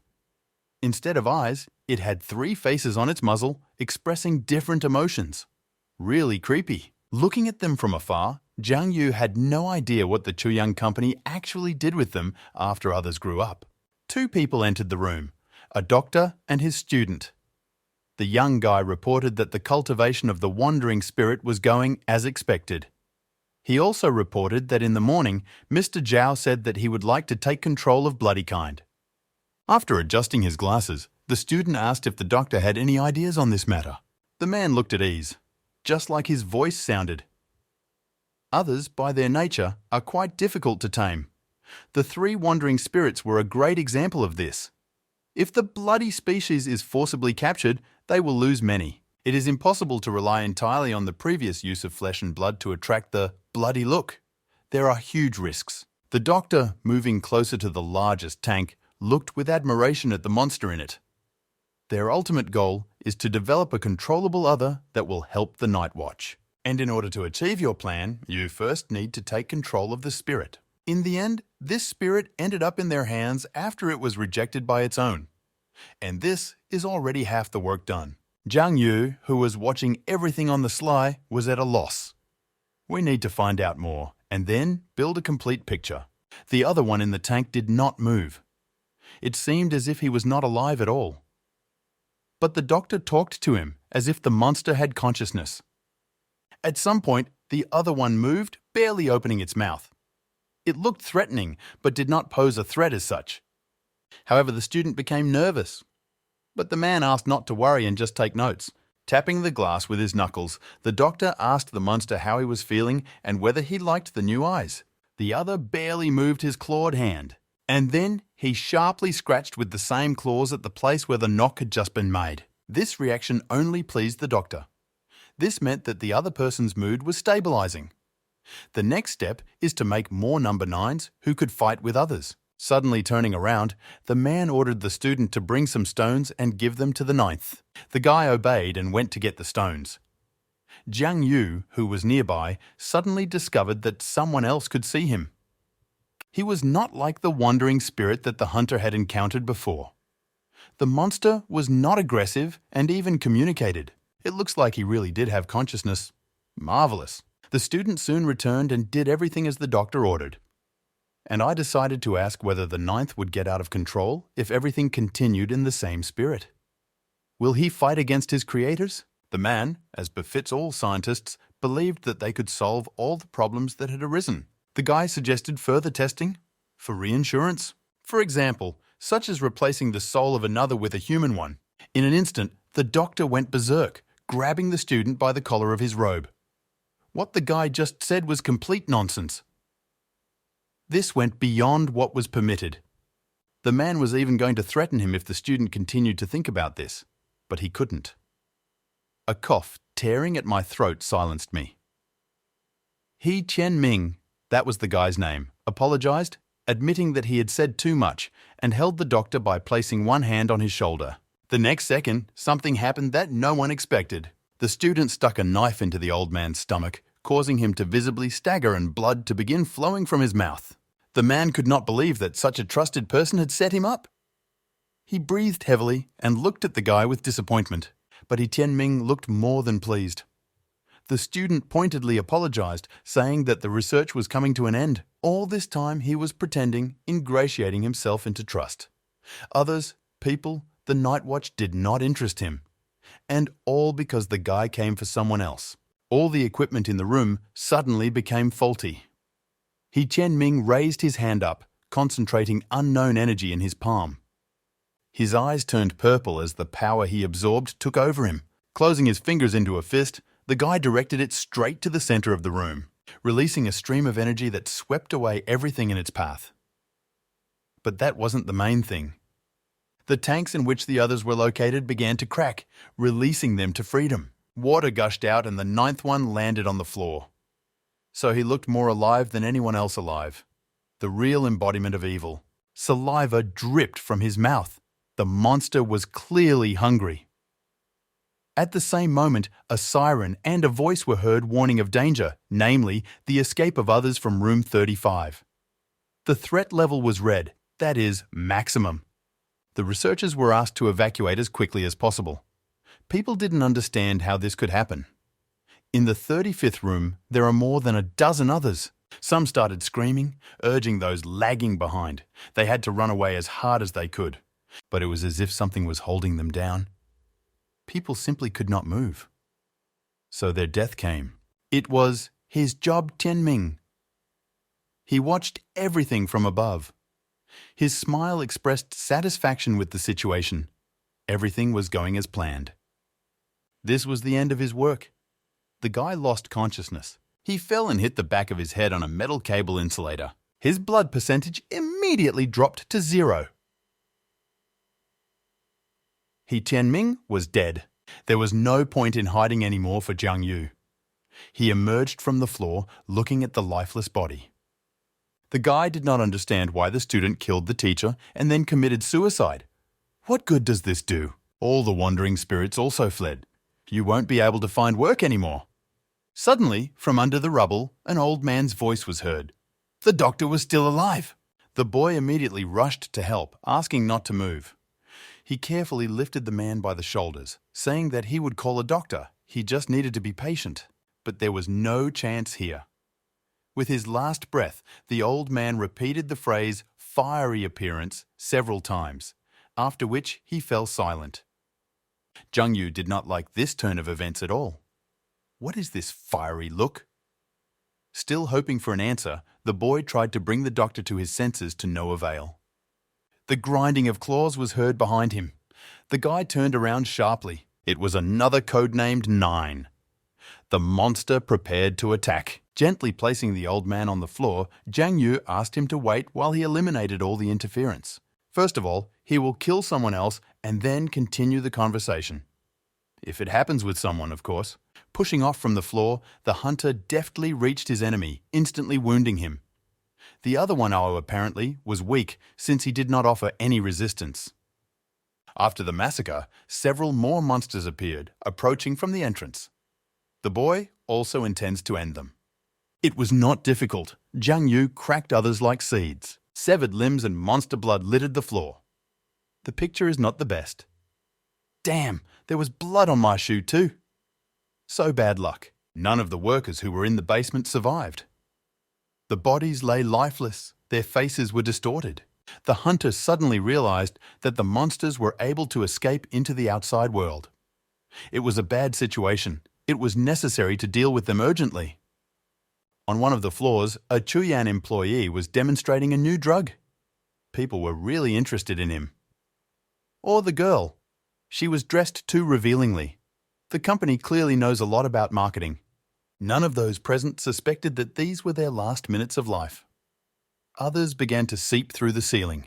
3 monsters attacked the poor girl, tearing her to shreds. People rushed in all directions, shouting for help. They didn't want to die, but in any case, casualties could not be avoided. Denka, who was in the thick of things, tried to shout over the crowd, reassuring them that these others looked bloody and they didn't just attack. He also ordered everyone to stay together, but obviously no one listened to the man. Realizing that things were bad, Denka rushed to run away, feeling how someone else was already stepping on his heels. Unfortunately, the desire to kill does not depend on the species. Suddenly, the monster was punched in the face. It was Zhang Yu who arrived in time to help. Just a little more, and there would be nothing left of his friend. Denka was immensely grateful for the rescue, but the guy asked to postpone gratitude for later.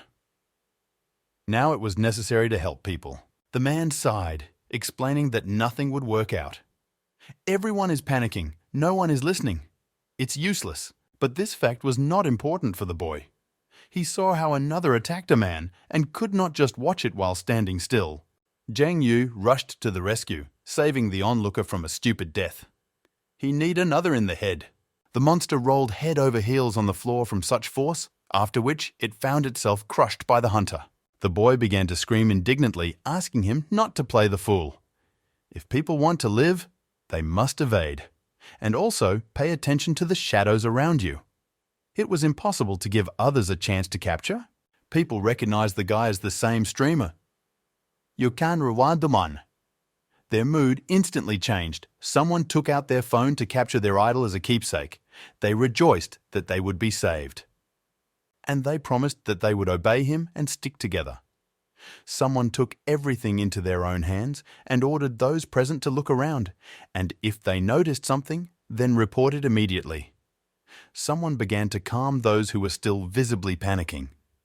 The first to be rescued were women and children. Rescued? Zhang Yu exhaled. The situation was more or less under control. All that remained was to figure out the rest. Since everything was in order here, he decided to move on. A cry for help was heard from the floor above. Finally ordering Denka to help people get out, the boy rushed to save the others. The fire grew larger and larger with each passing second. In the center of the room, a young mother and child sat hugging each other, asking for help. It seemed that this was the end, and no one would come to the rescue. But the front door was suddenly knocked down, and a silhouette appeared in the passage. The woman was delighted to be rescued and began to call for help louder so that the rescuer could find them by voice. Finding that the silhouette did not look human at all, she fell silent. The one who knocked down the door was another, who opened his fanged mouth. The monster was hungry. The woman covered the child with herself, begging him not to touch them. She worried about her life differently than she worried about her daughter's life. Suddenly, the other stopped, feeling that something grabbed him by the back. The next moment, the monster flew into the air, unable to resist a force unknown to it. These were the threads of the shadow of Zhang Yu, who arrived in time to help. The boy swung his fist, piercing the other's stomach, reaching his vulnerable spot. Having pulled it out, a huge hole was left at the site of the impact. The dead monster fell to the floor. The fire grew more and more every second, and mother and daughter began to suffocate. The good news was that they would not die at the hands of another. The woman sincerely thanked the hunter, and tears welled up in her eyes. But Zhang Yu didn't even notice this. He had more important things to worry about. Why the hell is it so hot if his body is fireproof? He was obviously lied to somewhere. Realizing that they were looking at him, the boy calmed down instantly and promised to help the poor people. The girl, who examined the guy, was even more frightened of him than the other. She clung to her mother and began to sob. The woman was confused for a second, trying to calm her daughter down. She explained that he was special and had come to save them. So what if he's a little ugly? Zhang Yu was a little upset by such a comment, but did not dwell on it. He grabbed both of them and ordered them to hold on tight. Having broken out a window, the guy jumped out and caught onto the building with a thread, like Spider-Man from the comic saving people. There was already a fire truck below. Great! This made the task much easier. Landing softly on the ground, the boy let go of the woman and child. At this time, firefighters began to extinguish the fire blazing in the window. The woman burst into tears again, thanking her for saving her. The girl looked a little surprised, also thanking the strange gentleman for his help. The people standing behind began to praise Yoren for his heroic act. But this was not important to Jung Yu. There are probably still people in the building. They also need to be saved. Without saying a word, he again used the threads to reach the upper floors. The fans shouted after him and wished him luck. They believed in him. The boy was focused on his work. In addition, he needed to speed up, since the shadow points would be used up very quickly. He did not know where the other people from the night watch were now, but he really hoped that they would come to help very soon. Suddenly, a blinding light appeared in one of the windows. The men from the night's watch were already here and fighting with the others. Was everything planned this time? The battle was in full swing. 3 others attacked the man at once, ignoring the fact that more and more force was condensing in their opponent's hand. Sufficiently prepared, the man channeled this power into the monsters. It was crushing and struck 3 others at once, without leaving a wet mark on them. A little further down the corridor, several more night watch workers were fighting with others. Some used force, some fought hand-to-hand, and some had weapons. It didn't matter what it was. In the end, the monsters were defeated and lay lifeless on the floor. However, others arrived instead, and there were no fewer of them than before. It seemed like there would be no end to this carnage. Explosions occurred in different parts of the building. They were where the whole mess was. Jung Yu suggested that the industrial zone of the Chuyang company was the main target for attack by others. The situation is not the best. There are definitely no people from the night watch in it. So he hurried there. Having displayed a hologram, the guy analyzed the percentage of everyone's blood. Almost everyone had it low. You need to rely only on yourself. Without wasting time, the boy began searching for the remaining people in the building. The first was an old woman whom he carried out on his back. Next in line were 3 at once. He wrapped 2 in threads as if in cocoons and also carried the 3rd on his back. Jung Yu decided to wrap subsequent people in cocoons. It would be safer and more effective to return them to a safe place. In addition, this time there was also a dog. Busy with the battle, a night watch worker suddenly discovered Jung Yu while he was rescuing another person. There's that mysterious killer again. And why is he here? Why does it help? Having landed, the guy exhaled. This was the last one saved. It seemed like there was no one else left in the building. Carefully placing the guy on the asphalt, he asked to call an ambulance, since he was seriously injured and needed help. Suddenly, Jung Yu bowed down, placing his hands on the ground. Of the 74 shadow points, only 13 remained. Being a hero is very difficult. He wished he could dress up to look better, but he didn't even have the strength to get up. However, the work done was definitely worth it. The smiles on people's faces made him happy because he was able to save the relatives and friends of these strangers. But everything was not as simple as it seemed at first glance. An old woman was heard screaming from the crowd. She was trying to find out if anyone had seen her granddaughter. Other men also tried to find out where their children were. Some were very small. Jung Yu definitely didn't see them. The strange thing was that only children were missing. Another explosion was suddenly heard on the top floor of the building. The boy looked up, trying to see what was happening there. Several others crawled out through the window and quickly climbed up to the roof.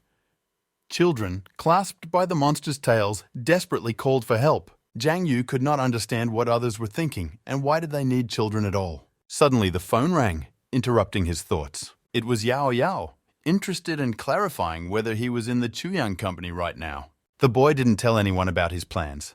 How could the girl know? But he won't wait for answers since she asked him to just return home. Jung Yu assured that there was nothing to worry about and he would return when Yao Yao finished preparing the beef and tomato salad and egg soup. The girl didn't even have time to object. The guy hung up and he ran on about his business. Looking at the phone, from which only lonely beeps could be heard, the girl could not understand why her friend suddenly became so taciturn. As soon as he returns, he will ask him about it personally. Jung Yu's blood volume and shadow glasses didn't have much left. We had to hurry. An unexpected, painfully familiar voice in the megaphone made the boy freeze in place. It was Uncle Lou along with other armed workers. He? in accordance with Law 113, declared that persons not on the night watch were prohibited from publicly using their abilities. The man immediately ordered the guy to deactivate his abilities. Otherwise, extreme measures will have to be taken. The guns were pointed at Jiang Yu. The masked man prepared to open fire if the order was disobeyed. The hunter raised his hands in surrender. It's better to forget about heroism and leave everything to the night watch. They are more qualified, so they will certainly be able to help.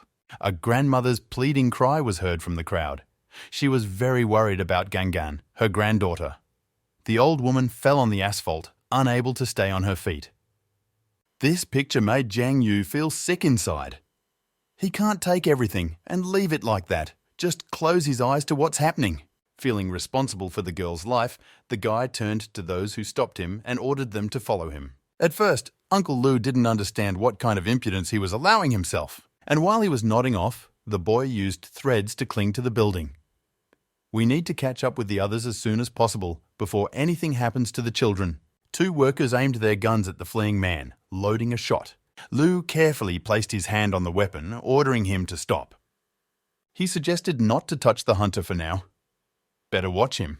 Others, at this time, moving along the roofs, had already gone quite far.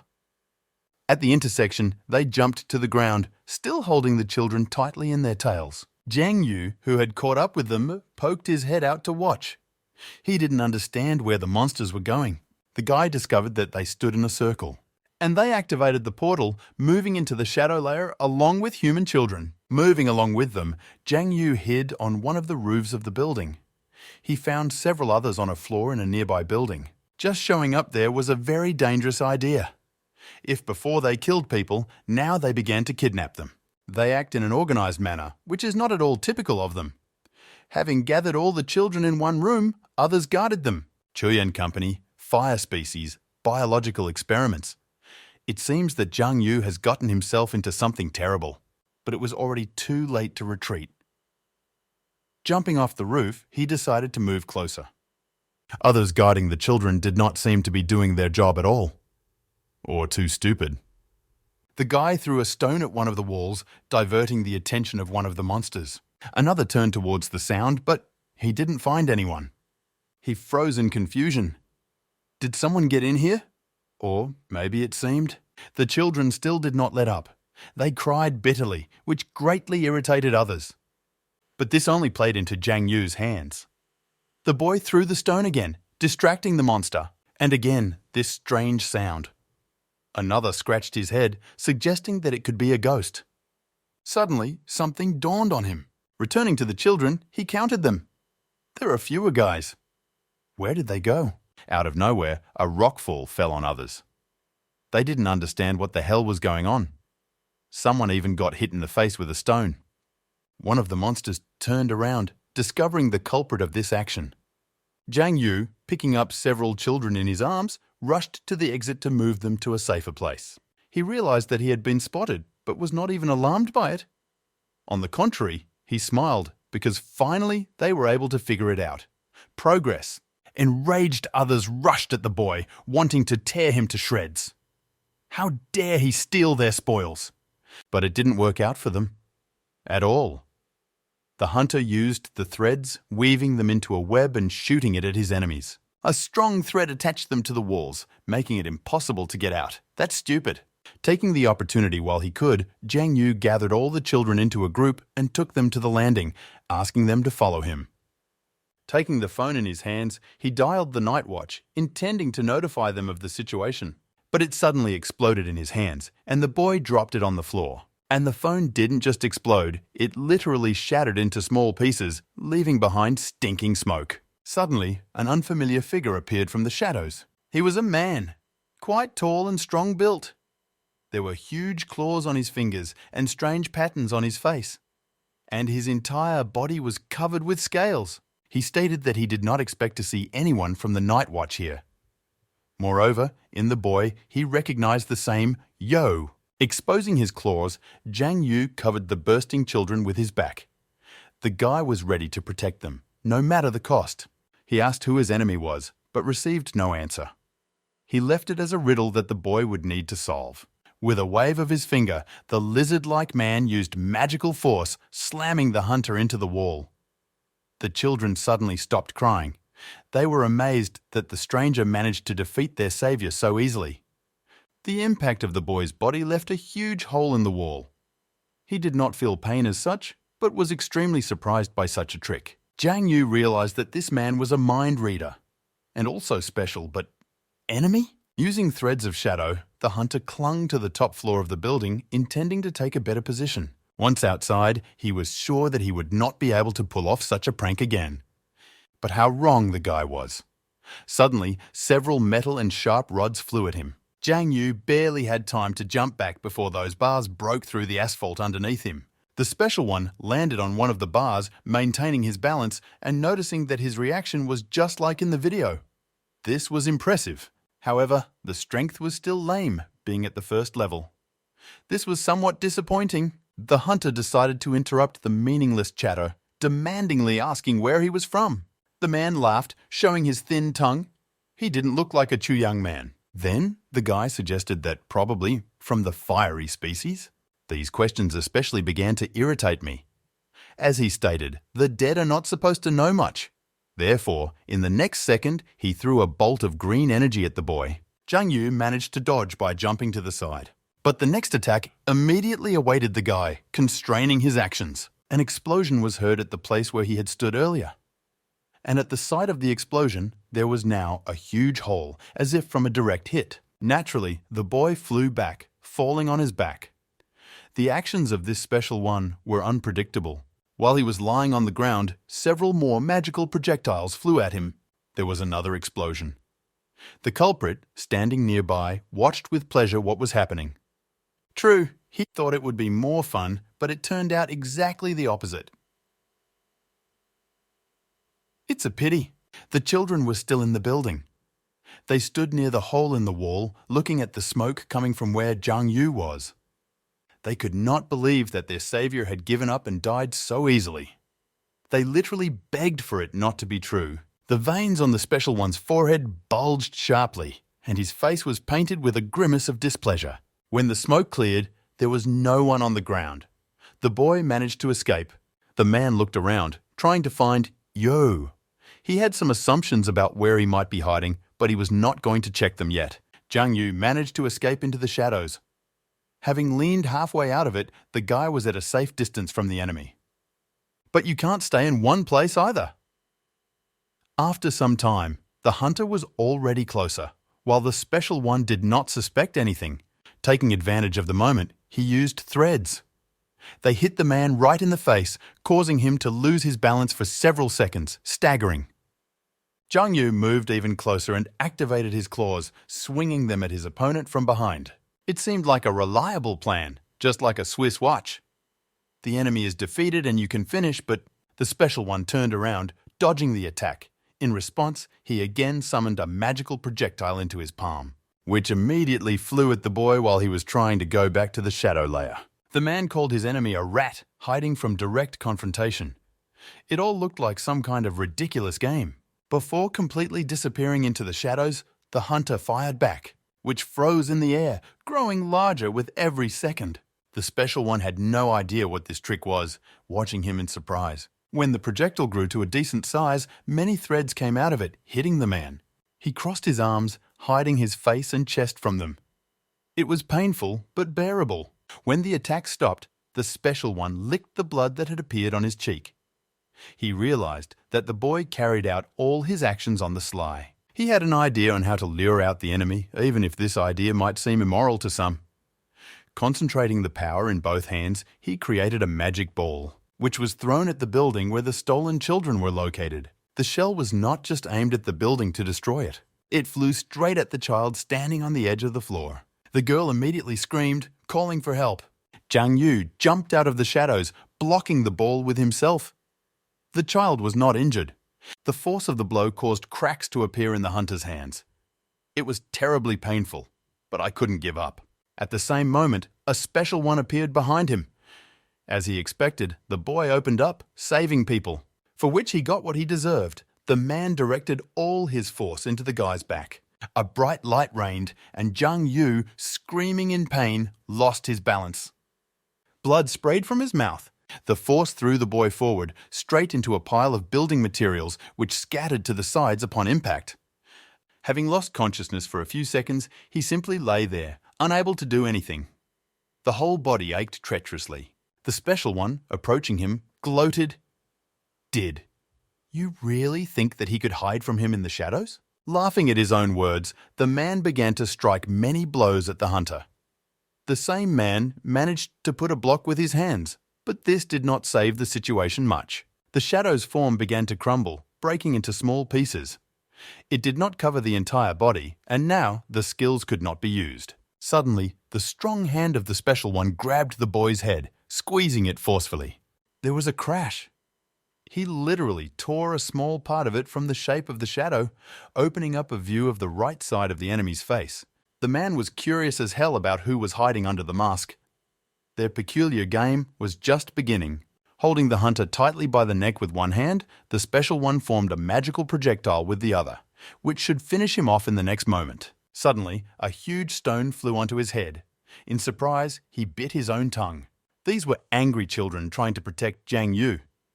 They shouted, ordering them to let their brother go. The man had to let go of the boy in order to hide from the next stones flying at him. Rising to his feet, he decided to throw the projectile intended for the boy at the children as punishment.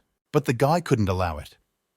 With the last of his strength, he also rose to his feet, and he rushed at the special one, clasping his waist from behind with both hands. He was still the enemy, not the children. Activating the shadow pupil, Zhang Yu pushed off from the ground. Despite the fact that the man was many times stronger and taller than some boy, the guy managed to lift him into the air. Finding himself in the shadow layer, where the hunter had a clear advantage, he let go of the special one, or rather, pushed him away from himself, firing the same projectile into his back. Landing at a distance, Zhang Yu tried to catch his breath while his opponent realized what had happened. His form managed to recover, but his strength was still catastrophically low. Calling the boy a stalker, the special one pointed his finger at him. Did he really think that he could stop him by dragging him into the shadow layer? He threatened to kill him, and no baby would help anymore. Zhang Yu noticed that his blood was under control. But the same question was brewing. Why was it necessary to kidnap children? The answer was simple. Naturally, because the souls of children are purer. The lizard advised the boy to listen to his family. And then the guy remembered that other one from the Chuyang laboratory at number 9. Are they somehow connected? However, he was not given time to think. Zhang Yu was surrounded by a bunch of others. The man satisfied the hunter's curiosity, so now it's time to end the games. At the snap of his finger, others as one rushed at the boy. The advantage was on their side, but he just smiled, not going to give up victory just like that. He had his own plan for this case. Crossing his arms over his chest, Zhang Yu concentrated. Threads began to appear from his palms, but this time they were much stronger. At the same time, the boy was able to envelop several others, preventing them from approaching and attacking. The monsters howled, trying to extricate themselves from the sticky substance, but nothing worked. The guy decided to pull one of the others towards him. Activating the tag and then the chase, he then used decapitation. It was easy to deal with them. He received +6 shadow points for activating shadow bite and absorption. Now their number was 81 out of 90. The lizard, who did not expect such an outcome of events, could not even imagine that the boy could absorb others. A blue whirlwind appeared at the battle site, absorbing everything that dared to approach it. Zhang Yu devoured them one by one, giving each one 6 shadow points. The special one, realizing that things were bad, decided it was time to intervene. Rushing towards the whirlwind, he tried to break through the invisible barrier with his fist. But he threw it away, not even allowing him to touch himself. Of all the options, the man had only one left, to use blood. However, even that was not destined to be realized. The vortex turned into a purple cocoon. This meant only one thing: cultivation. In simple words, growth. The hunter received enough points to advance to the next level. The lizard decided not to risk it and went on the run. It was too dangerous to stay here. The special ones turned out to be more cunning than he thought.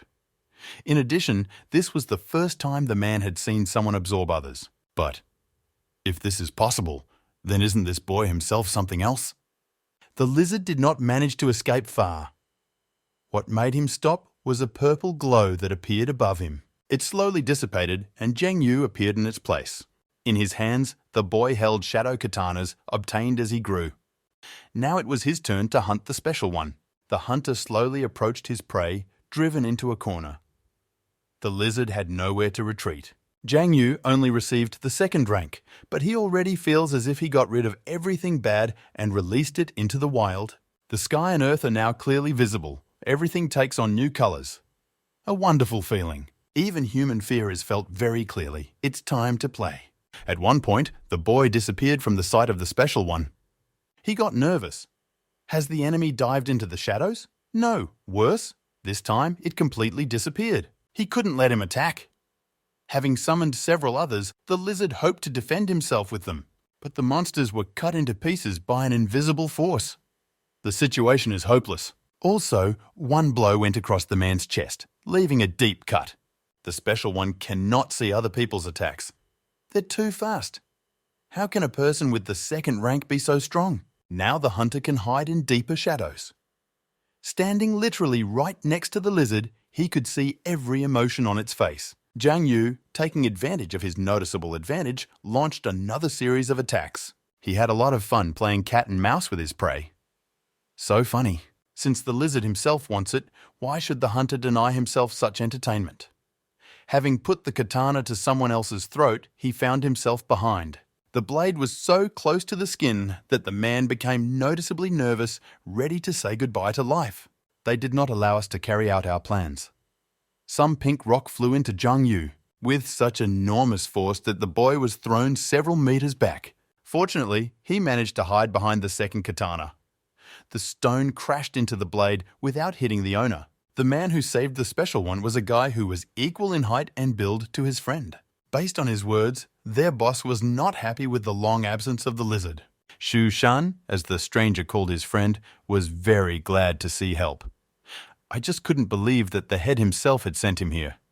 Zhao Yongcheng said that their plan is starting right now, so the lizard needs to immediately pick up and deliver the children to the boss.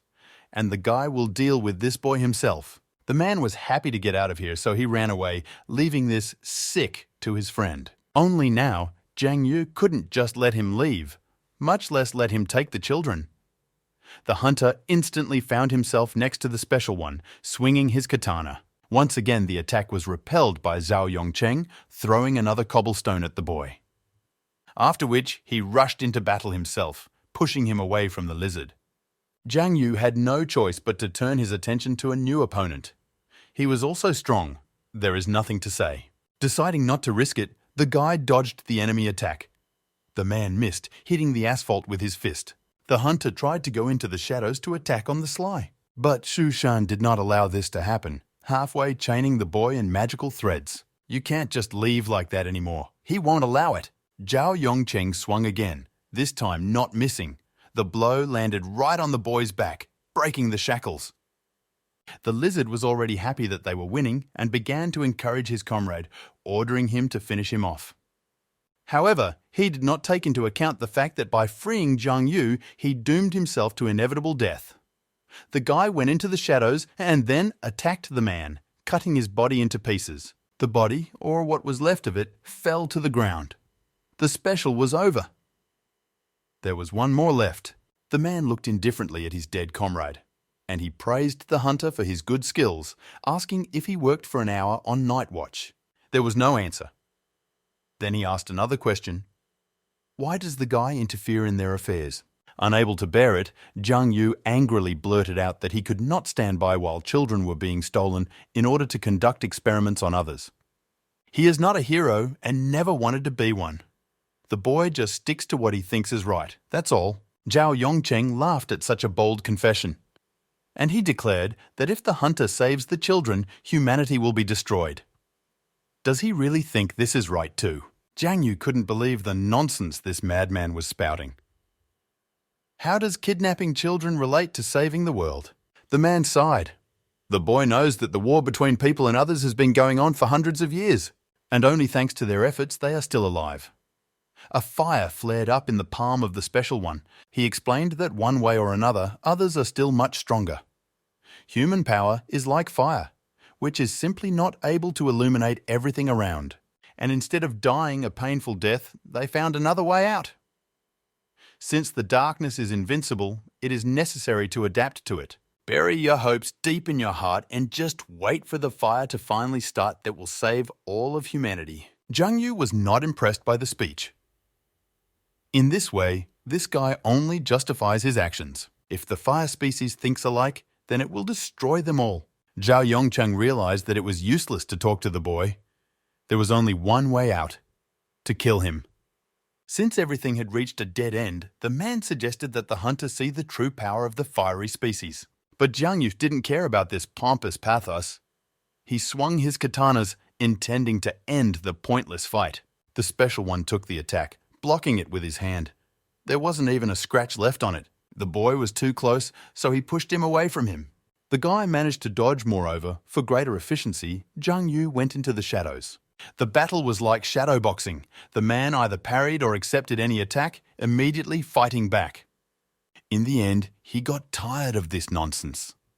Deciding to interrupt the hunter, Zhao Yongcheng focused on the power in one hand.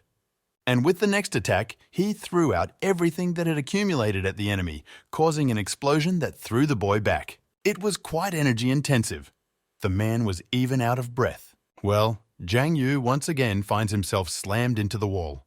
Blood oozed from a deep wound on his chest. He admitted that the enemy was quite strong for being able to pull off such a thing. The hunter, who has good regeneration, could not understand why the wound did not heal. So Zhao Yongcheng, who approached him, explained that it was all because of a special skill: Flame Strike. Since he can't even defeat him, what would have happened to Zhang Yu under different conditions? In the face of absolute power, he is helpless. The man raised his hand up, declaring the end and preparing to strike the final blow. Zhang Yu agreed with the enemy's decision. A crazy smile appeared on his face. Unexpectedly, the special hunter used a mark. Colors around Zhao Yongcheng turned blue. Many eyes appeared everywhere, looking at him. The mark caused him fear. Tears appeared on the man's face, and his voice began to tremble. He asked for help, not wanting to die. The boy, slowly advancing towards the enemy, explained that this is the fear that lurks deep in his heart. Saving humanity is just an excuse, and fear is the real reason for Zhao's actions. Yongcheng. And in their fiery form, they are all like this, just a group of stupid thugs pursuing their goals. Zhang Yu's katanas ceased into one huge sword, which he grasped with both hands. When the mark subsided and the fears of the special one dissipated, he could not stand it. The man ordered the guy to close his mouth, rushing at him with his fists. The hunter decided not to stand on ceremony. He activated the chase, piercing the enemy's chest with a sword. From Zhao's mouth, Yongcheng began to bleed, and he suddenly saw the boy's true face in front of him. The shadow form dissipated. Zhang Yu's eyes glowed with a bright yellow light while expressing indifference. The sword was drawn, and the special one's body collapsed onto the asphalt. It was no longer surprising to him that the guy was so fearless. Once upon a time, he was so energetic. But his ignorance and fearlessness had long since dissipated. In the end, Zhang Yu will meet the same fate. Zhao's body, Yongcheng, disintegrated into small pieces, slowly evaporating into the air, and only when a tiny light remained in place, the boy wondered, who are they really? Right now, there is a live report from the scene. The presenter named Shui Shui, standing in front of the Chuyan office, talks about what is happening. Just an hour ago, a fire broke out in the building and several others escaped to freedom. The building was completely charred and traces of a battle between the special and the other were found. It became known that many victims were saved thanks to a streamer with the nickname Yu. Having learned that several children had been kidnapped at the scene, he immediately rushed to search for them. There is still no news, so they can only pray that the children return safely. Yo, and a bunch of children appeared to everyone. People began to praise the boy with admiration, not believing that he managed to return the boys safe and sound. It is possible that some children may still be scared. The main thing is that they are alive, and the rest is a matter of time. Compared to them, Zhang Yu looked like a real hero, only without the shining armor. Kneeling down on one knee in front of them, the guy told them to go further on their own. This is where their paths diverge. The kids, not wanting to let go of their brother, rushed to hug him and endlessly thank him for saving him. A barely noticeable smile appeared on the boy's face. Then they were handed over to the night watch, and from the night watch to their parents and guardians. As they say, all's well that ends well. Jung Yu did his duty. All beaten, dishevelled and tired, the guy returned home.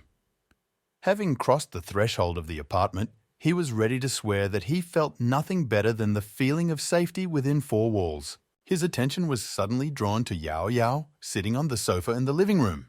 The girl, tucking her legs under her, could hardly hold back her tears. She was clearly upset with Jung Yu. There had been a cold dinner on the table for a long time. Everything that the guy ordered had been prepared. The realization that he had failed to keep his word again made him feel damn awkward. Taking the backpack off his shoulders, the boy took out a tray of broken eggs, once again making excuses for getting into trouble on the way home. There was an awkward silence for a moment. It was already clear that no one would believe this nonsense. Yao Yao burst into tears, accusing the guy of lying. He literally deceives her like a child. Throwing his backpack aside, Jung Yu put his hands on his belt. The boy also asked if his friend really thought he was dead. Out of anger, the girl blurted out that it would be better if he really died. She's tired of the endless lies. Yao Yao swung her hand to hit Jung Yu, but the boy grabbed someone else's fist in time, squeezing it in his palm. The girl demanded to be released, but the guy refused, abruptly pulling his girlfriend towards him.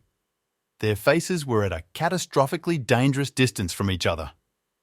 This must be the romantic moment when Jung Yu should have silently kissed Yao Yao, but instead he mockingly asked if she had tried that. Well, the girl awkwardly looked away, pointedly pretending that she did not understand what she was talking about. Having pressed Yao Yao to the wall, the boy pointedly placed one hand next to her head, making it clear that she would not be able to escape. She asked again what he meant. Jung Yu openly admitted that he had not tried it yet either. The guy knew that his girlfriend was making a fool out of embarrassment. It looked pretty nice. He directly offered to try because they are no longer children. His hand insistently crawled along the graceful girl's waist. Yao Yao stubbornly continued to not understand what her friend was talking about, asking her to speak more clearly, but her look spoke for itself. The boy leaned closer, closing his eyes. His heart began to flutter faster in panic.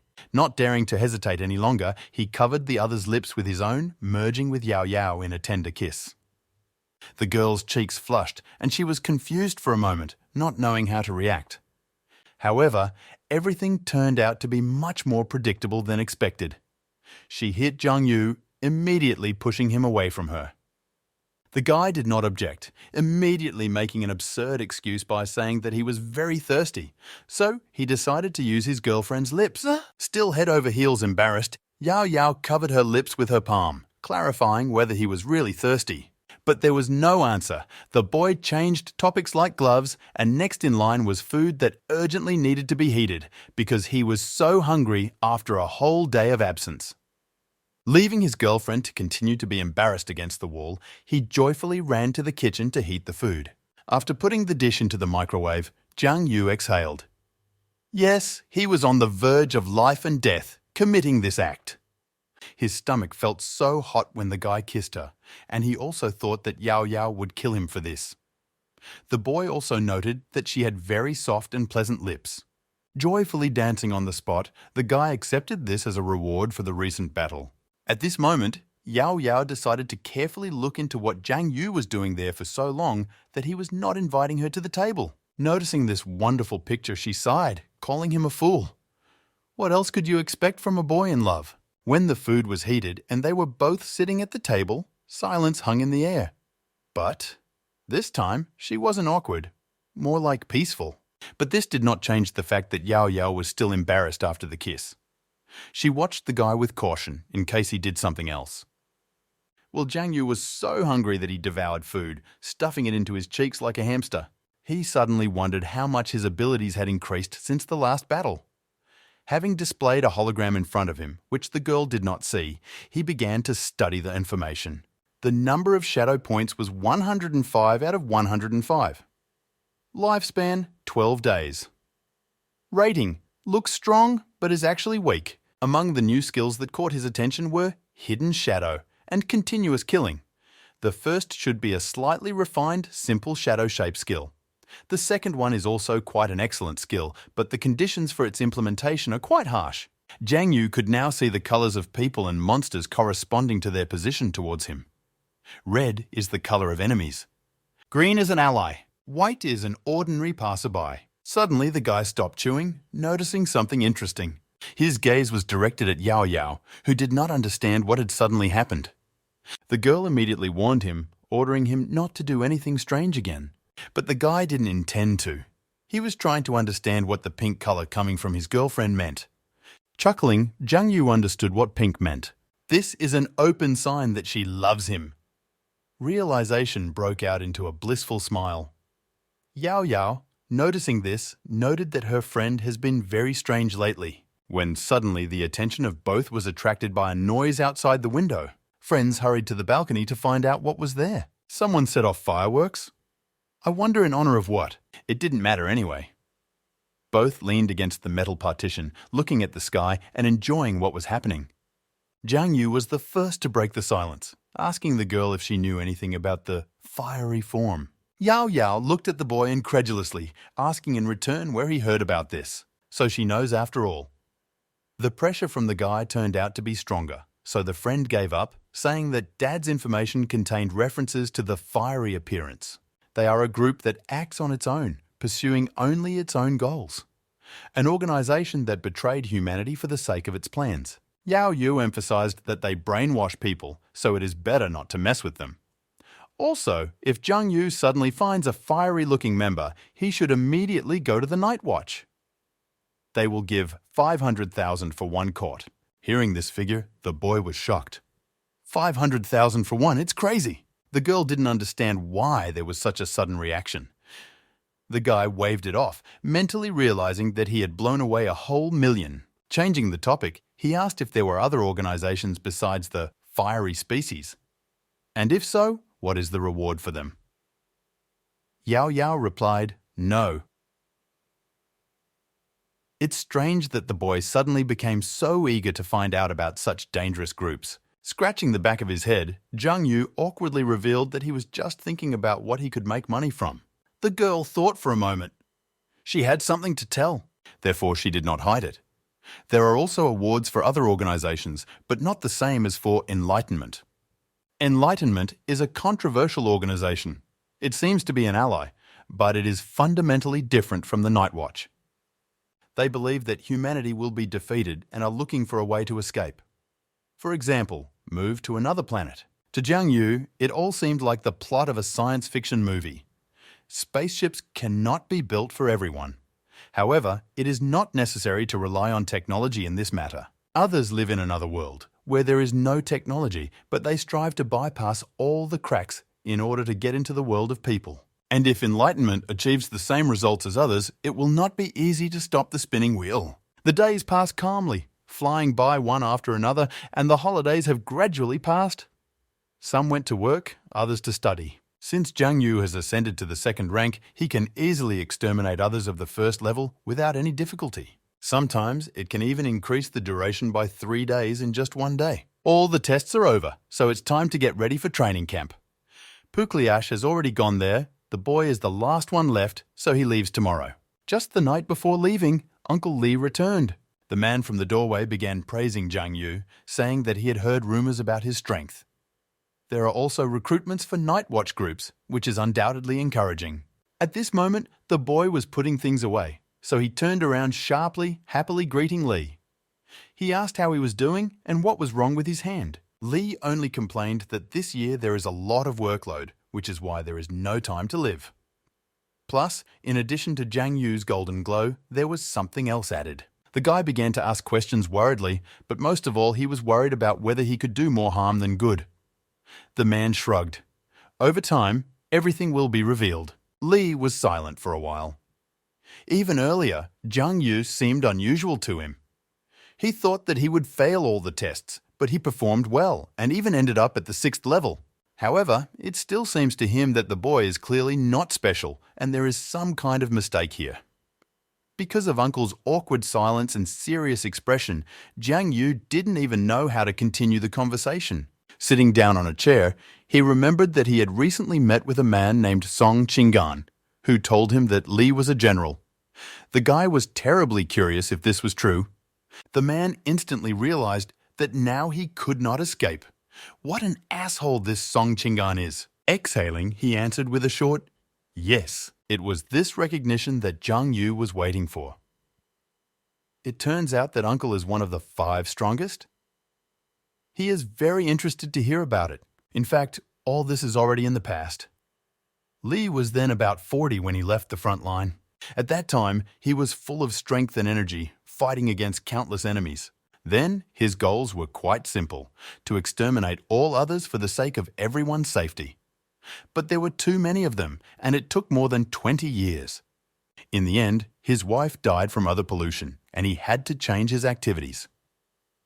The once invincible general became disabled. Lai emphasized that this time quite strong others appeared in Beidou. But Jiang Yu hastened to interrupt him. Does his uncle really think that he won't be able to cope and will give up? Never in my life. The boy also intends to become a general, like Li. The man was not impressed by such a direct statement. His face contorted into a disapproving grimace again. In any case, Jiang Yu has already been noticed, so there is no turning back. Li reached into his pants pocket, pulling out something. The item turned out to be an oval-shaped pendant hanging on a thick chain. The color of the pendant was red and it was covered with golden patterns. The man asked the guy to hang him around his neck. Taking the jewelry in his hands, the boy asked what kind of pendant it was. Uncle Li said that this is a very secret thing called shadow yin. After he puts it on, he will be able to hear many more different sounds. If Jiang Yu wears it for a long time, his willpower will be greatly strengthened and will help in his training. But negative emotions also intensify, so the pendant must be put on at intervals of 3 days. Additionally, it can activate when unusual energy is detected, releasing contaminated energy. Combat power will increase significantly in a very short period of time, but you can only use it once. Jiang Yu guessed, guessing that the polluted energy came from the shadow layer. Li was pleasantly surprised by the boy's intelligence. The man also warned that such prohibited things come from another world, so a certain fee is charged for their use. The cost of use will depend on the willpower and qualifications of the owner. If Jiang Yu's strength is above level 5, he can wear it calmly. The most amazing thing is that the pendant can recognize people.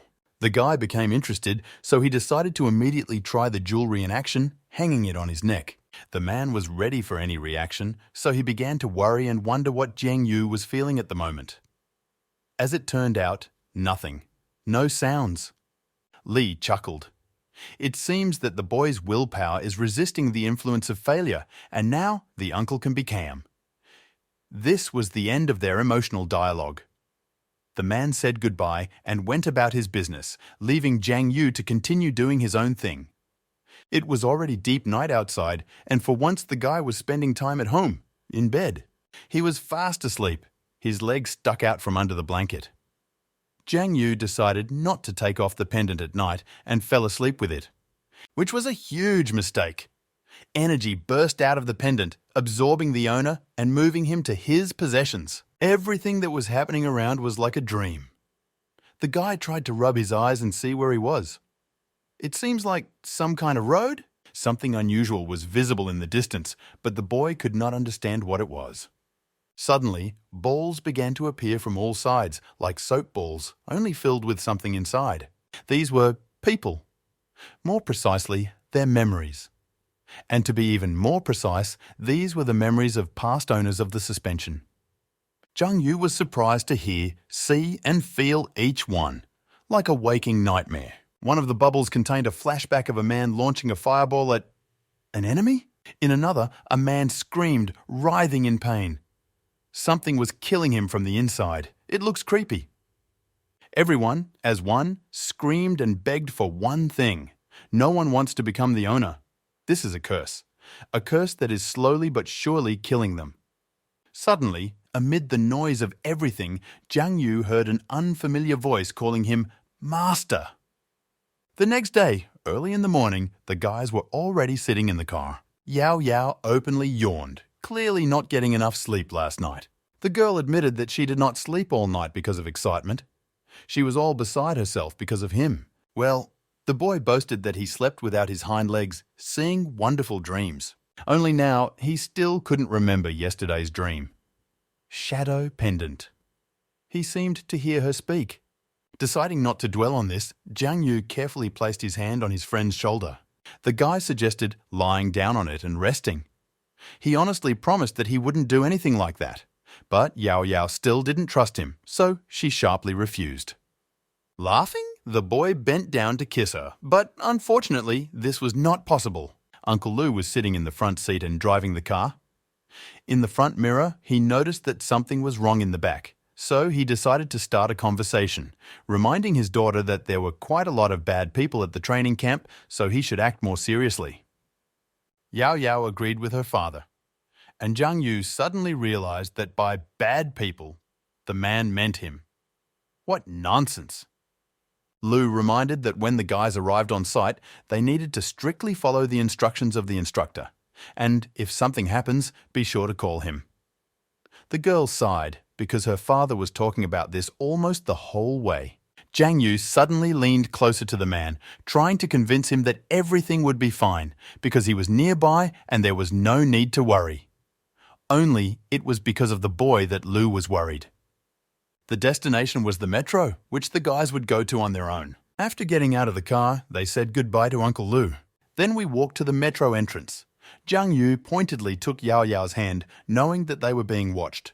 The man stuck his head out of the car, not believing his eyes. But he didn't say anything after him. He just cursed under his breath, resigning himself to his daughter's decision. Already near the stairs, the girl pulled back her hand, reproaching the boy that his father would kill him if he saw this. Jiang Yu assured that everything was fine. They have always been together, there is nothing wrong with this, and Uncle Lou has nothing to worry about. Yao Yao chuckled, asking her to stop. It was all so confusing. Quite a lot of guys had already gathered at the station, and the train had just arrived, so they arrived on time. Entering the carriage, the boy and his girlfriend took their seats. The road promised to be long, but no less fun. The people gathered here were very different. This is for the better. You can make many useful contacts. Well, or not really. Jiang Yu was excited. Just a little more, and they will arrive at the training camp. I wonder what awaits them. A mechanical voice rang out, notifying the students of the following.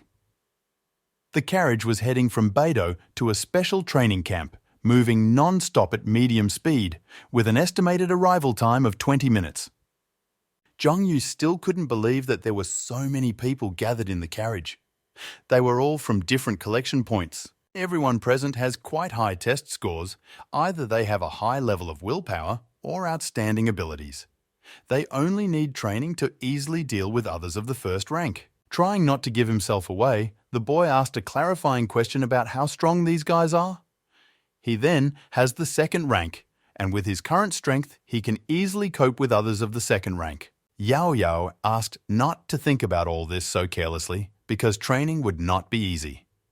Putting on her headphones, she intended to take her mind off Jiang Yu for at least 20 minutes. But before turning on the music, she said that when they arrived at the camp, he would taste real suffering. The boy didn't care at all. He was sure that no problems would arise at all. Throwing his hands behind his head, the guy settled more comfortably on the seat, intending to also rest before a hard day. The train rushed along the tracks, carrying the students to their destination. Yao Yao, unable to fall asleep, began to wake up the sleeping Jiang Yu, clearly worried about something. The sleepy boy did not understand what was happening, and the first thing he did was try to focus his gaze. Some guys were sleeping, some were also worried. The girl didn't understand. They were told that the trip would take about 20 minutes, but they've already been on the road for 40. And they're still going. The guy thought it was strange because it shouldn't be like this. Why then? Finally waking up, he opened his eyes wide. There was fog throughout the entire carriage and beyond. And the fog is not simple, but resembles a shadow layer. All the guys became even more worried. One of the guys pointed sharply to the window. He saw some movement that clearly resembled something. None of those present had any idea what the hell was going on here. Just looking around, they read surprise and horror in each other's eyes. Suddenly, the carriage braked. So much so that some flew out of their seats, falling to the floor. The mechanical voice sounded again, announcing the arrival at the training camp. The doors opened and the guys got out of the car. Wait, weren't they supposed to be met? Zhang Yu, as if enchanted, brazenly but carefully pushed people in front of him, trying to move forward. Yao Yao, noticing that something was wrong with the guy, rushed after him, calling him to stop and return to his place. But he didn't hear her. Only after a few seconds turning her head, Yao Yao could detect a change in the boy's pupils. They turned red, making it clear that the situation was getting out of control. Zhang Yu didn't notice how he stepped on blood. There were streaks everywhere. This was starting to get really annoying. Yao Yao was horrified when she saw this. Covering her face with her palm, she tried to hide her emotions from strangers. The boy, not being squeamish, sat down, running his finger over the blood to make sure that it was really her. Bringing his finger closer, he sniffed. As he suspected, it was blood. The guys couldn't understand what the hell was making blood right at the station. Was someone killed at the training camp? This can't happen. And shouldn't there be teachers there? How could this even happen? Zhang Yu's answer was short and clear. Others. Everyone should have guessed this even without his prompting. But apparently not today. They became noticeably nervous. Are they really not as brave as they were supposed to be? Realizing that it would be impossible to ask them for anything, the guy turned to Yao Yao, ordering the night watch to be notified about everything. In addition, you need to get back as quickly as possible. Well, Zhang Yu goes to the toilet at this moment. In the literal sense of the word. Turning around, the boy confidently moved deeper into the station. The girl visibly panicked, asking her friend to come back, but he did not listen. Not thinking of anything better than to rush after him, she did just that. It was impossible to leave him alone. The students watching this scene still did not understand what was happening and what they should do next. Do they really need to come back? Sounds like nonsense. In addition, there is no signal at the station and nothing will be sent. They have no choice, so they still have to get out of the car. The guys began to leave the carriage one after another. Some were bolder, while others were still holed up in safety. It is unclear how long this will last. In the corner on the wall, just before exiting the carriage, there was a camera that no one noticed. It's a pity. Zhang Yu was not joking about his intentions. He actually went to take a leak in the toilet. And oh gods, what was his endowment after? It's like a stone has been lifted from my soul. True, we were not allowed to fully enjoy this relief. The gnashing of claws and teeth was heard from behind. Another, in the form of a wolf, rushed headlong towards the guy, preparing to sink his sharp teeth into his throat. Only now, his plans were not destined to come true. The monster exploded from a stone that hit it. Even Zhang Yu was shocked by the direct hit. And who could it be?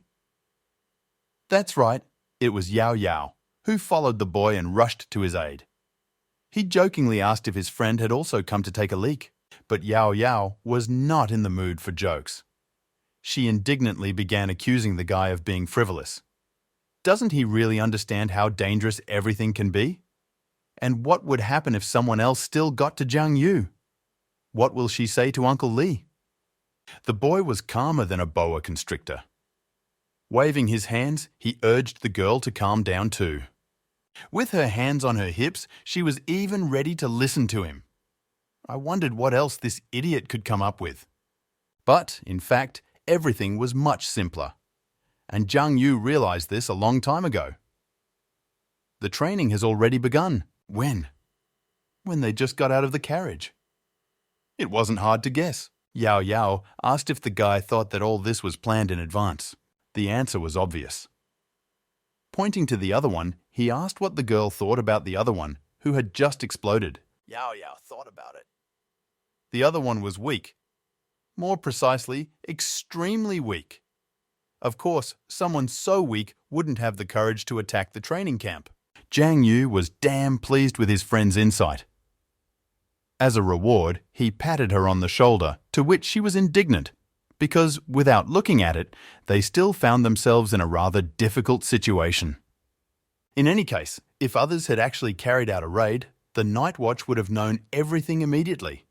And at the same time, I would notify the students about what happened. They deliberately extended the time spent in the subway car to intimidate. Thick fog was used to recreate the atmosphere of fear, and blood to make it look even worse. All this is a simple test of endurance. Under such pressure, the weak and strong stand out very much. This is the perfect time to weed out the weak. Well, as for Jiang Yu then, he is already the strongest. True, such a statement did not surprise Yao Yao. She has been hearing about this for half a day. Their sweet conversation was interrupted by others who suddenly appeared. All three rushed at them, and the boy immediately figured out what was the right thing to do. Instead of fighting himself, he hid behind Yao Yao, asking her to use her abilities. The girl did not understand why she, if the strongest here, is Jiang Yu. The boy happily stated that if he wanted to do something, that others would not have a chance. So, this is a great chance for your friend to show off her skills. Pushing her in the back, the girl was left alone with danger. Well, not the first. The training camp workers watched everything that happened, sitting at the monitors. There were cameras everywhere, so it was easy to monitor each of the students. However, their attention was now focused on this couple. Yao Yao dealt with the others without any problems. I was out of breath, a little out of breath, but I managed. 1 against 3, this is an incredible battle. Jiang Yu was delighted and endlessly praised his friend. But this, on the contrary, angered the girl. She attacked the boy with her fists. How he wasn't ashamed at all to just stand next to him. What if something happened to her? The guy asked not to be angry because this shows his trust. Yao Yao's hand tightly, Jiang Yu calmed her down. This was not the time to scold him, especially when there was something interesting nearby. On the wall is a plan, or to be more precise, a map of the station. With her help, the guys could now find a way out without any problems. The girl was not entirely impressed by this find. Do they really need to get out of this hole? Not fighting some boss, as is usually the case? Coming closer, Jiang Yu took a closer look at the map. Exit C is a shadow field.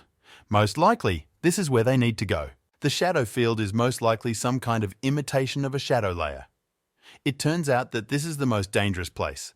Usually, the most dangerous place is often the safest. There wasn't much choice. The guy, encouraging his friend, squeezed her shoulder, promising that he would protect her if they got into trouble. Suddenly, out of nowhere, a bunch of students appeared, running headlong away from something truly terrible. They almost knocked the guys down, and even Jiang Yu, who was trying to stop them and find out what was happening, could not do it. He did not understand why the elite was afraid of some others. Shouldn't it be the other way around? Suddenly, Yao Yao called out to the boy, telling him to turn around. A huge three-headed serpent other appeared right behind the guy, hissing until it felt unpleasant in his ears. The three heads immediately swung at their potential prey, but Jiang Yu managed to jump back in time, and all three heads crashed into the floor, leaving noticeable holes behind them. The boy was seriously nervous. Something wrong was happening. Another has the first rank, but if this creature ends up in a training camp, everything will lead to inevitable deaths. Yao Yao, serving as a distraction, tried to attract the snake's attention to herself. Golden energy began to accumulate in her hands. This is what attracted the other one. One of the heads immediately opened its mouth, rushing at the girl. But she could not do anything. She froze in horror, looking at her approaching death. Fortunately, Jiang Yu arrived in time to help, attacking the creature with his foot right in the face. Without wasting any time, he grabbed his girlfriend's hand. It was necessary to escape, and as quickly as possible. While the other is trying to come to his senses, they have some time to gain. But in any case, the other will be faster. The size, after all, allows it. Therefore, the guys did not manage to break away much from the chase. The rest of the students watched in horror what was happening, without interfering. Everyone was worried about their own skin. Jiang Yu and Yao Yao were extremely lucky. Entrance S was directly ahead. That's where they needed to go. However, as soon as the boy crossed the threshold of the room, everything around him changed, and the feeling of someone else's palm disappeared from her hand. It was as if the girl had evaporated.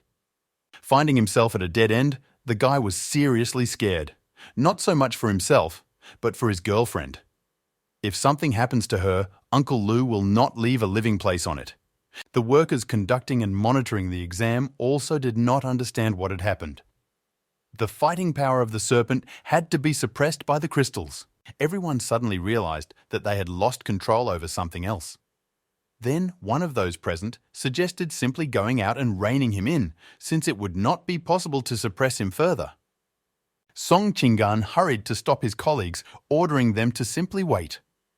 Coming closer, the man looked at the monitor.